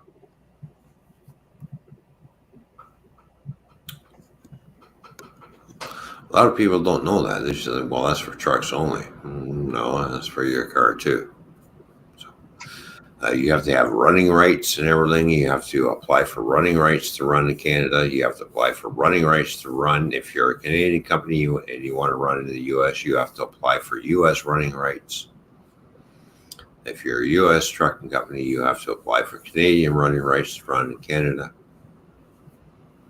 So you have to make sure all your running rights are up to date, and that's up to the driver too. Make sure it's also up to the company as well. The company has to make sure you have all the up-to-date paperwork because they will ask you for the running rights when you get pulled over sometimes.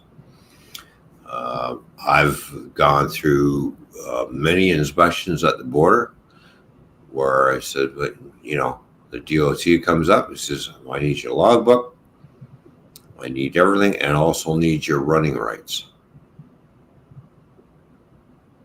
And you got to make sure all those are up to date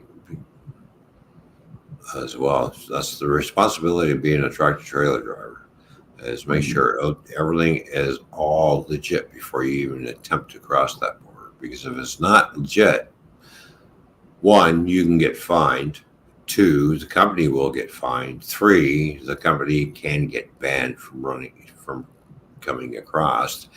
4, all vehicles that are already in there that don't have the updated running rights can be seized. So there's a lot of things you got to know when you're running internationals, especially when you're classified as an international driver. Well, you're an over-the-road driver, okay, but you're crossing international borders. So you better make sure when you are an international driver crossing borders like this, like between the U.S. and Mexico, you better make sure everything's up to date. It is your responsibility as a driver to do so. It's also a responsibility for the company to make sure that you're up to date as well. So don't forget. Shit runs downhill. So when the driver gets fined for not up to date run, the company gets the bigger fine. So, but then again, there are those companies who turn around and blame the driver for, well, it's the driver's fault. He didn't tell us we were up to date. No, it's your responsibility to update things to let the driver know that thing because he's working for you.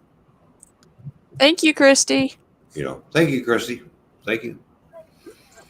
So don't forget, shit runs downhill. Mm-hmm. So you gotta be a plumber. Yeah. Yeah. I think I need my winter coat on. Are you getting cold? Come here, I'll keep you warm. I am really cold. There must be I don't know, it's very windy out and there must be a leak somewhere in this room. Maybe by the window? I don't know. Yeah. But I'm cold. I'm cold. Aviation fans back. Welcome back, aviation fan. Yeah. So, anyways, well, it's just like when you go to a certain area and you get loaded and they overload you. Well, it's your responsibility to go and scale out that load to make sure it's within what you're allowed to carry, how much weight you're allowed to carry in your truck. If it's overweight, turn around and go back to the person that loaded you and tell them, you got to take some shit off. Turn around. Don't drown. Because I'm overweight. And if they refuse, that's on them. If you get pulled over, basically here's what happens.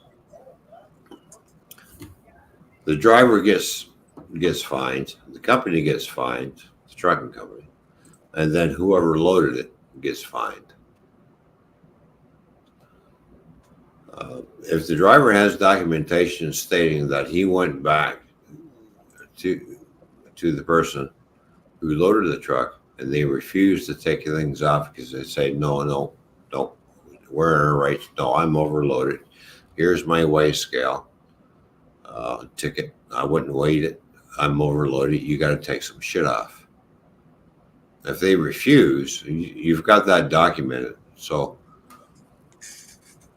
and that's what helps protect drivers. A lot of drivers don't know all the ins and outs because a lot of drivers don't research a lot of the ins and outs of the trucking industry, what you can and can't do, what you can and can get away with, what happens if I get fined as a company. Yeah, the driver gets fined, the company gets fined, and then whoever loaded the trailer gets the biggest fucking fine.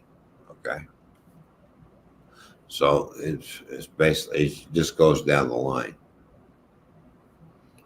But then again, when the driver gets fined and the trucking company gets fined, this is when the trucking company turns around and looks at the driver and lets them go. They get fired. Why? Because the person that loaded that truck overloaded it.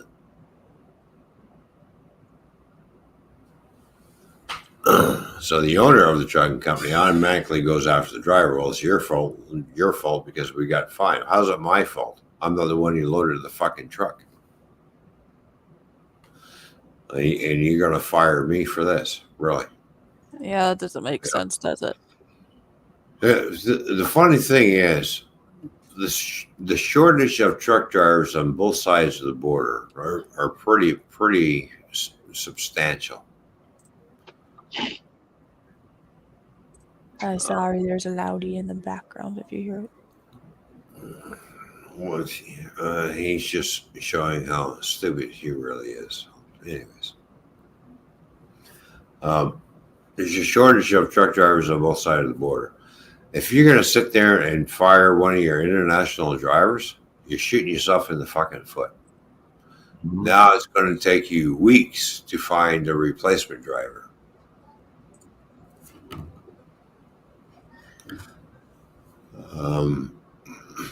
I know when I was driving internationally, dispatch didn't like it when I talked back. Well, no, I'm not going here. Well, yeah, you are. No, I'm not. Why are you not going there? Because you're dispatching me out of my range. That's why. Well, it's only about this far on the map. I don't care how, it's only maybe a couple of inches. But how do you know that couple inches ain't, 6, 7, maybe 1,500 miles away from me?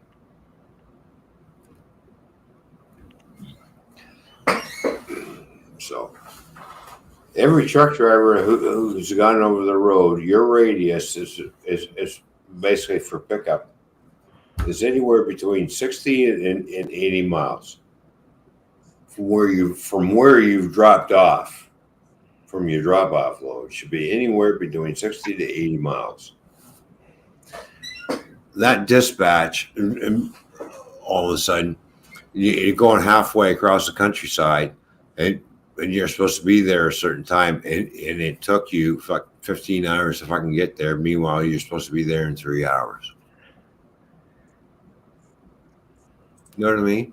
Speaking of that, how long has it been since your last visit to the ceramic throne? What? Well, he did get up. He did put me I can vouch for that. I don't know if he did anything, but I know he did leave us and put me in charge. And that was about, well, it's 14 after midnight here, so that maybe an hour ago. 14 after midnight. That's what it would be right now, isn't it? Yeah, it's 12:14. So an hour ago. I have not seen the ceramic throne in the last 3 hours. Okay. Which is surprising because usually it's like every 30 minutes or something. I was just curious. I mean, if you are doing the dance, you might need to, go take care of that. No, Don't push the limits. I'm not doing the dance. Okay. Well, you must think I was drinking a lot all of a sudden. Oh my phone. No. We all gotta go just because. You're just having too much fun, so just reminding you, don't forget.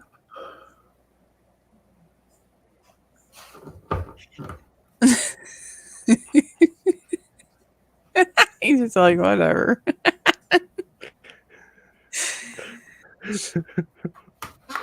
There goes I don't know. You don't know? Okay. I don't know. As long as you're okay. It's all good. I don't have to pee. I don't have to poo. I don't have to fart. I don't have to burp. Okay. Oh, well, you're doing pretty good then. At the moment.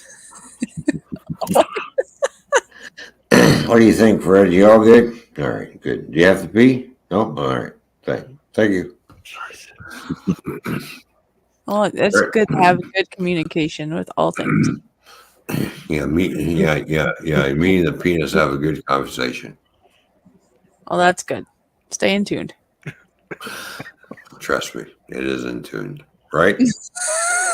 Right, there we go. Oh my goodness. Oh my goodness, it's got nothing to do with, oh my God, can I have more? Hi, Joyce. Hi, Joyce. Hi, Joyce. Good to see you, Joyce. Hi, Joyce. Good to see you here. Hello, Joyce. Hey, no, good to see you.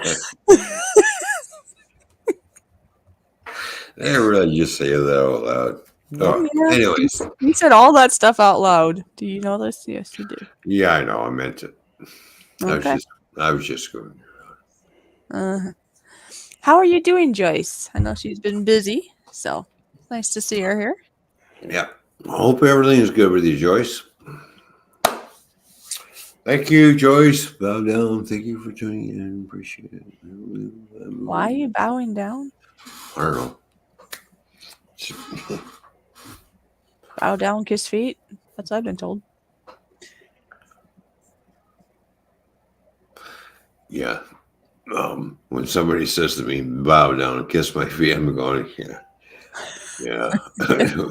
Who the hell do you think you are in your little mind? And as for that, you can go for a long walk off a short pier. What's that supposed to mean?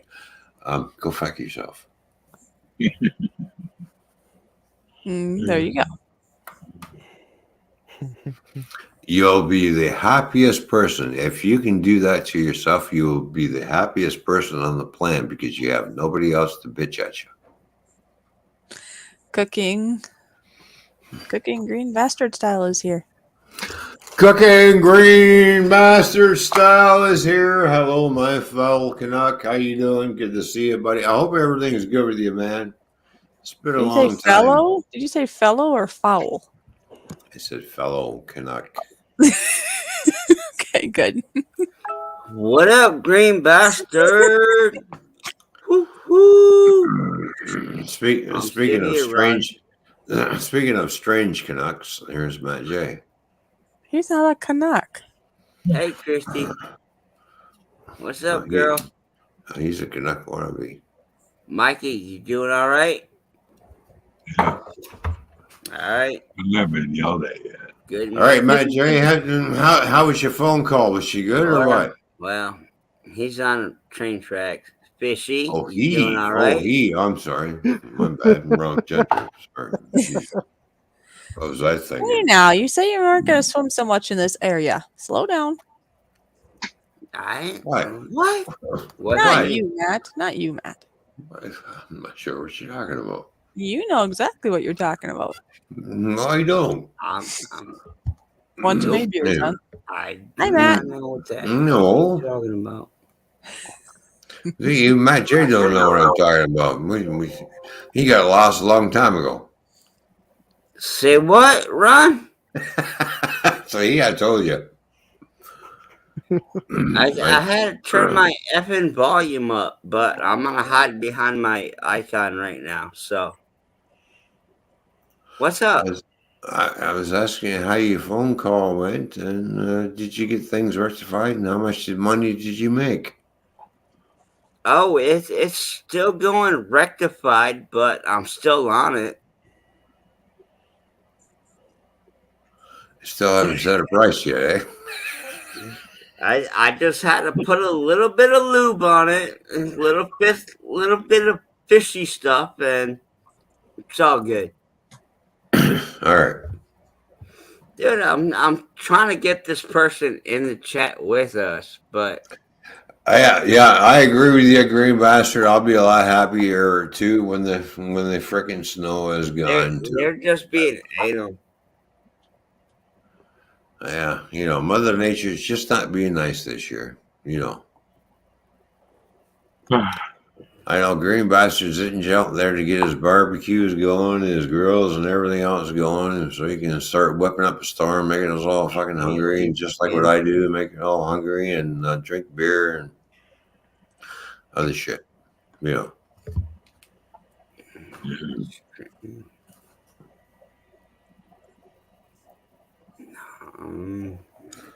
you're not gonna. Hold up. Sorry. Hold on, Ron. What am I supposed to hold on to? I like it when people tell me, hold on for a minute. Hold on to what? What am I supposed to hold on to?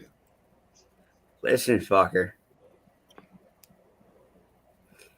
I'm trying to get a friend of mine up here. They'll probably, most definitely, hide behind the whatever avatar they got, like Joseph Girl. But I'm trying to get them back up in here in this chat. Oh, okay. All right. I just have to say I really like the flowers behind you, Ron. You did a really nice job with that. Well, like I said, that's my flower garden from last year. Y'all know I ain't got no problems. So that's last year's flower garden. So everybody seems like, what's the guy doing growing flowers? He's a little. No, I like my flowers. Okay. There's nothing wrong with that. It's a hobby. I make my gardens look good. What the hell? It's a work of art, basically. How you look at it, but it's an art. It's live art because it's living. It's a breathing, living organism. And I look after it. Yes, I do talk to my flowers. I actually do. I'm being serious about that. I do. How you doing, my beauties? Everything? Are you thirsty? And they go, yep. Okay. Give them some water. Give them some fertilizer. Go around and do what I need to do to make them, push out more. And so plants have feelings too, Yeah, they do. Not just human beings and animals, but every living thing on here. The grass, the green grass, is a living organism. It has feelings. Mm-hmm. The rock is a living. No, the rock's a rock. Yeah, but that rock is alive because there is such a thing as called a living rock. Wow. So everything that's on this planet, the earth that you dig into, it's a living, breathing organism. Wild flowers and everything, and weeds. It's a living, breathing organism. So are trees.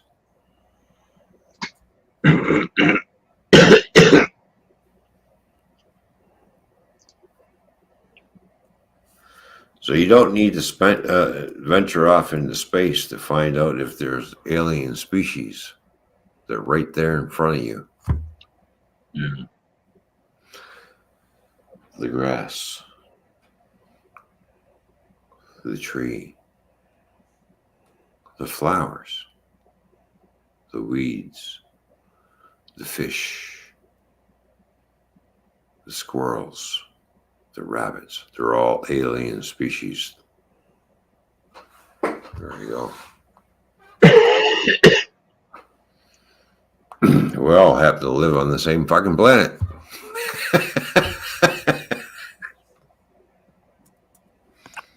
Do you see you have somebody new here in the chat?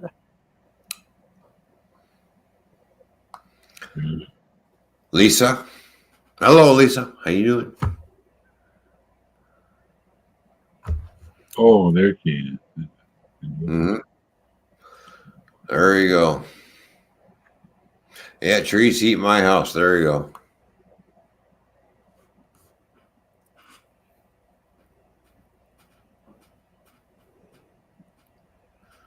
I wonder how many people in here have actually gone out to nature and just clear your mind and just listen to what's going on behind you.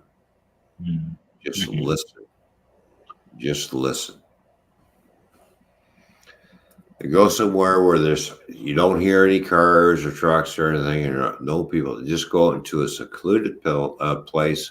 There's nobody around, and just sit down and just close your eyes and listen to what's going on behind you. You'll hear the birds chirping. You'll hear all kinds of things, which is actually very relaxing. Especially if you're near water and you got a lot of rapids. The rapids, listening to the rapids and the birds sing is very soothing. So everybody needs to get out and do that. Every once in a while, get out and basically self meditate. You know, just do some meditation. Just enjoy the environment that you're around. You just sit there and go like this and just listen. Listen to what's going on around you, which will actually relax your mind and your soul.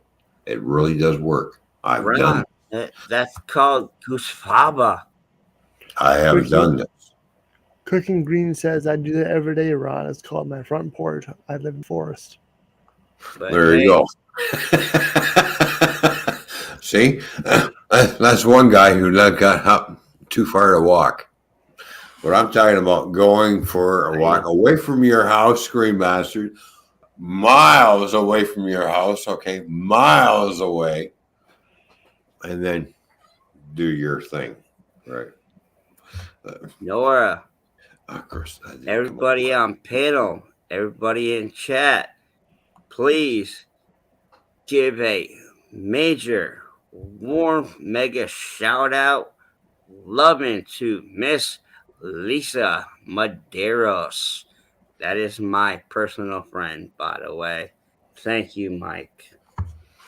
Hello, Lisa Medeiros. How you doing? I already said hi to her earlier, but she comes from New England. Right. Oh, she in New England. She an Englander, nice. Ron. Oh, my own home state. But hey, thank you for welcoming her in. Appreciate it. Fishy, where the hell? Ron, can I slap that fish in the ass? No, you can't slap my fish in the ass. If you do, I'm going to slap you in the ass. All right. Careful, Matt. Ew, well, careful, Matt. You better get the fucking stepping. Careful, Matt. That's my fish, not yours. Remember that. I'm still good. Respect, yourself, Matt. What's that? What's that, Nora? I'm only going to say this just once. Respect. Yeah. Yes, exactly. Respect this fish, because if you disrespect her, I'm going to disrespect you, and you ain't going to like when I come to your front door. Are you going to bring your truck with you? No, I'm gonna bring my fucking AK-47 with me. Okay. That's punk. Well, I am going to America, so what do you expect?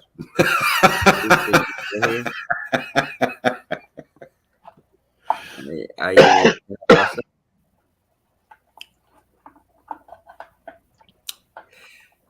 All right, I'm trying to like triple fucking play right now.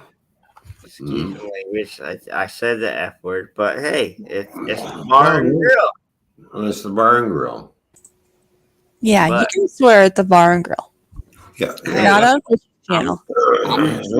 As long as there's no sexual talk about doing things with women and Miss Fishy, I'm trying to. How do you say it? Respect. Bring somebody into the YouTube community on my account. Yeah, this Lisa, right? I said hi. Yeah, Miss Lisa. Yeah. It's very nice to have Lisa here. I already got after my Fishy. You have to respect you too, because you would love Lisa. Disrespecting me. Oh, okay. Thank you. You would love her. Ooh, I'd like to meet her. Well, I mean, I can see her here, but it'd be nice to meet her. I mean, granted, I just made the account like, I don't know, a week or two ago for her. But right. I've known her for like the last, I don't know, Lisa, how many years? About like what? 5, 6? Oh, that's cool. Yeah. Hey, she in New Englander. Yeah, glad you're here, Lisa. You know, just one of these times, Green Bastard. For as for cooking with Green Bastard style, I'd just like to get him up here on panel just once. You don't have to have a camera on. If you don't have a camera, just come up here and audio, brother. Just come on up and let's shoot the shit. Yeah, and, she's about fishy, middle, top. Cute little. Hey, Fishy, how old are you? Old. No, I don't want to know. But Miss Lisa was asking, but I didn't want to say anything. Mike, you're about like as old as dirt. As old as dirt. Ron, you're like back in a fucking trailer park trash. Nora, I'm not 40 yet. I can say that. I'm not 40 yet. Yes, I know, Fishy. All right, I'm not. Look at the chat go wild. Look at that. I'm gonna say all I'm gonna say is I'm not 70 yet. Okay. Oh, now look at Lisa. She's like, wait, no. Now he's kidding. I didn't ask. Now you got her mad. Uh-oh. Now you're in trouble, Matt. All right, Matt's in trouble. All right, Lisa, you get after him. You said Lisa, yeah, Matt has a way of doing that, doesn't he, Lisa? I'm always in trouble with her. I'm just happy to get her online right now at this time of night. Hey, what the hell? I ain't that old. Fuck you. I can out party anybody else on panel or Green chat. I will out party you, guaranteed. Unless you're sleeping. What? Yeah, he can out party us unless he's sleeping. Wait, what did Ron say? You will do what with me? Party. He can out party any of us. Oh yeah. Oh wait, that one's empty. I don't have any. And I said unless he's sleeping. I don't have any beers next to me, Ron. I gotta go run to the fridge. No, you usually do go pretty long and very well on your partying. You're still very young at heart, aren't you? Well, yeah. Lisa's very young. I could probably still drink Matt. I beg to differ. Yeah. I know. Let's not try. Ask Lisa. I beg to differ, Ron. I don't think you can outdrink. You don't know me very well, do you? Oh, I know you well enough. Remind me to tell Ron later on to not visit Matt J. Yeah. All right, and Miss Lisa. Dog years. Miss Lisa. Well, gee, You're still here, correct? well, thank you, Cooking Green Bastard. All right, You're you heard a that good last one to voice? talk about that. All right. That is Miss. Ron says he's like only 50 something, but he's talking in dog years. So he's saying you're 50 something in dog years, which means you're like really ancient then, right? You know, I can make a very Yeah, priority question. And all I got to say is to Cooking Green Bastard, fuck you. So Missy Dog. Yes. Ready to chat. I knew it. Yeah, I bet I can. You'll be surprised how many people get. I couldn't resist. Oh, there's Nora. Yo, I'm sorry, but I have a second plate of that meatloaf. But you know what, Matt? More? I'm an animal lover, but every time I see that photo of that dog dancing, I can just picture my foot using it as a fucking football. I would score. I got 2 points. What I cooked the other night. Oops, I can't spell. Oh. Let's say we got corn and mashed potatoes and whatever that meat thing is. Whatever fucking meat thing is. It sure the hell ain't your meat. Well, I can pick up the corn and mashed potatoes, but what the hell is that meat thing? Ron. Did it come out of a can? Meatloaf. Oh, fuck, spam. All right, we got some fried spam. I thought it was out of a can. Fucking spam. We got the corn and potatoes and what I think it's a hamburger or something, whatever the hell that is. I'm not sure what the hell that is. It's meatloaf. And actually it was a frozen one, but they did put seasoning and shit like that in it. You're telling me that hunk of crap on that plate is a meatloaf? Dude, they give me like you see the one on the bottom right? Yeah. There was like came out of someone's butt. Like 6 of them in that SLB. Sure, spam a lot. This is what I started off with, and I got leftovers. That don't look like meatloaf. That looks like something that came out of someone's butt. Hey, listen. Quit churning on my extra fucking juicy plate, anyway. Extra juicy. Anyways, I was just looking here at dog years, and I can only see it go up to 16 years. And it can range anywhere from 80 years to 123 years in human years for 16 years. Really? So I can't imagine what 50 dog years is. There's a range because it depends on if it's a small, medium, large, or a giant puppy dog. That's why it ranges from 80 years, 87 years, 120 years, or 123 years. And that's at 16 dog years. So 15 or 50 is like double that. Dog years are only like 7 or something like that. Well, thank you for letting me know that I should have been dead a long time ago. I just let you know in reference to what he was saying in the chat. So. My future girlfriend / wife in chat says I need to stop swearing. Yes, you fucking do. Fuck off. Have a good night, Lisa. Thanks for being here. All right, Lisa. Thank you for coming by. I can tell I'm going to get slapped. Thank you later. for everybody coming by. You're going to get slapped what now? Later. Oh, in my butthole. Please. What is swearing? Swearing is. Let's see. Lisa, you need it. Prick, dick, ass, hole, fuck, you. Lisa's trying, but I think Lisa knows. No, she just knows me way too fucking well. That's all. Otherwise known, go for a long walk off a short fucking pier. If you drown, don't call me. Fuck you, bitch. Dude, she done tripped that shit up my ass. Last time I said that, Matt J, last time I said that to a person, he said something to me and he pissed me off. I looked at him, I said, why don't you do me a favor? He goes, what's that? I said, go for a long walk off a short fucking pier.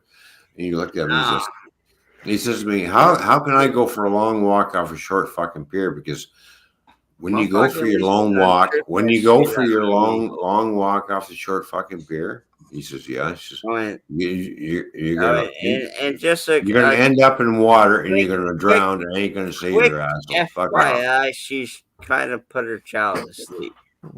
So many prayers. Okay. Oh, and she wants to go to sleep also. Rock-a-bye baby in the treetop. She's a lightweight. She can't hang it with us big dogs. I'm not a big dog. I'm not sure about you, but I think he called us. She can't hang out on the railroad. Oh, okay. Okay, I like this. This is the equation he's figuring. But 1 dog year is 7 human years. So Ron is 50 times 7. Do the math. Yeah. So you're 350 years old. All right. Hey, I gotta tell you what. Fuck you, Green Bastard, but for being 357 years old, damn, I look good. You better say goodnight in chat then. You're putting yourself to sleep. Well, I hope it's just for short term. What an asshole. Good to see you here, Lisa. I hope you'll be back.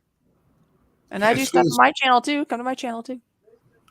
Yeah. Go fish off his channel too. Yeah. I'm trying to plug it. I'm trying to get her. We're doing a bonus stream tomorrow. I'm setting it up now.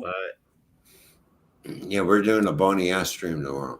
She done fucking hung up on my ass because she said she had to go to fucking sleep. We're doing a bone ass stream tomorrow, which is a bony ass stream tomorrow.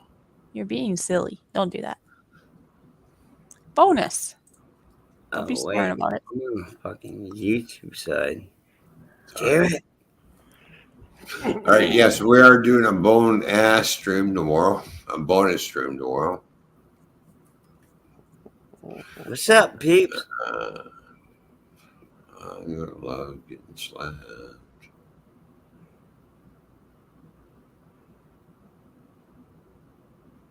All right, I'll be back. Alrighty, so that means no, I have to go upstairs and have a crap. It's called Me and Nora, and wow, I'm the only one live stream. Hey, what y'all doing on a Friday night tonight? Let's hear it in the chat. Cooking green beans. Much love. I'm sorry, Green Bastard, but I do not have anything to do with Quebec or Quebec Street. Toyman, quiet. You're supposed to go fucking wee-wee. No, I'm supposed to go poo-poo. No, well, then you definitely need to go fucking mute.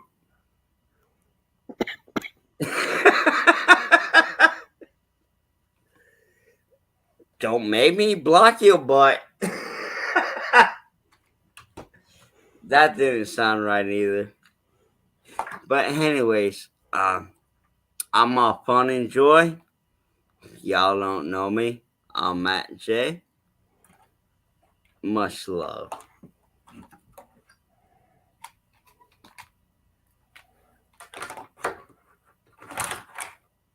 Fuck it. Drop it on the floor. Anomaly, what's up?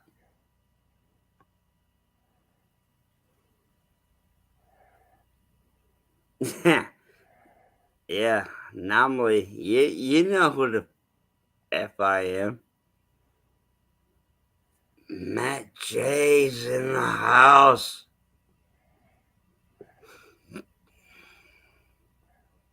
But I anomaly. Can I ask you a question, anomaly? Does this name actually work a little bit better for my standards? I'm asking you. Please reply.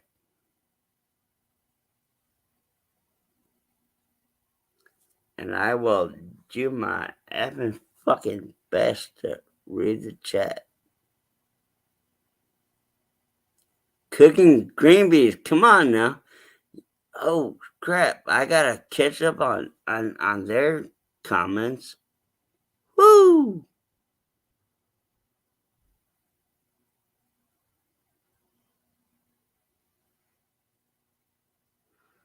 Now I'm late. Give much love to the other half, please. I know who y'all are.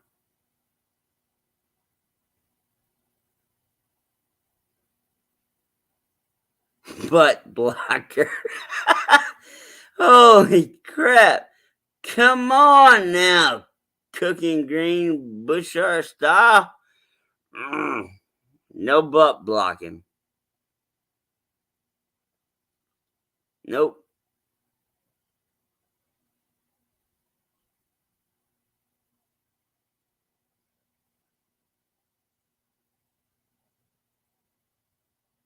Nope. No butt blocking. Hell, nope.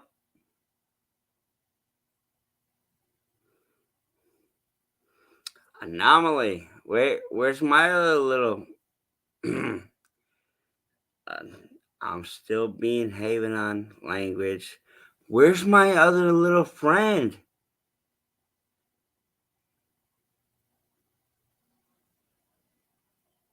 Where he at? Bow, chicka. Wow, wow. Where's my little bitch at?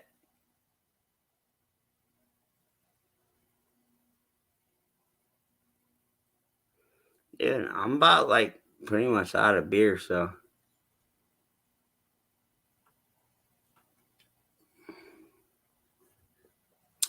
Not literally, but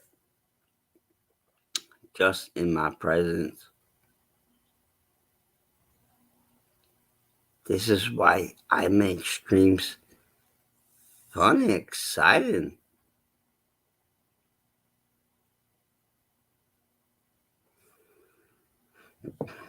Where's my brother, Anomaly?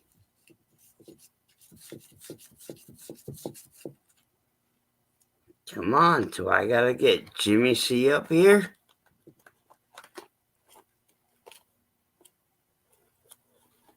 Green beans. I'm sorry. This is pretty much the first time gotten to know you. I hope I didn't give it a bad impression, but it all rocks.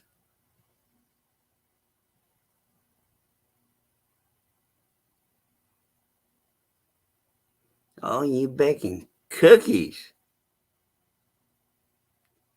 What kind of cookies?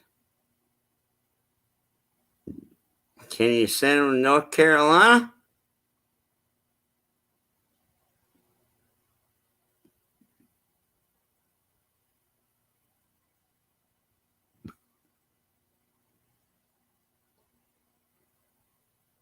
The fuck? No. Cooking green? No, you got that fucking total fucking ass wrong. I ain't no fucking what the fuck. I don't even know that fucking name. Oh, Corey Hart? I don't even know that fucking name. Oh, sorry for cussing on live stream. But hey, they fucking left it to me.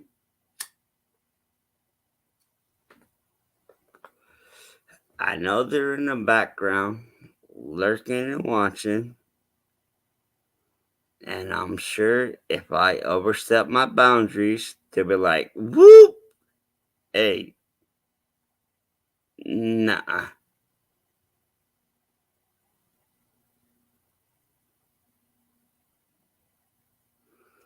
All right, you're baking cookies tonight, so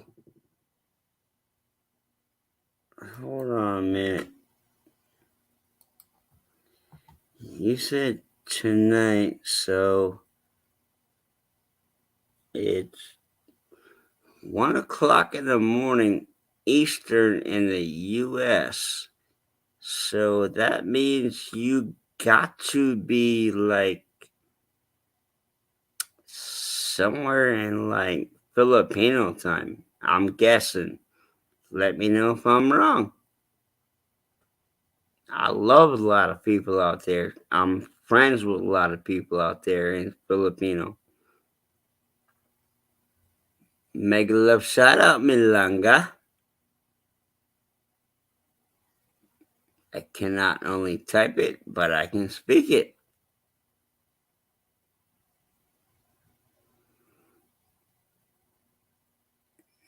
Dude. Well, what the hell? That was a load off my mind. This is like a chat I'm like trying to run on my own without like moderators. I'm trying to keep up with everybody, Ron. Come on now. Holy hell, have mercy.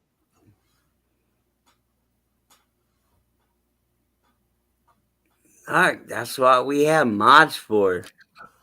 Yep, exactly. Yeah, Jimmy C. I know Jimmy C. Well, who doesn't know Jimmy C? Jimmy C's Jimmy C, man. He's Jimmy C's like all night long. Yeah. Oh, yeah. He runs his streams for 8, 10, 12, 13, 15 hours. Yeah, he does. He does. Him and Miss Doors. I did the same thing. I used to run my streams for 12 hours or more. Dude, nothing better to do. Hey, now you got things to swim about. So, yeah. While y'all was away, I was just trying to like keep up with the chat and respond back to them. Good job, Matt. There you go. What the fuck else can Yeah, it is almost 1 a.m. here. Yeah, it's getting late. No, I can't even see it. Oh, geez. Almost going for 5 hours. Holy smokes. Yeah, tomorrow, from what I hear, he's planning to do some painting and other things, right? Yeah, I can do some painting, and then we got the bonus stream happening. Tommy and Fishy on Saturday. Yeah, yes, we're going to do an extra stream. One. It's just going to be a fun Saturday stream, and I'm just actually setting it up right now. Yeah. It'll be on it won't be on my channel. It'll be on Go Fish Office channel because that's where the Toyman show goes. Yeah, and then I believe the next Saturday will be our members only stream, right? Yeah. Oh hell, I'm gonna miss that one. Well, I tell you what, you don't have to miss it. If you sign up and pay your $5 for the month. I know Shut the hell up. I know he can afford it because look at he has cigarettes, he's got alcohol. That costs a lot more than $5. I bet. Well, yeah, exactly. Somebody said alcohol. No, hey, Ron. Join the Matt. All I'm going to say is join the fishy army. Join the fishy army. I'm not holding the bottle and like it's in you. Nope. That's you. She said about drinking alcohol. Yeah, that probably costs Y'all what? know I drink like a fish. $10 or something more. I don't know, $20. I don't know how much alcohol costs. You don't want to know what this bottle costs. Well, it's more than $5. That's all I know. I tell you what, correct. That bottle of alcohol he is drinking, you can pay for the Fishy's Army for 6 months. Fishy, take that $5 and times it about like 10, maybe 11. Right, so $60 to $66. See, I don't know. I pretty much. Oh, speaking of which, I could drink one of these things if I wanted, maybe. Oh, you got Oh yeah, drinks? you can because you're not going anywhere. Oh right? wait, I gotta pause because then I need to go grab a. What are you gonna grab? While Matt J is pausing, we have a special button to play. That's the Fishy's Army button. Yeah, and look at there's that too. Cool. There we go. All right, so let's do that. Let's do this. If I can get to it, let's go. Let's go. There. Where is it? There it is. Okay, here it is.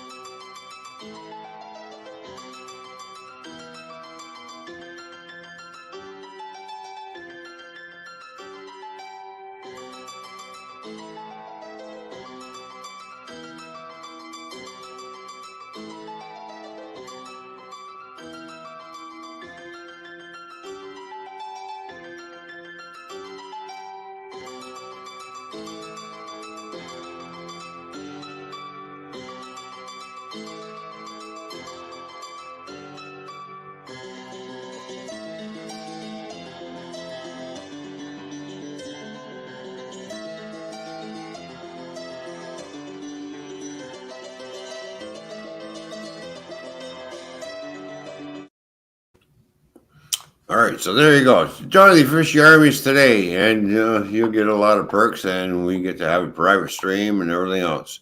And my camera is on. Woohoo! Yeah.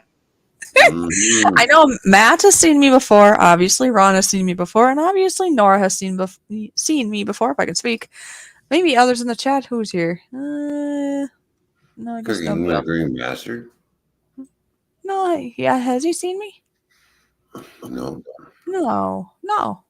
I was gonna say nobody else here has. I know if I had a chainsaw and know how to use it, Ron, come up and give me a hand. All right, there's your hand. All right, hold on. Yeah, Green Bastard, we got to get together. I got to meet you in person, man. You seem like a really down to earth fucking dude like me. Look, there's that double trouble guy. Rojo Toyman. Yeah, you're back. So, you got to get there. Green Bastard's not that far from me, or actually, really, I got a wee. A few hours drive. But it's over a border, is it? No, he's in Canada too. Oh, he is. Well, there you go. Yeah, he's just on the other side of Toronto somewhere. Y'all making me drunk tonight. Nobody is making you do anything. Why is it that people like doing that? They're like, you made me do it. Nope. It's all Ron's fault. Oh yeah, it's always somebody else's fault. How's it my fault? I'm not holding a gun to your head and telling you better drink. I've heard of another person that usually doesn't get drunk, and they were blaming everybody around them, and it's like, no, you can't do that. Fishy, what? You told me to keep an eye on Ron. You told Ron to keep an eye on me. And guess what? We did very well. Good. Okay, so which one of these should I drink then, folks? Those are the two options I have: Calypso Colada or Strawberry Daiquiri. How about the nice red one? If you're not gonna get sick, take the red one. If you're not gonna get sick, is that what you said? Yeah, if you're not gonna sick, take the red one. I say, yeah, drink the red one. I'll do the red one though. I can take a. But my question is, have you tried the blue one yet? I yes. have no clue what the heck they are. All right, so you already had the blue one. Why not try the red one and see which one you like better? All right, sounds good. Yeah. There we go.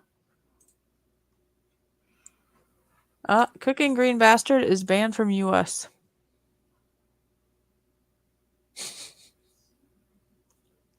Since 2001. Boy, he must have said some real terrible things at the end. The American government is afraid of me. What could me drunk ass do to them? I don't know. Apparently something that they're afraid of. Sure. Let's see what happens when I cross the border. Oh, shit, you. Both of them look like a big headache in a bottle. Well, I hope not.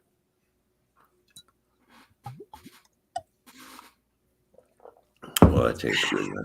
That's really. I pulled this out of the real very back of the fridge. Nice ice cold. Tastes like strawberries. Oh, does it?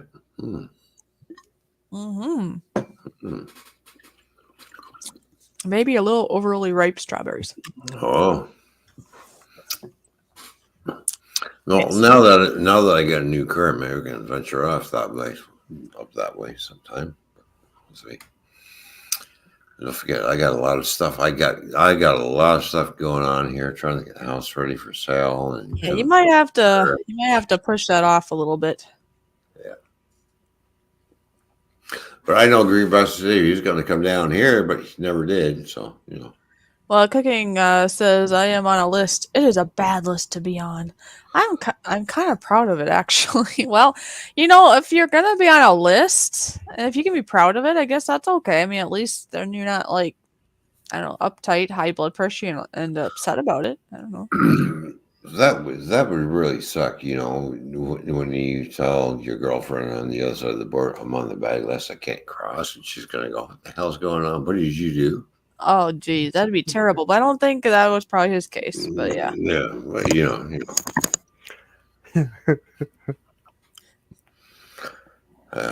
yeah.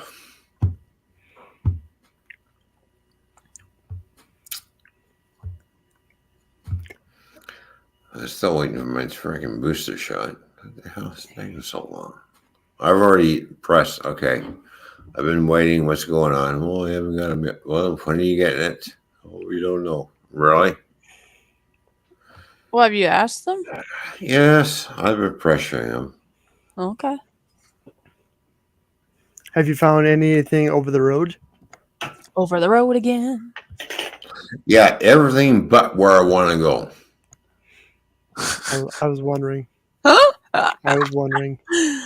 It takes me within 175 miles from where I want to go. Oh, that's frustrating. Yeah, it's like looking for a needle in a haystack, right? It's just like, okay, it's got to be I would somewhere. suggest you look at that a lot more then, because you might find it. Well, I've been looking at it a lot more, and it's just have you? It's going everywhere else where I want to go. It's going around in a big wide berth around this whole area. And I'm like, no, this ain't going to work. Oh, he's saying sorry, Ron, but the virus thing, kept things kind of messed up for the last couple of years. So he apologizes. I'm sure you guys will figure out. I mean, you're busy now, and you might need to do things. I'm sure at some point you'll get to do that. As far as I'm concerned about the virus thing, yeah, okay, whatever. All right. Anyways, the mandates are gone. We're no longer wearing masks. We're walking around and freeze the bird again. Boom, boom, boom. It's like, as long as you wash your hands, you'll be fine. As long as you sanitize yourself, you'll be fine.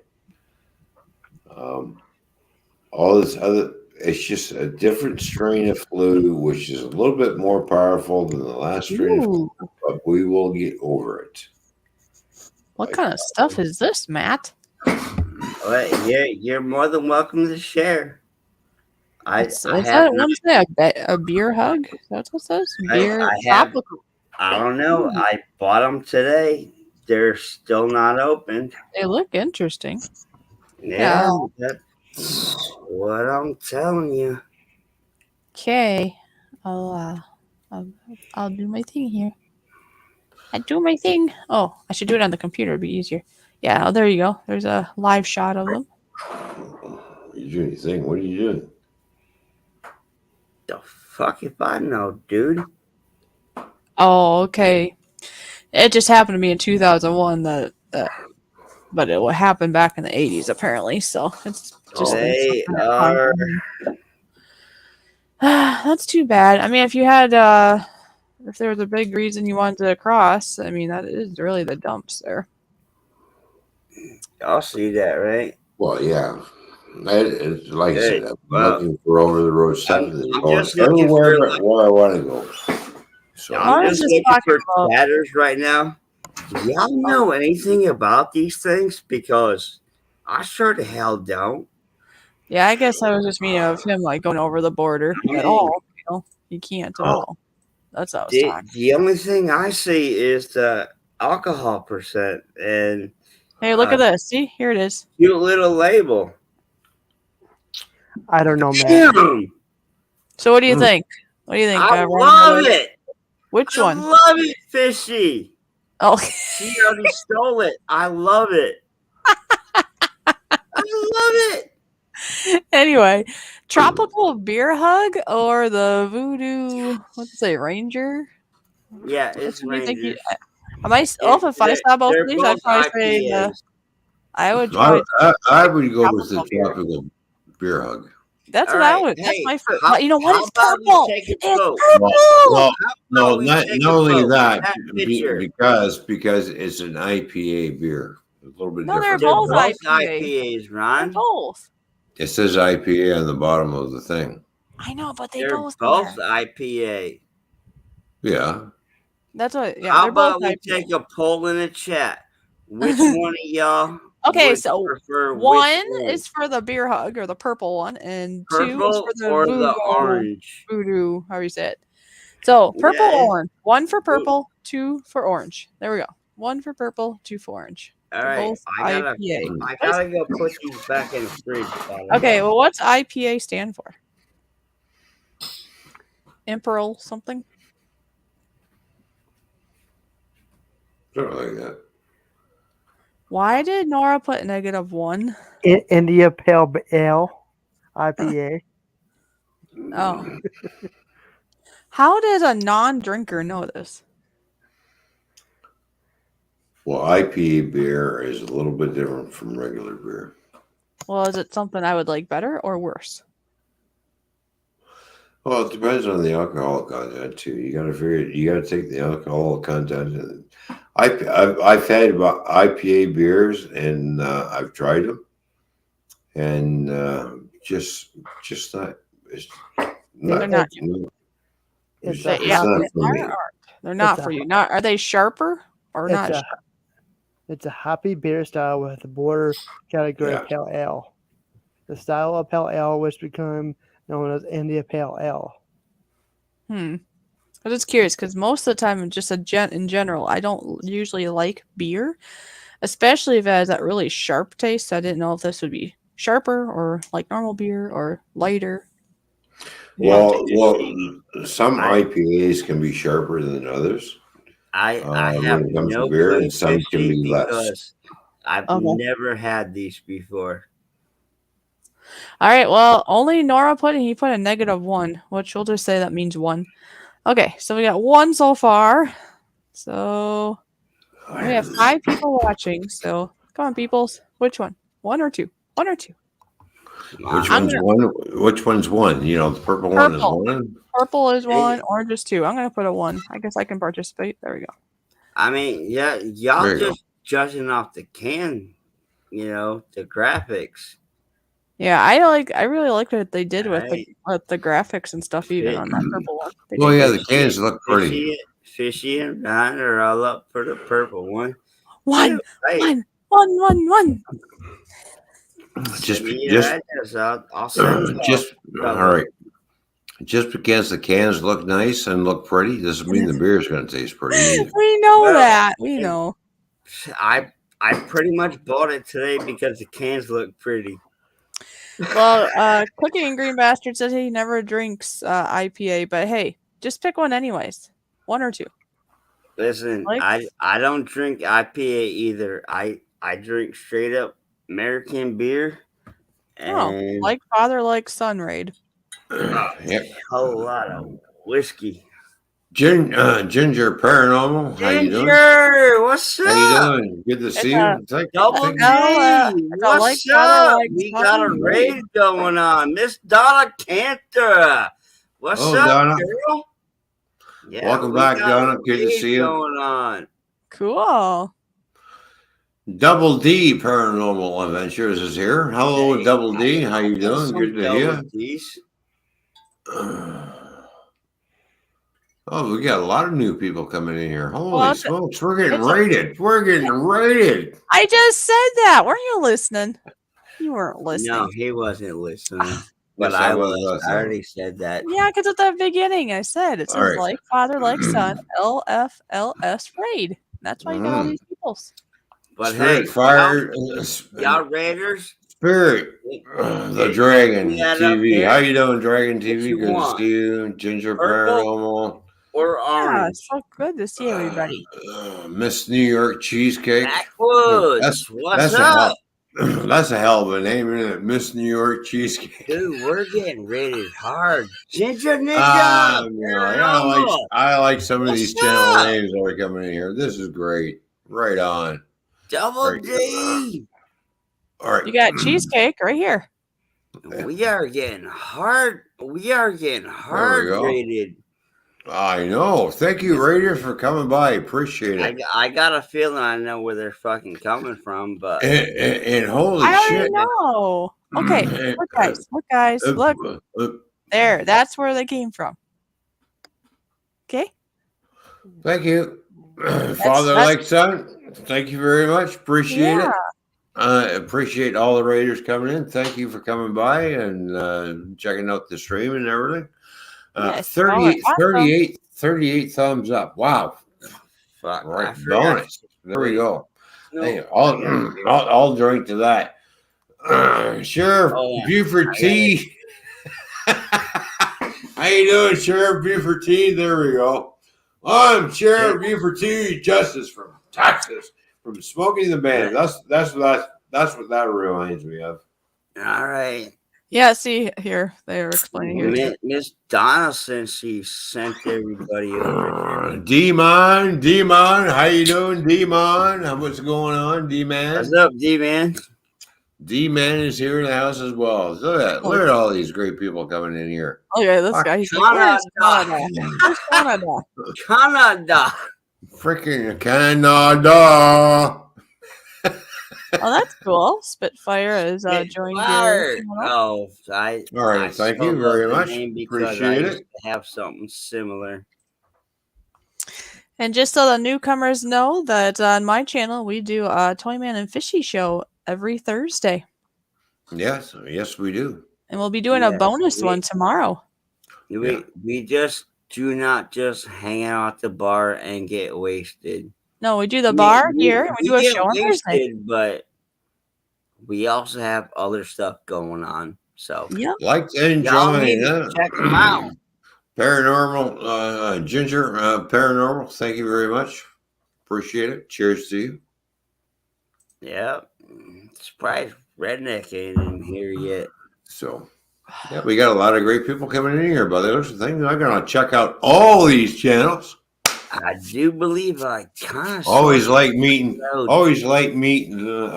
YouTubers coming in and checking everybody out. That's great. Thank you very much. Appreciate it. Yeah. Do I know Ginger from? Damn, that means I better start cooking up a damn storm. What do you think? You better. I think you. Well, too bad you couldn't do a live cooking tomorrow or something. Gotta go to the grocery store. Oh. Hey, you could do some live drumming. Yeah. Tomorrow. Oh, geez. It's gonna be the 10. How many was that? 3 or 4? 3 or 4. Miss Fishy. Sneezing fit. Sorry. Miss Fishy. Yeah. He is on his weekend right now. That started, I do believe, yesterday. Oh yeah. Okay, so just do me a favor, sweetheart. Just give him a little bit of slack. I didn't do anything wrong. It ain't all gonna be. All right. That's enough. What's going on? Sorry, people. I get sneezing fits every once in a while. Last time I had a sneezing fit, I was driving my car. And I almost hit somebody. You've got your stuff you got to deal with. I got to deal with sneezing fits. I don't know. So it's all good. Yeah, Nora, you don't know what the feeling feels like. I don't believe you ever been there before. Oh, hey, I'm back again. Yes, I'm losing my brain cells. Every time I sneeze, it's like, yeah. Dude, I hope everybody fucking heard me at least. I got in like This bastard. I got in an accident once, and because I was driving my car and I ended up in having this sneezing fit. There is no freaking way. There is no way you can keep your eyes open while you're sneezing. It's just automatic. Yeah, no, it's not possible. And I slammed into the back of the car, and this is before cameras and everything. This was way back in the day. I went to court, and I told the judge, I said, I was sneezing like crazy. There's no way. He said, why didn't you? I said, I was pulling over. The guy, I didn't see the guy slam on his brakes or whatever he was doing in front of me. It's just, I hit him. It's just like, yeah, I admit. Yeah, okay. I ran into him and stuff. He says, well, we're going to adjourn this, for a little bit, and you're going to go see a doctor. So I went and see the doctor, blah, blah, blah. And yes, I have, I don't know. I forget what the hell he calls it, but yeah, I do end up, he says, there are people that end up, the doctor says, ends up with sneezing fits, which they sneeze and sneeze and sneeze. And while they're sneezing, your heart's stopping, by the way. It does. And I'm sneezing like crazy. Medical fact. I do know that. I went into a clinic. Ron, I went into a clinic and they did a study on me. And the two little girls and that other little guy, yeah, just like left me and you alone together. Well, they figured out the slightest little dust particle that gets in my nose, the slightest little particle, they figured out that's what triggers it. And then bang, I start sneezing like crazy, and it's sitting there, and it's like, yeah. When I was at the clinic, I sneezed 30 times. I'll be getting pollen soon here in North Carolina.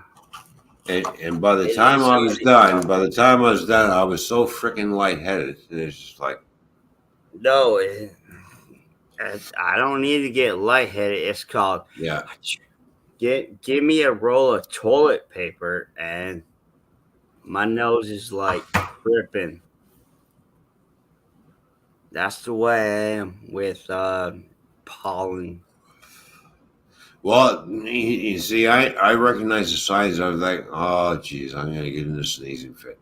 And I've had this happen when I was behind when I was driving my truck, okay? I pulled off to the side of the road. I'm sitting there sneezing my freaking ass off. Mm-hmm. Got my four-way flashes on. I pulled off the highway. I'm on the shoulder. Because I don't want to fucking hit anybody with my fuck. If I hit anybody with my truck, I'd probably kill them. You know, I gotta pull off to the side of the road because this is gonna happen again. That would be a good thing. Yeah. So I pull off the side of the road and I'm sitting there sneezing my fucking ass off. Next thing I look in my mirror and here's a fucking cop behind me with the fucking lights going. I'm like, oh, for fuck's sake. And I'm fucking sitting there going like this. Sneezing. Yeah. And he comes up, you all right, driver? I said, oh, I'm having a sneezing fit. And I'm sitting there sneezing. He goes, what do you mean a sneezing fit? He thought I was fucking with him. He said, look at me when I'm talking to you. And I looked at him, I'm like, shit sneezed all over him. It's like achoo. Yeah. Yeah, so I was there as we were talking about. I said, yeah, I get these sneezing fits every once in a while, so I got to pull over. And he's like, really? I said, yeah. I said, yeah, I get sneezing fits. Because I don't understand the sneezing fits. I said, I will sneeze anywhere between 10 to 30 times within a few seconds. He looks at me and says, well, that kind of stops the hurry. Did you think? I'll just go to sleep after a Like, couple of hot chews, and give a big major love shout out to all my people on chat. Most of y'all know me, especially everybody on panel. I'm not totally a hole. Well, we try not to be, but you know. I'm just fun and excited. Well, it's great that everybody came by. Everybody knew that they came into the channel. Appreciate it. Thank you, Matt. Exactly. I love all the new people in the chat. No doubt.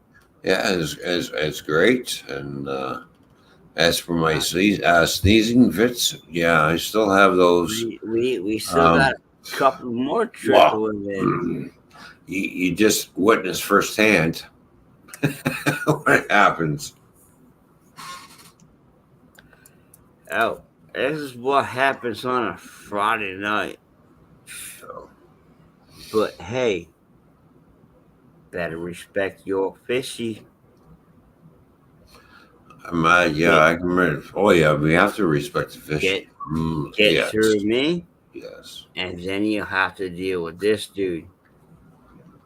And I'm sorry. My learning is like way off right now. Oh, don't worry.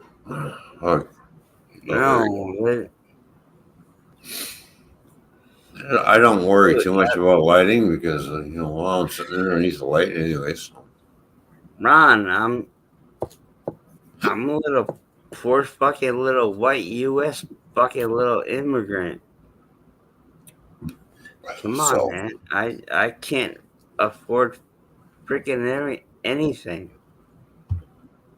When you sneeze, when you sneeze, I'm Matt, surprised I can afford my fucking brother-in-law's, fucking hat. Shit. I live in North Carolina, Central NC. All right. Hey, Ron, did you use the Bastard Rub on the chicken yet? Yes, I did use that Bastard Rub. Actually, that Bastard Rub went on a lot of shit I cooked. It went into fucking chili and everything else. And I'm going to tell you what. That's really good stuff. I really like that spice. That's really nice. I'm going to do an in-depth video when I'm doing some music, and I'm going to make some barbecued bar style wings. Again? Shit. No. Now, here's the kicker. I'm going to make my own barbecue sauce like I did before. And I'm going to add a green bastard spice in the sauce and mix it up, and then it's boom.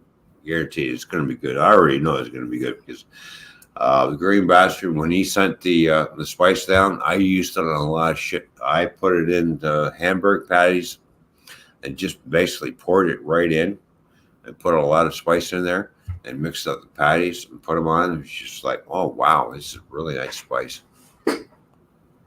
Really good spice from green bastard. It goes good with a lot of shit. Not just chicken and fish, but a lot of other stuff too. Yeah, fuck the fish. There's only certain fish I like. Well, fish I'm talking about is like salmon. Not my fish. You don't like salmon? Salmon's good for you, man. That's good for you. I might be willing to try it, but technically, oh yeah, you just You don't take too much of that spice. You take a pinch, a couple pinches, No, and I you don't just mind the spicy and basically you take a pinch of that and you sprinkle it on either side. Boom, and let it soak in, and just like, oh yeah, it just comes out really nice. I've tried it with salmon. That spice with salmon, perfect. Nothing wrong with that. That's just like like a unique flavor. It's like, oh wow, I like that. So Hey, I totally love unique flavors. yeah. So don't be afraid to experiment, Matt. When you're cooking, experiment with all the spices. If somebody sends you a spice, you know, and they will tell you, this is good with this, this, and this. Well, okay. Well, how's it going to taste if I tried it with this? And just take a pinch and try it and see. Oh, okay, that goes good with that. But maybe we'll just add a little bit, but not too much more. You have to be careful how much you spice, because if you overspice it. If you overspice anything, you're going to screw it up. Oh, trust me, Ron. I've totally over peppered many of things. Yeah. Trust me. And hopefully I got back into the YouTube chat to respond to cooking green beans. I'll tell you what, when cooking green bastard style starts cooking shit and doing stuff, he knows what he's doing. I don't know you yet, but well, he's a fellow Canadian who don't live too far. Check his channel out, man. Check his channel out. Another Canuck. Yeah, green bastard. Drop your link in the chat, man. Drop your channel link in the chat, and everybody can go and check you out. Yeah, he's a funny dude. He's a funny dude. He knows how to party. He's just like a down there, fucking don't give a shit kind of guy. I don't know how to party. I do not. I gotta tell you what. We'll teach you how to party Canadian style. Fishy's already gonna fucking flag my ass. I'll show you how to party. Fishy's already gonna fucking flag my ass, and Nora's gonna be like, "What the fuck?" Oh yeah, no, wait. Actually, Nora's like, "Yep, that's Matt J." I'm hoping tomorrow is going to be a good weather, because I am itching to get out there on the freaking grill. It's like, well, I'm kind of itching to take a little pedal bike ride down to the flea market to see somebody else that I've actually met on YouTube. And now that I have all the ingredients to make my own barbecue sauce, and they're still here, and it's just like you make a batch of it that'll last 3 weeks. All right, no preservatives, no additives, just everything. It's just what happened? May I basically most of the ingredients you got in your cupboard. Maybe you have to go out and buy a couple extra ingredients. Who cares? But most of it you got in your cupboard, right, staring you right in the face. You get your ketchup right there. It's like, oh yeah, you can add that. And if you want to add some beer to it, you add beer to it. Dude, I'll drum something else than beer, but anywho. You got light and brown sugar. Light and brown sugar is basically what you use the light and brown sugar for.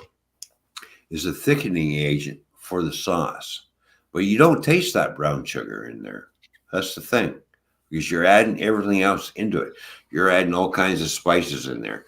You're adding this, you're adding that, and you're adding that thickening agent, and you let it cook. The longer you let it cook, the thicker it gets. But you do have to correct me if I'm wrong. Yeah. You do have to like stir it pretty constantly so it does not burn. You bring it to a boil and you let it simmer. As it's simmering, you give it an occasional stir, and then you go dip in and you go, something's missing, and then you add this and you let it cook longer. Sometimes it'll take an hour, 45 minutes to an hour to make homemade barbecue sauce. It depends on how much and what you want. You got to. This is a recipe that you have to figure out.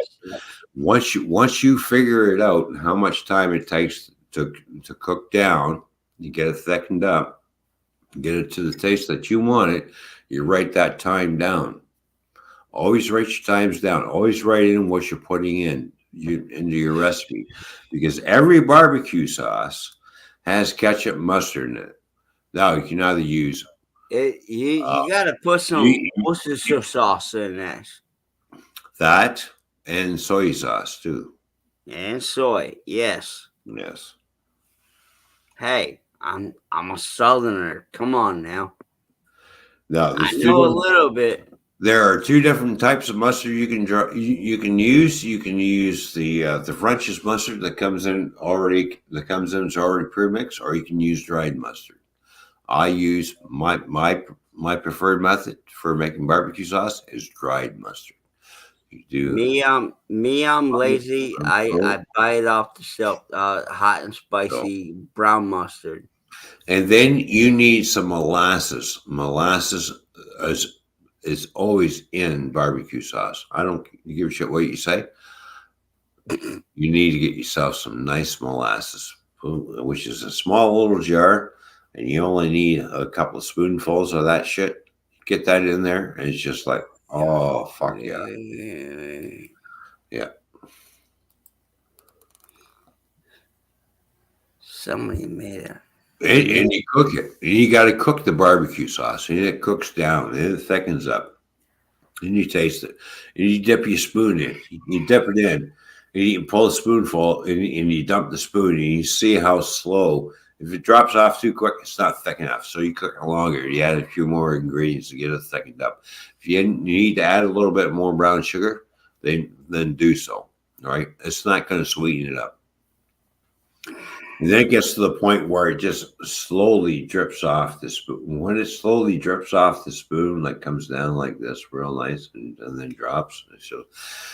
Or if you dip your spoon in it and it coats the spoon. Now, there's a nice thick barbecue sauce that's going to be really, really. Hey, I'll give you some. Whatever you put on it, you know. I'm trying to respond back to. So. Just got to learn how to cook things down, experiment with it. Green beans.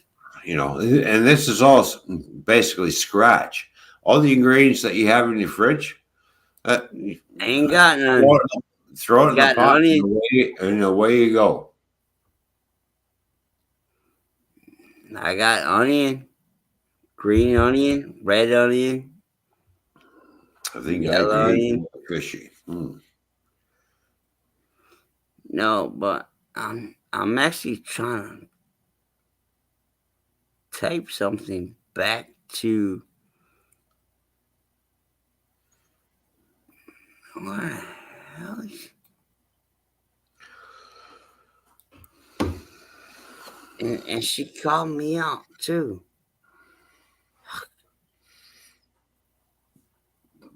And even Green Bastard will type. I'm sure Green Bastard has made his own barbecue sauce as well. No, it wasn't Green Bastard. It was the little sweet pea. That's right. No preservatives, no MSG, no bullshit. There you go. Hey, I'm going to tell you what. I've never made my own homemade barbecue sauce for the longest time, and then when I tried it, and I started doing it for the first time, and dipped my spoon in there, and went, "Damn, this is a lot better than what the store bought sells." And it's like, holy smokes! I come across the recipe. I came across one recipe on how to make it, but I perfected that recipe. And I thought, well, I'm going to add a little extra to this, a little extra to that, and just kind of.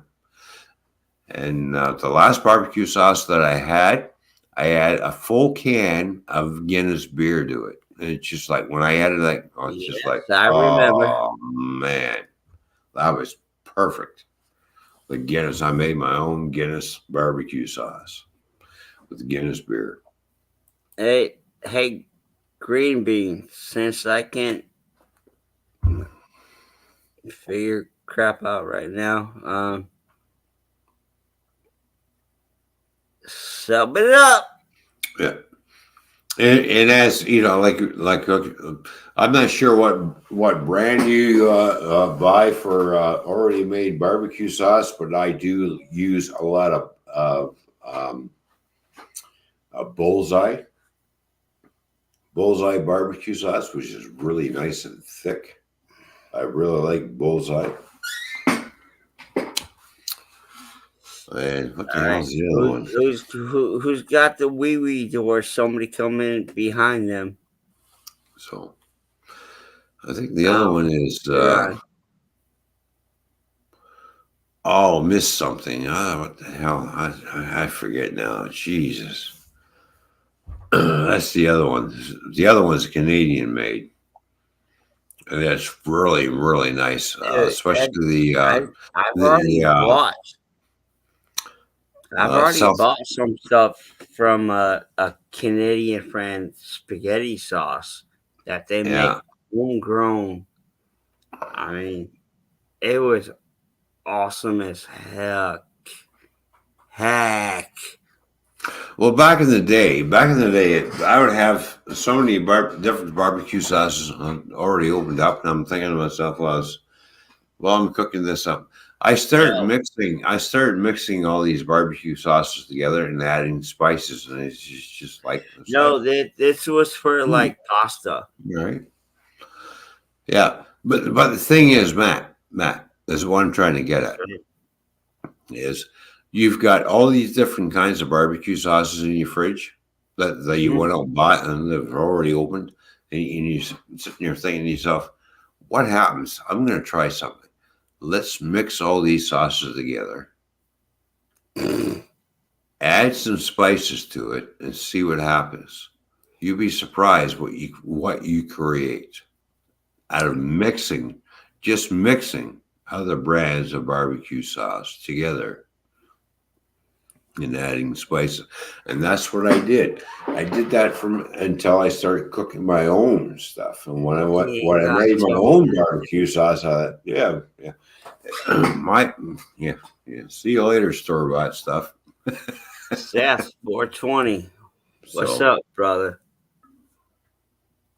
Your ass better give me a fucking shout out. I know your mama.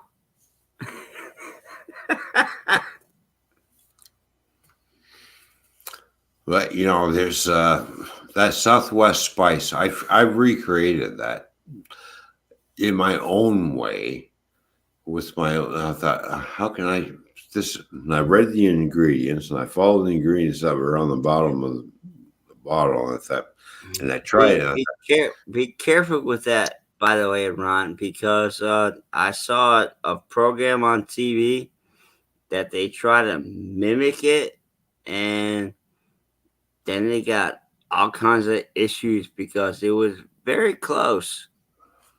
Right. And it all depends what kind of molasses you buy, too. So there are two different types of molasses you can buy that are on the market. I buy the paste, the molasses paste, and get in a couple of spoonfuls. Come on now.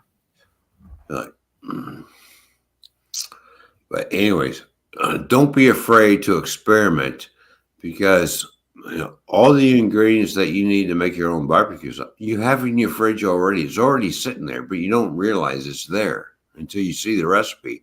And when I looked at the recipe and I'm looking in my fridge, and I'm like, I got all the ingredients except for two. So I went out and bought those ingredients and I started whipping everything together. It's like, wow. It's really how it works. Got everything but them. Hey, for me, them two ingredients, nah. We can still do it up. Well, like I said, get things done, experiment, start cooking and stuff, and mixing things together. But as you're writing and as you're mixing things together, write it down. How much did you put in this time? And you write that down until you perfect that recipe, and you keep doing it until you get to the recipe like, oh, this is going to be perfect. I like this, and then boom, you finalize it. Boom, there's your recipe. My recipes are like different.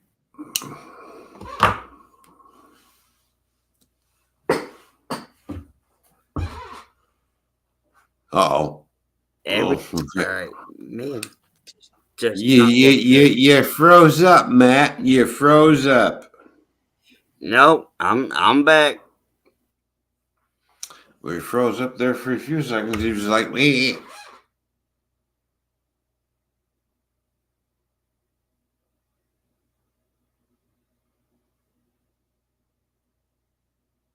He froze up again. Look at that. I was only pretending.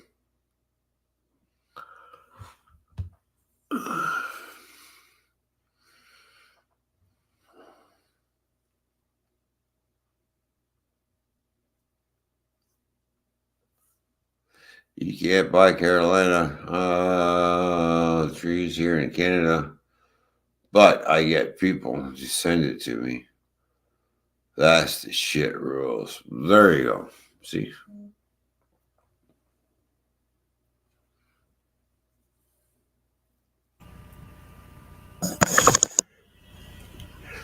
All right, Matt Drayden dropped out because why? Because he's having internet connection issues. Okay.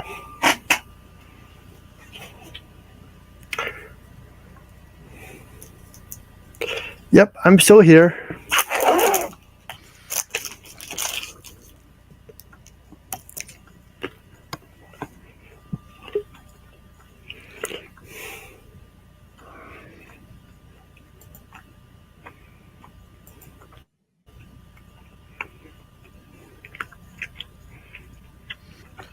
Yeah.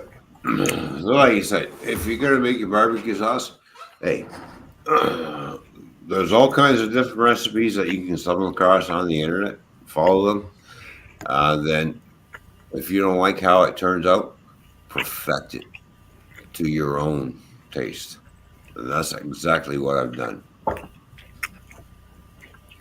There's nothing wrong with doing so. Hey, Ron. If you bottle that up and seal it up tight, compress it, you can ship it to other places, by the way. Oh, I know you can. I know exactly what you got to do. I already looked into that. A lot of paperwork. I've got sketty sauce from Canada before. I'm not gonna mention their name because I ain't talking a little bit, but yeah. I've had store-bought spaghetti sauce, and I've had spaghetti sauce that was made from scratch. Like hey, I just want a whole bunch of like deer jerky or something like that. I love jerky. Well, that didn't sound right, but Nora, don't even comment. No, he's too busy on his phone. He's trying to multitask. Because somebody's asking about who is this guy in the channel. That would be Matt J. Hey, I'm one of your favorite persons in North Carolina.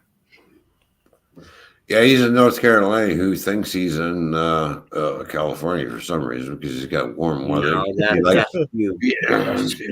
Because the son of a bitch likes to brag about it for some reason. Meanwhile, the rest of us are covered in snow and freezing rain, right, Nora? All right, Nora, is it a good or a bad thing about me right now? Oh. What? Is it a good thing or a bad thing about me right now that you're getting messages about who's this dude next to you? Is it a good thing? Tell me, just want to check out to see who you are. Oh, my links Yeah. are everywhere. Yeah, they're going to check out your channel. So whoever, and by the way, just so you know it.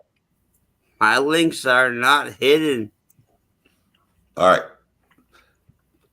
If you're blue and you're in the chat, you can click on the person's name and go to their channel and check them out. Yeah. Mm-hmm.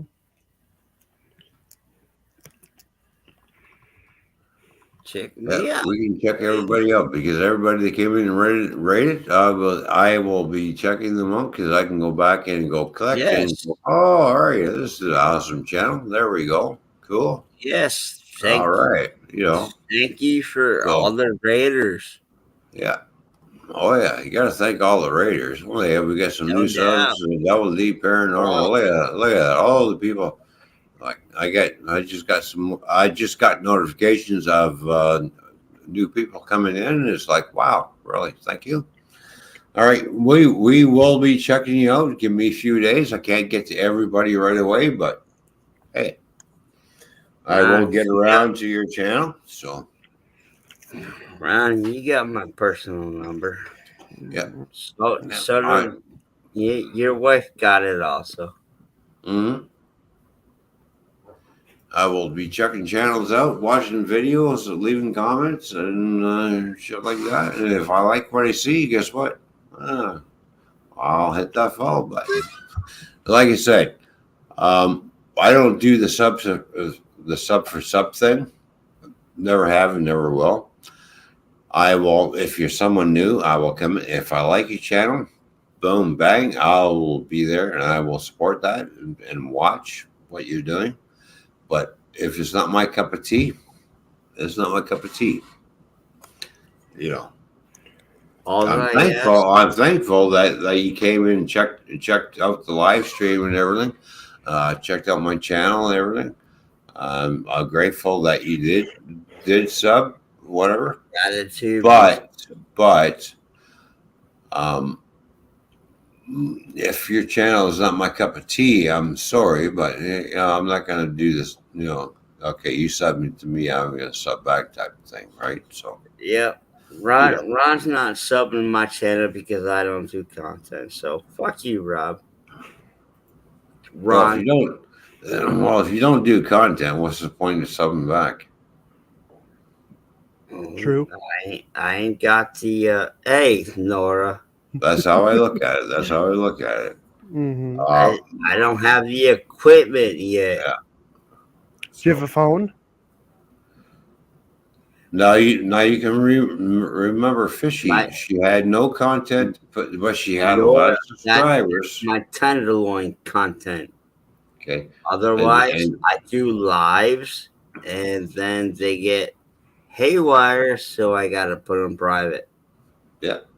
And then we got Fishy to start doing some content in her channel, and her channel is starting to take off. So it's like.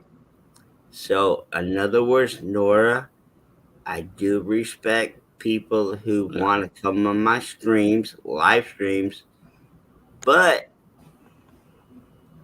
I can't leave them up. So. You know what I mean. I gotta put them private. They go like off the chain.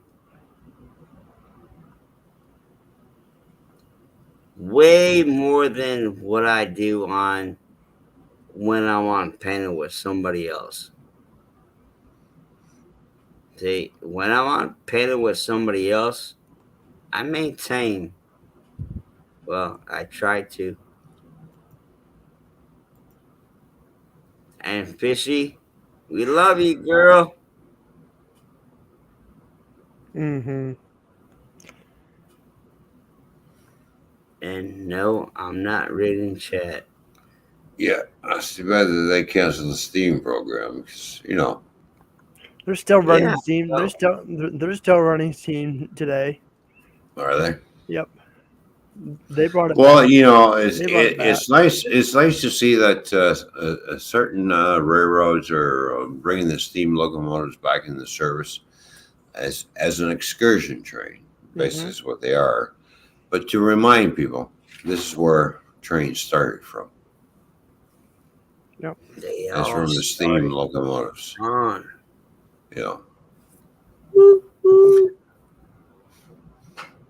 They were powerful back in the day, yes, and they're still great to see today because when you look at a steam locomotive, you're looking back into time when the railroads first started, way back in the day. Steam locomotives evolved over that time period, just like diesel locomotives did.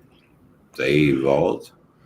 So, but steam locomotives paved the way for the railroads that we have today.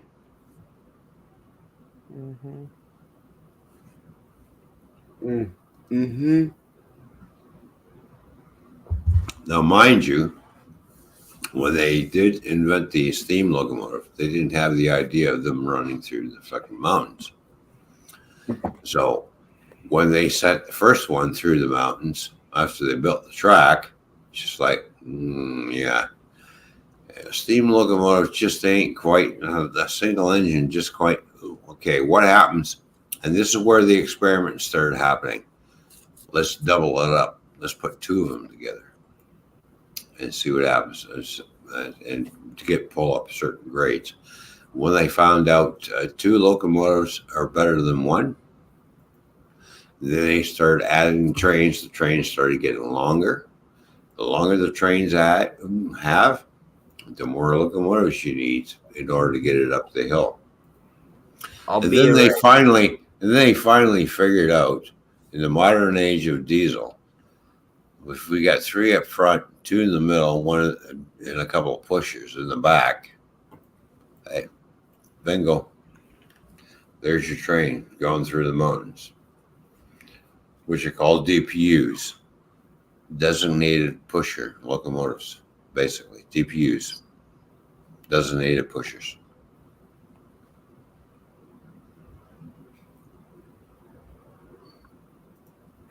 And it does work because it is successful. Just remember back in the day when they had to go through certain mountains in California, where they had to go around, which looks like to us like a helix, right? To be train sitting there waiting. The next train comes along. Those two trains are connected together. Now they're moving and getting up where they got to go. So once they figure that out, it's just, we'll figure, we've got this train, so we'll put two locos up front, one in the middle, two in the back. So you get your DPUs, which are ran from the lead locomotive. These guys figured this out a long time ago. Figured out how this is going to work in order to go through mountains, because you have certain grades, and a single or 3 or 4, 5 locomotives sometimes have a hell of a time trying to climb the grade. Why? Because there's nothing in the back to help push it up or anything in the middle. So, and when you see, I've watched, when I was trekking through the Rocky Mountains, I've seen trains, and I stopped and pulled over. And then, of course, I wasn't thinking about shooting video or anything, and watched the train go through a spiral fucking mountain, where it came in this way, looped around on itself, and it came out the other way. And I'm thinking to myself, that's got to be a hell of a fucking grade in order to go up and through, because they're going up inside like this, and then come around and leveling back out. And I'm thinking, All right, there's only 2 engines up front. Next thing you know, I see 2 engines in the middle, and I see 2 engines in the back of the train. That train actually took 45 minutes to get through where it was going.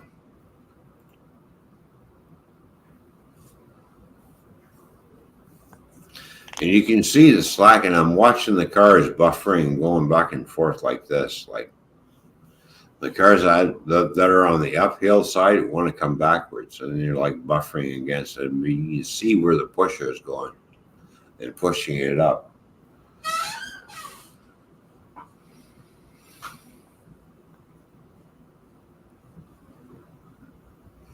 And don't forget, today's locomotives are all Wi-Fi. Everything's controlled from the lead locomotive nowadays. Mm-hmm. They don't have to be plugged into each other. They rely on a Wi-Fi signal going to the back of the train, or in the middle of the train. There's a Wi-Fi signal, and they're connecting.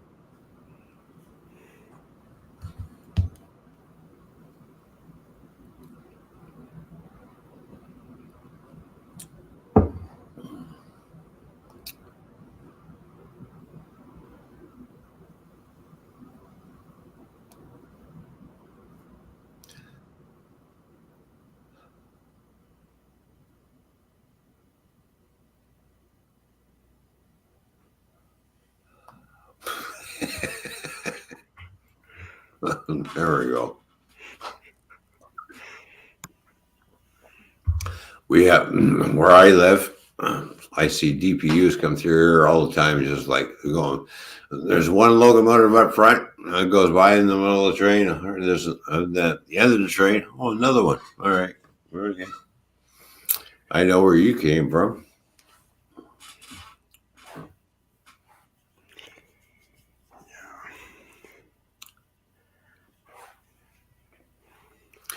Nowadays, do you know, Nora, when the day they got rid of the caboose at the end? Because, everybody's childhood, I want to see the caboose. And it's like, yay, the end of the train's here. Everybody was happy to see the caboose because the train's gone by. Nowadays, they're going, where's the caboose? And no, they see an engine on the tail end of that train going that way.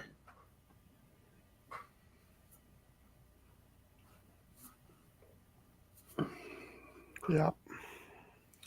I always like the caboose, but I think it doesn't matter what model railroad that I have, and if I'm running modern today's engines, there's always a freaking caboose on the back of my train.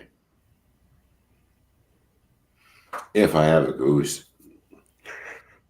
for that railroad too, by the way, or if I have enough cabooses. I don't know. I always like the caboose myself. That was my favorite part of the train when I was a kid. This still is. You see the caboose, it's like, all right, this is the end of the train. Cool.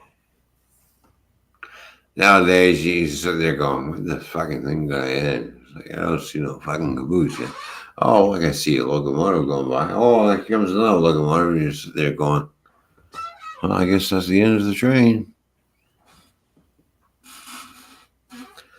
The reason why they got rid of the caboose is so they can add more cars and make the trains longer.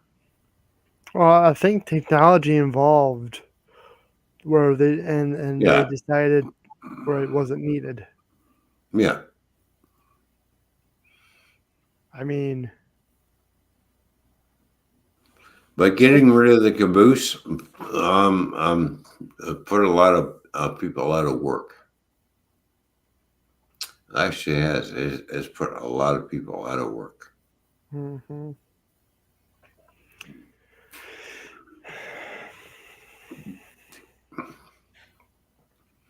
Because remember, back in the day, when DPUs started coming around, like helper engines that they were basically called,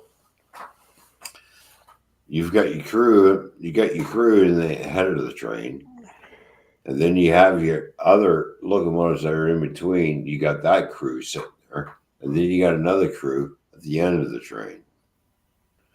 They all got to communicate by radio. All right, here's the speed that we're going at. You need to set your locomotives at this speed. Boom. All before this remote control shit started coming into play. And when they, started doing the remote control, they figured, well, we don't need crews in that middle engine because that's being controlled by the lead engine, because the lead engine is actually telling the DPU engine what to do, basically. No difference than sound decoders. The decoders that how many sound decoders do you put in your locomotives? You put quite a few in, right? Yep. Yeah, you want to lash these all up together, even though they run separate and they all have decoders and everything. When you lash them up, the lead one, it's always the lead locomotive that tells the trailing locomotives what to do, because it's relaying the information to these locomotives. And it's what the same thing as a DCC system does. So you take your lead look, it's telling the rest of the locomotives, okay, we're all going to start at the same time. And here's where we're going to start at. And everything starts to move in sync.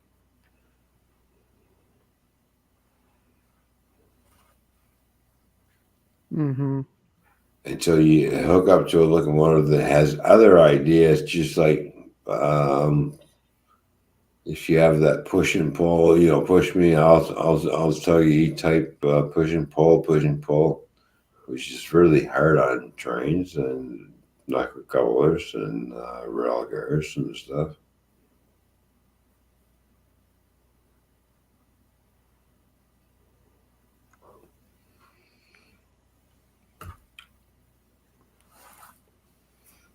So there you go on that one.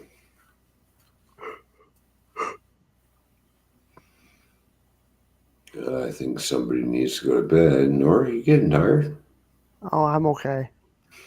Are you sure? Yep.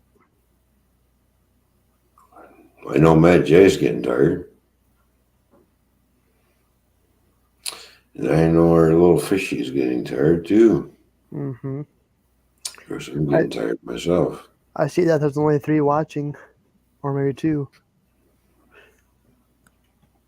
Yep, 3.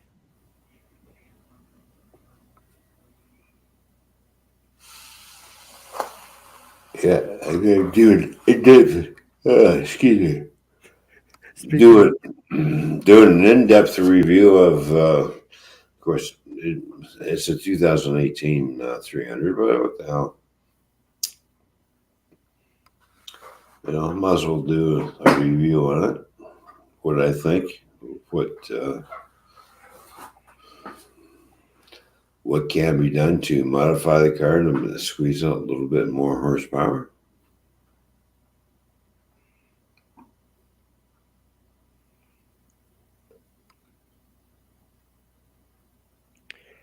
Sounds like fun.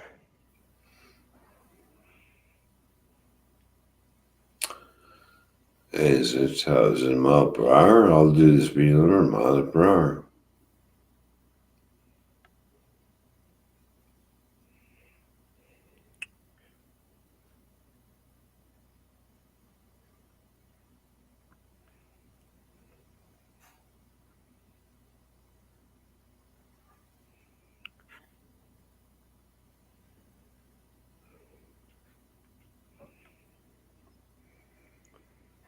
How you doing, Ron?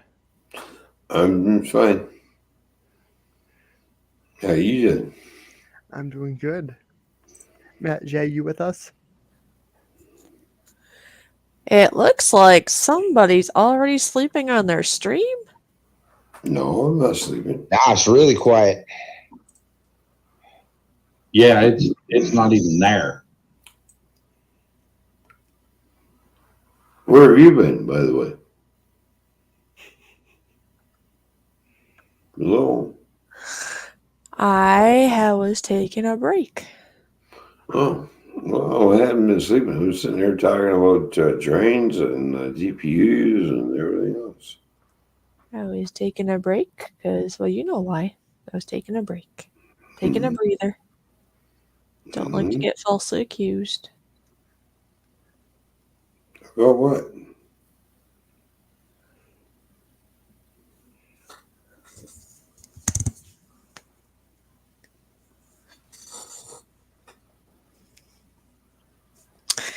Anyway, it's good to be back. Well, it's good to have you back. Yeah. I think it's time for you to get up and do some jumping jacks.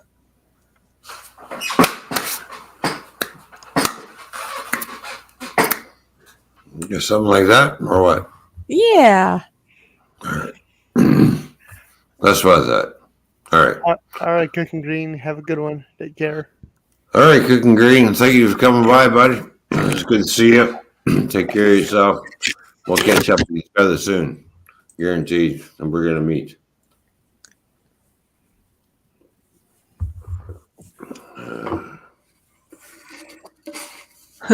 Watch out for the Darth Putin. The what? Darth Putin? Yeah. Darth Putin. Watch out for the Darth Trudeau. Darth Trudeau. Okay.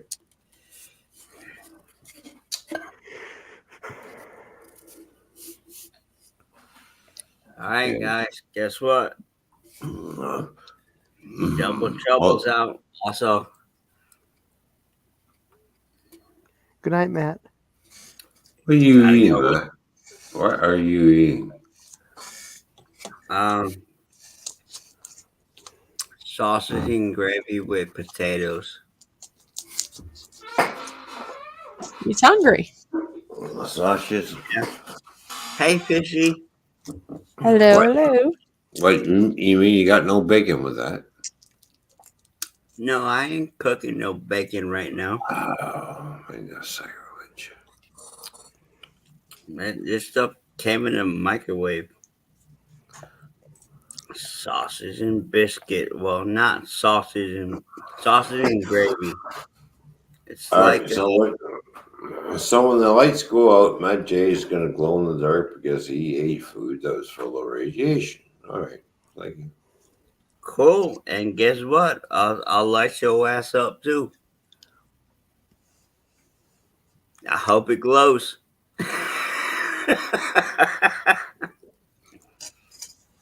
Ron, you know I'm messing with you. Fishy, please don't take that explicitly. Fishy? Uh-huh. Okay. Well, both y'all got like wicked quiet, so I didn't know. Well, you see, Ron's very, very comfortable and going to sleepy land. And I'm just listening. Well, that's what I'm trying to do also, but I'm trying to put a little bit of food in my belly. Thinking here shortly, we're going to have to say adios. It's been a whole over 6 hours, which is awesome. Wow. I did not know that one. So what do you think there, Ron? What would you like to do? Go to sleep. Mm-hmm. I think he might already be there. No, I'm not sleeping. You gotta watch the replay tomorrow. It's funny. I'm not sleeping. Oh, come on now. Please don't watch the replay of me. I've been trying to do better because I know y'all do that crap. And then they're like, yo, check it out, Matt J. And I'm like, oh, fuck. I guess I was actually referring to Ron when he says he's not sleeping. If he watches the replay, then he can see that he might be.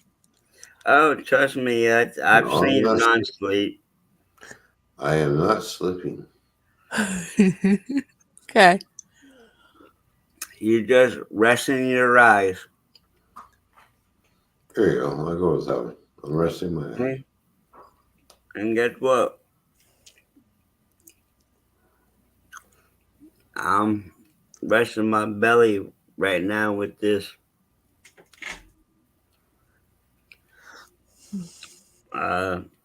sausage, chicken. What is it? Chicken. No, dang it. I gotta walk back to the kitchen, Fishy, to figure it out. Oh. Oh, yeah. It's a southern little quick dish that, you just throw in the microwave. Is it like grits or something? Oh no, I do not like grits. Oh, you don't like grits? Okay. No, the only grits that I like are called Girls Raised in the South. Oh, okay. Yeah, I've never had grits, so I Which don't it, know. if you check that out, it's called Girls Raised RIN Oh, I see. Yeah. the S. It's the initials of it.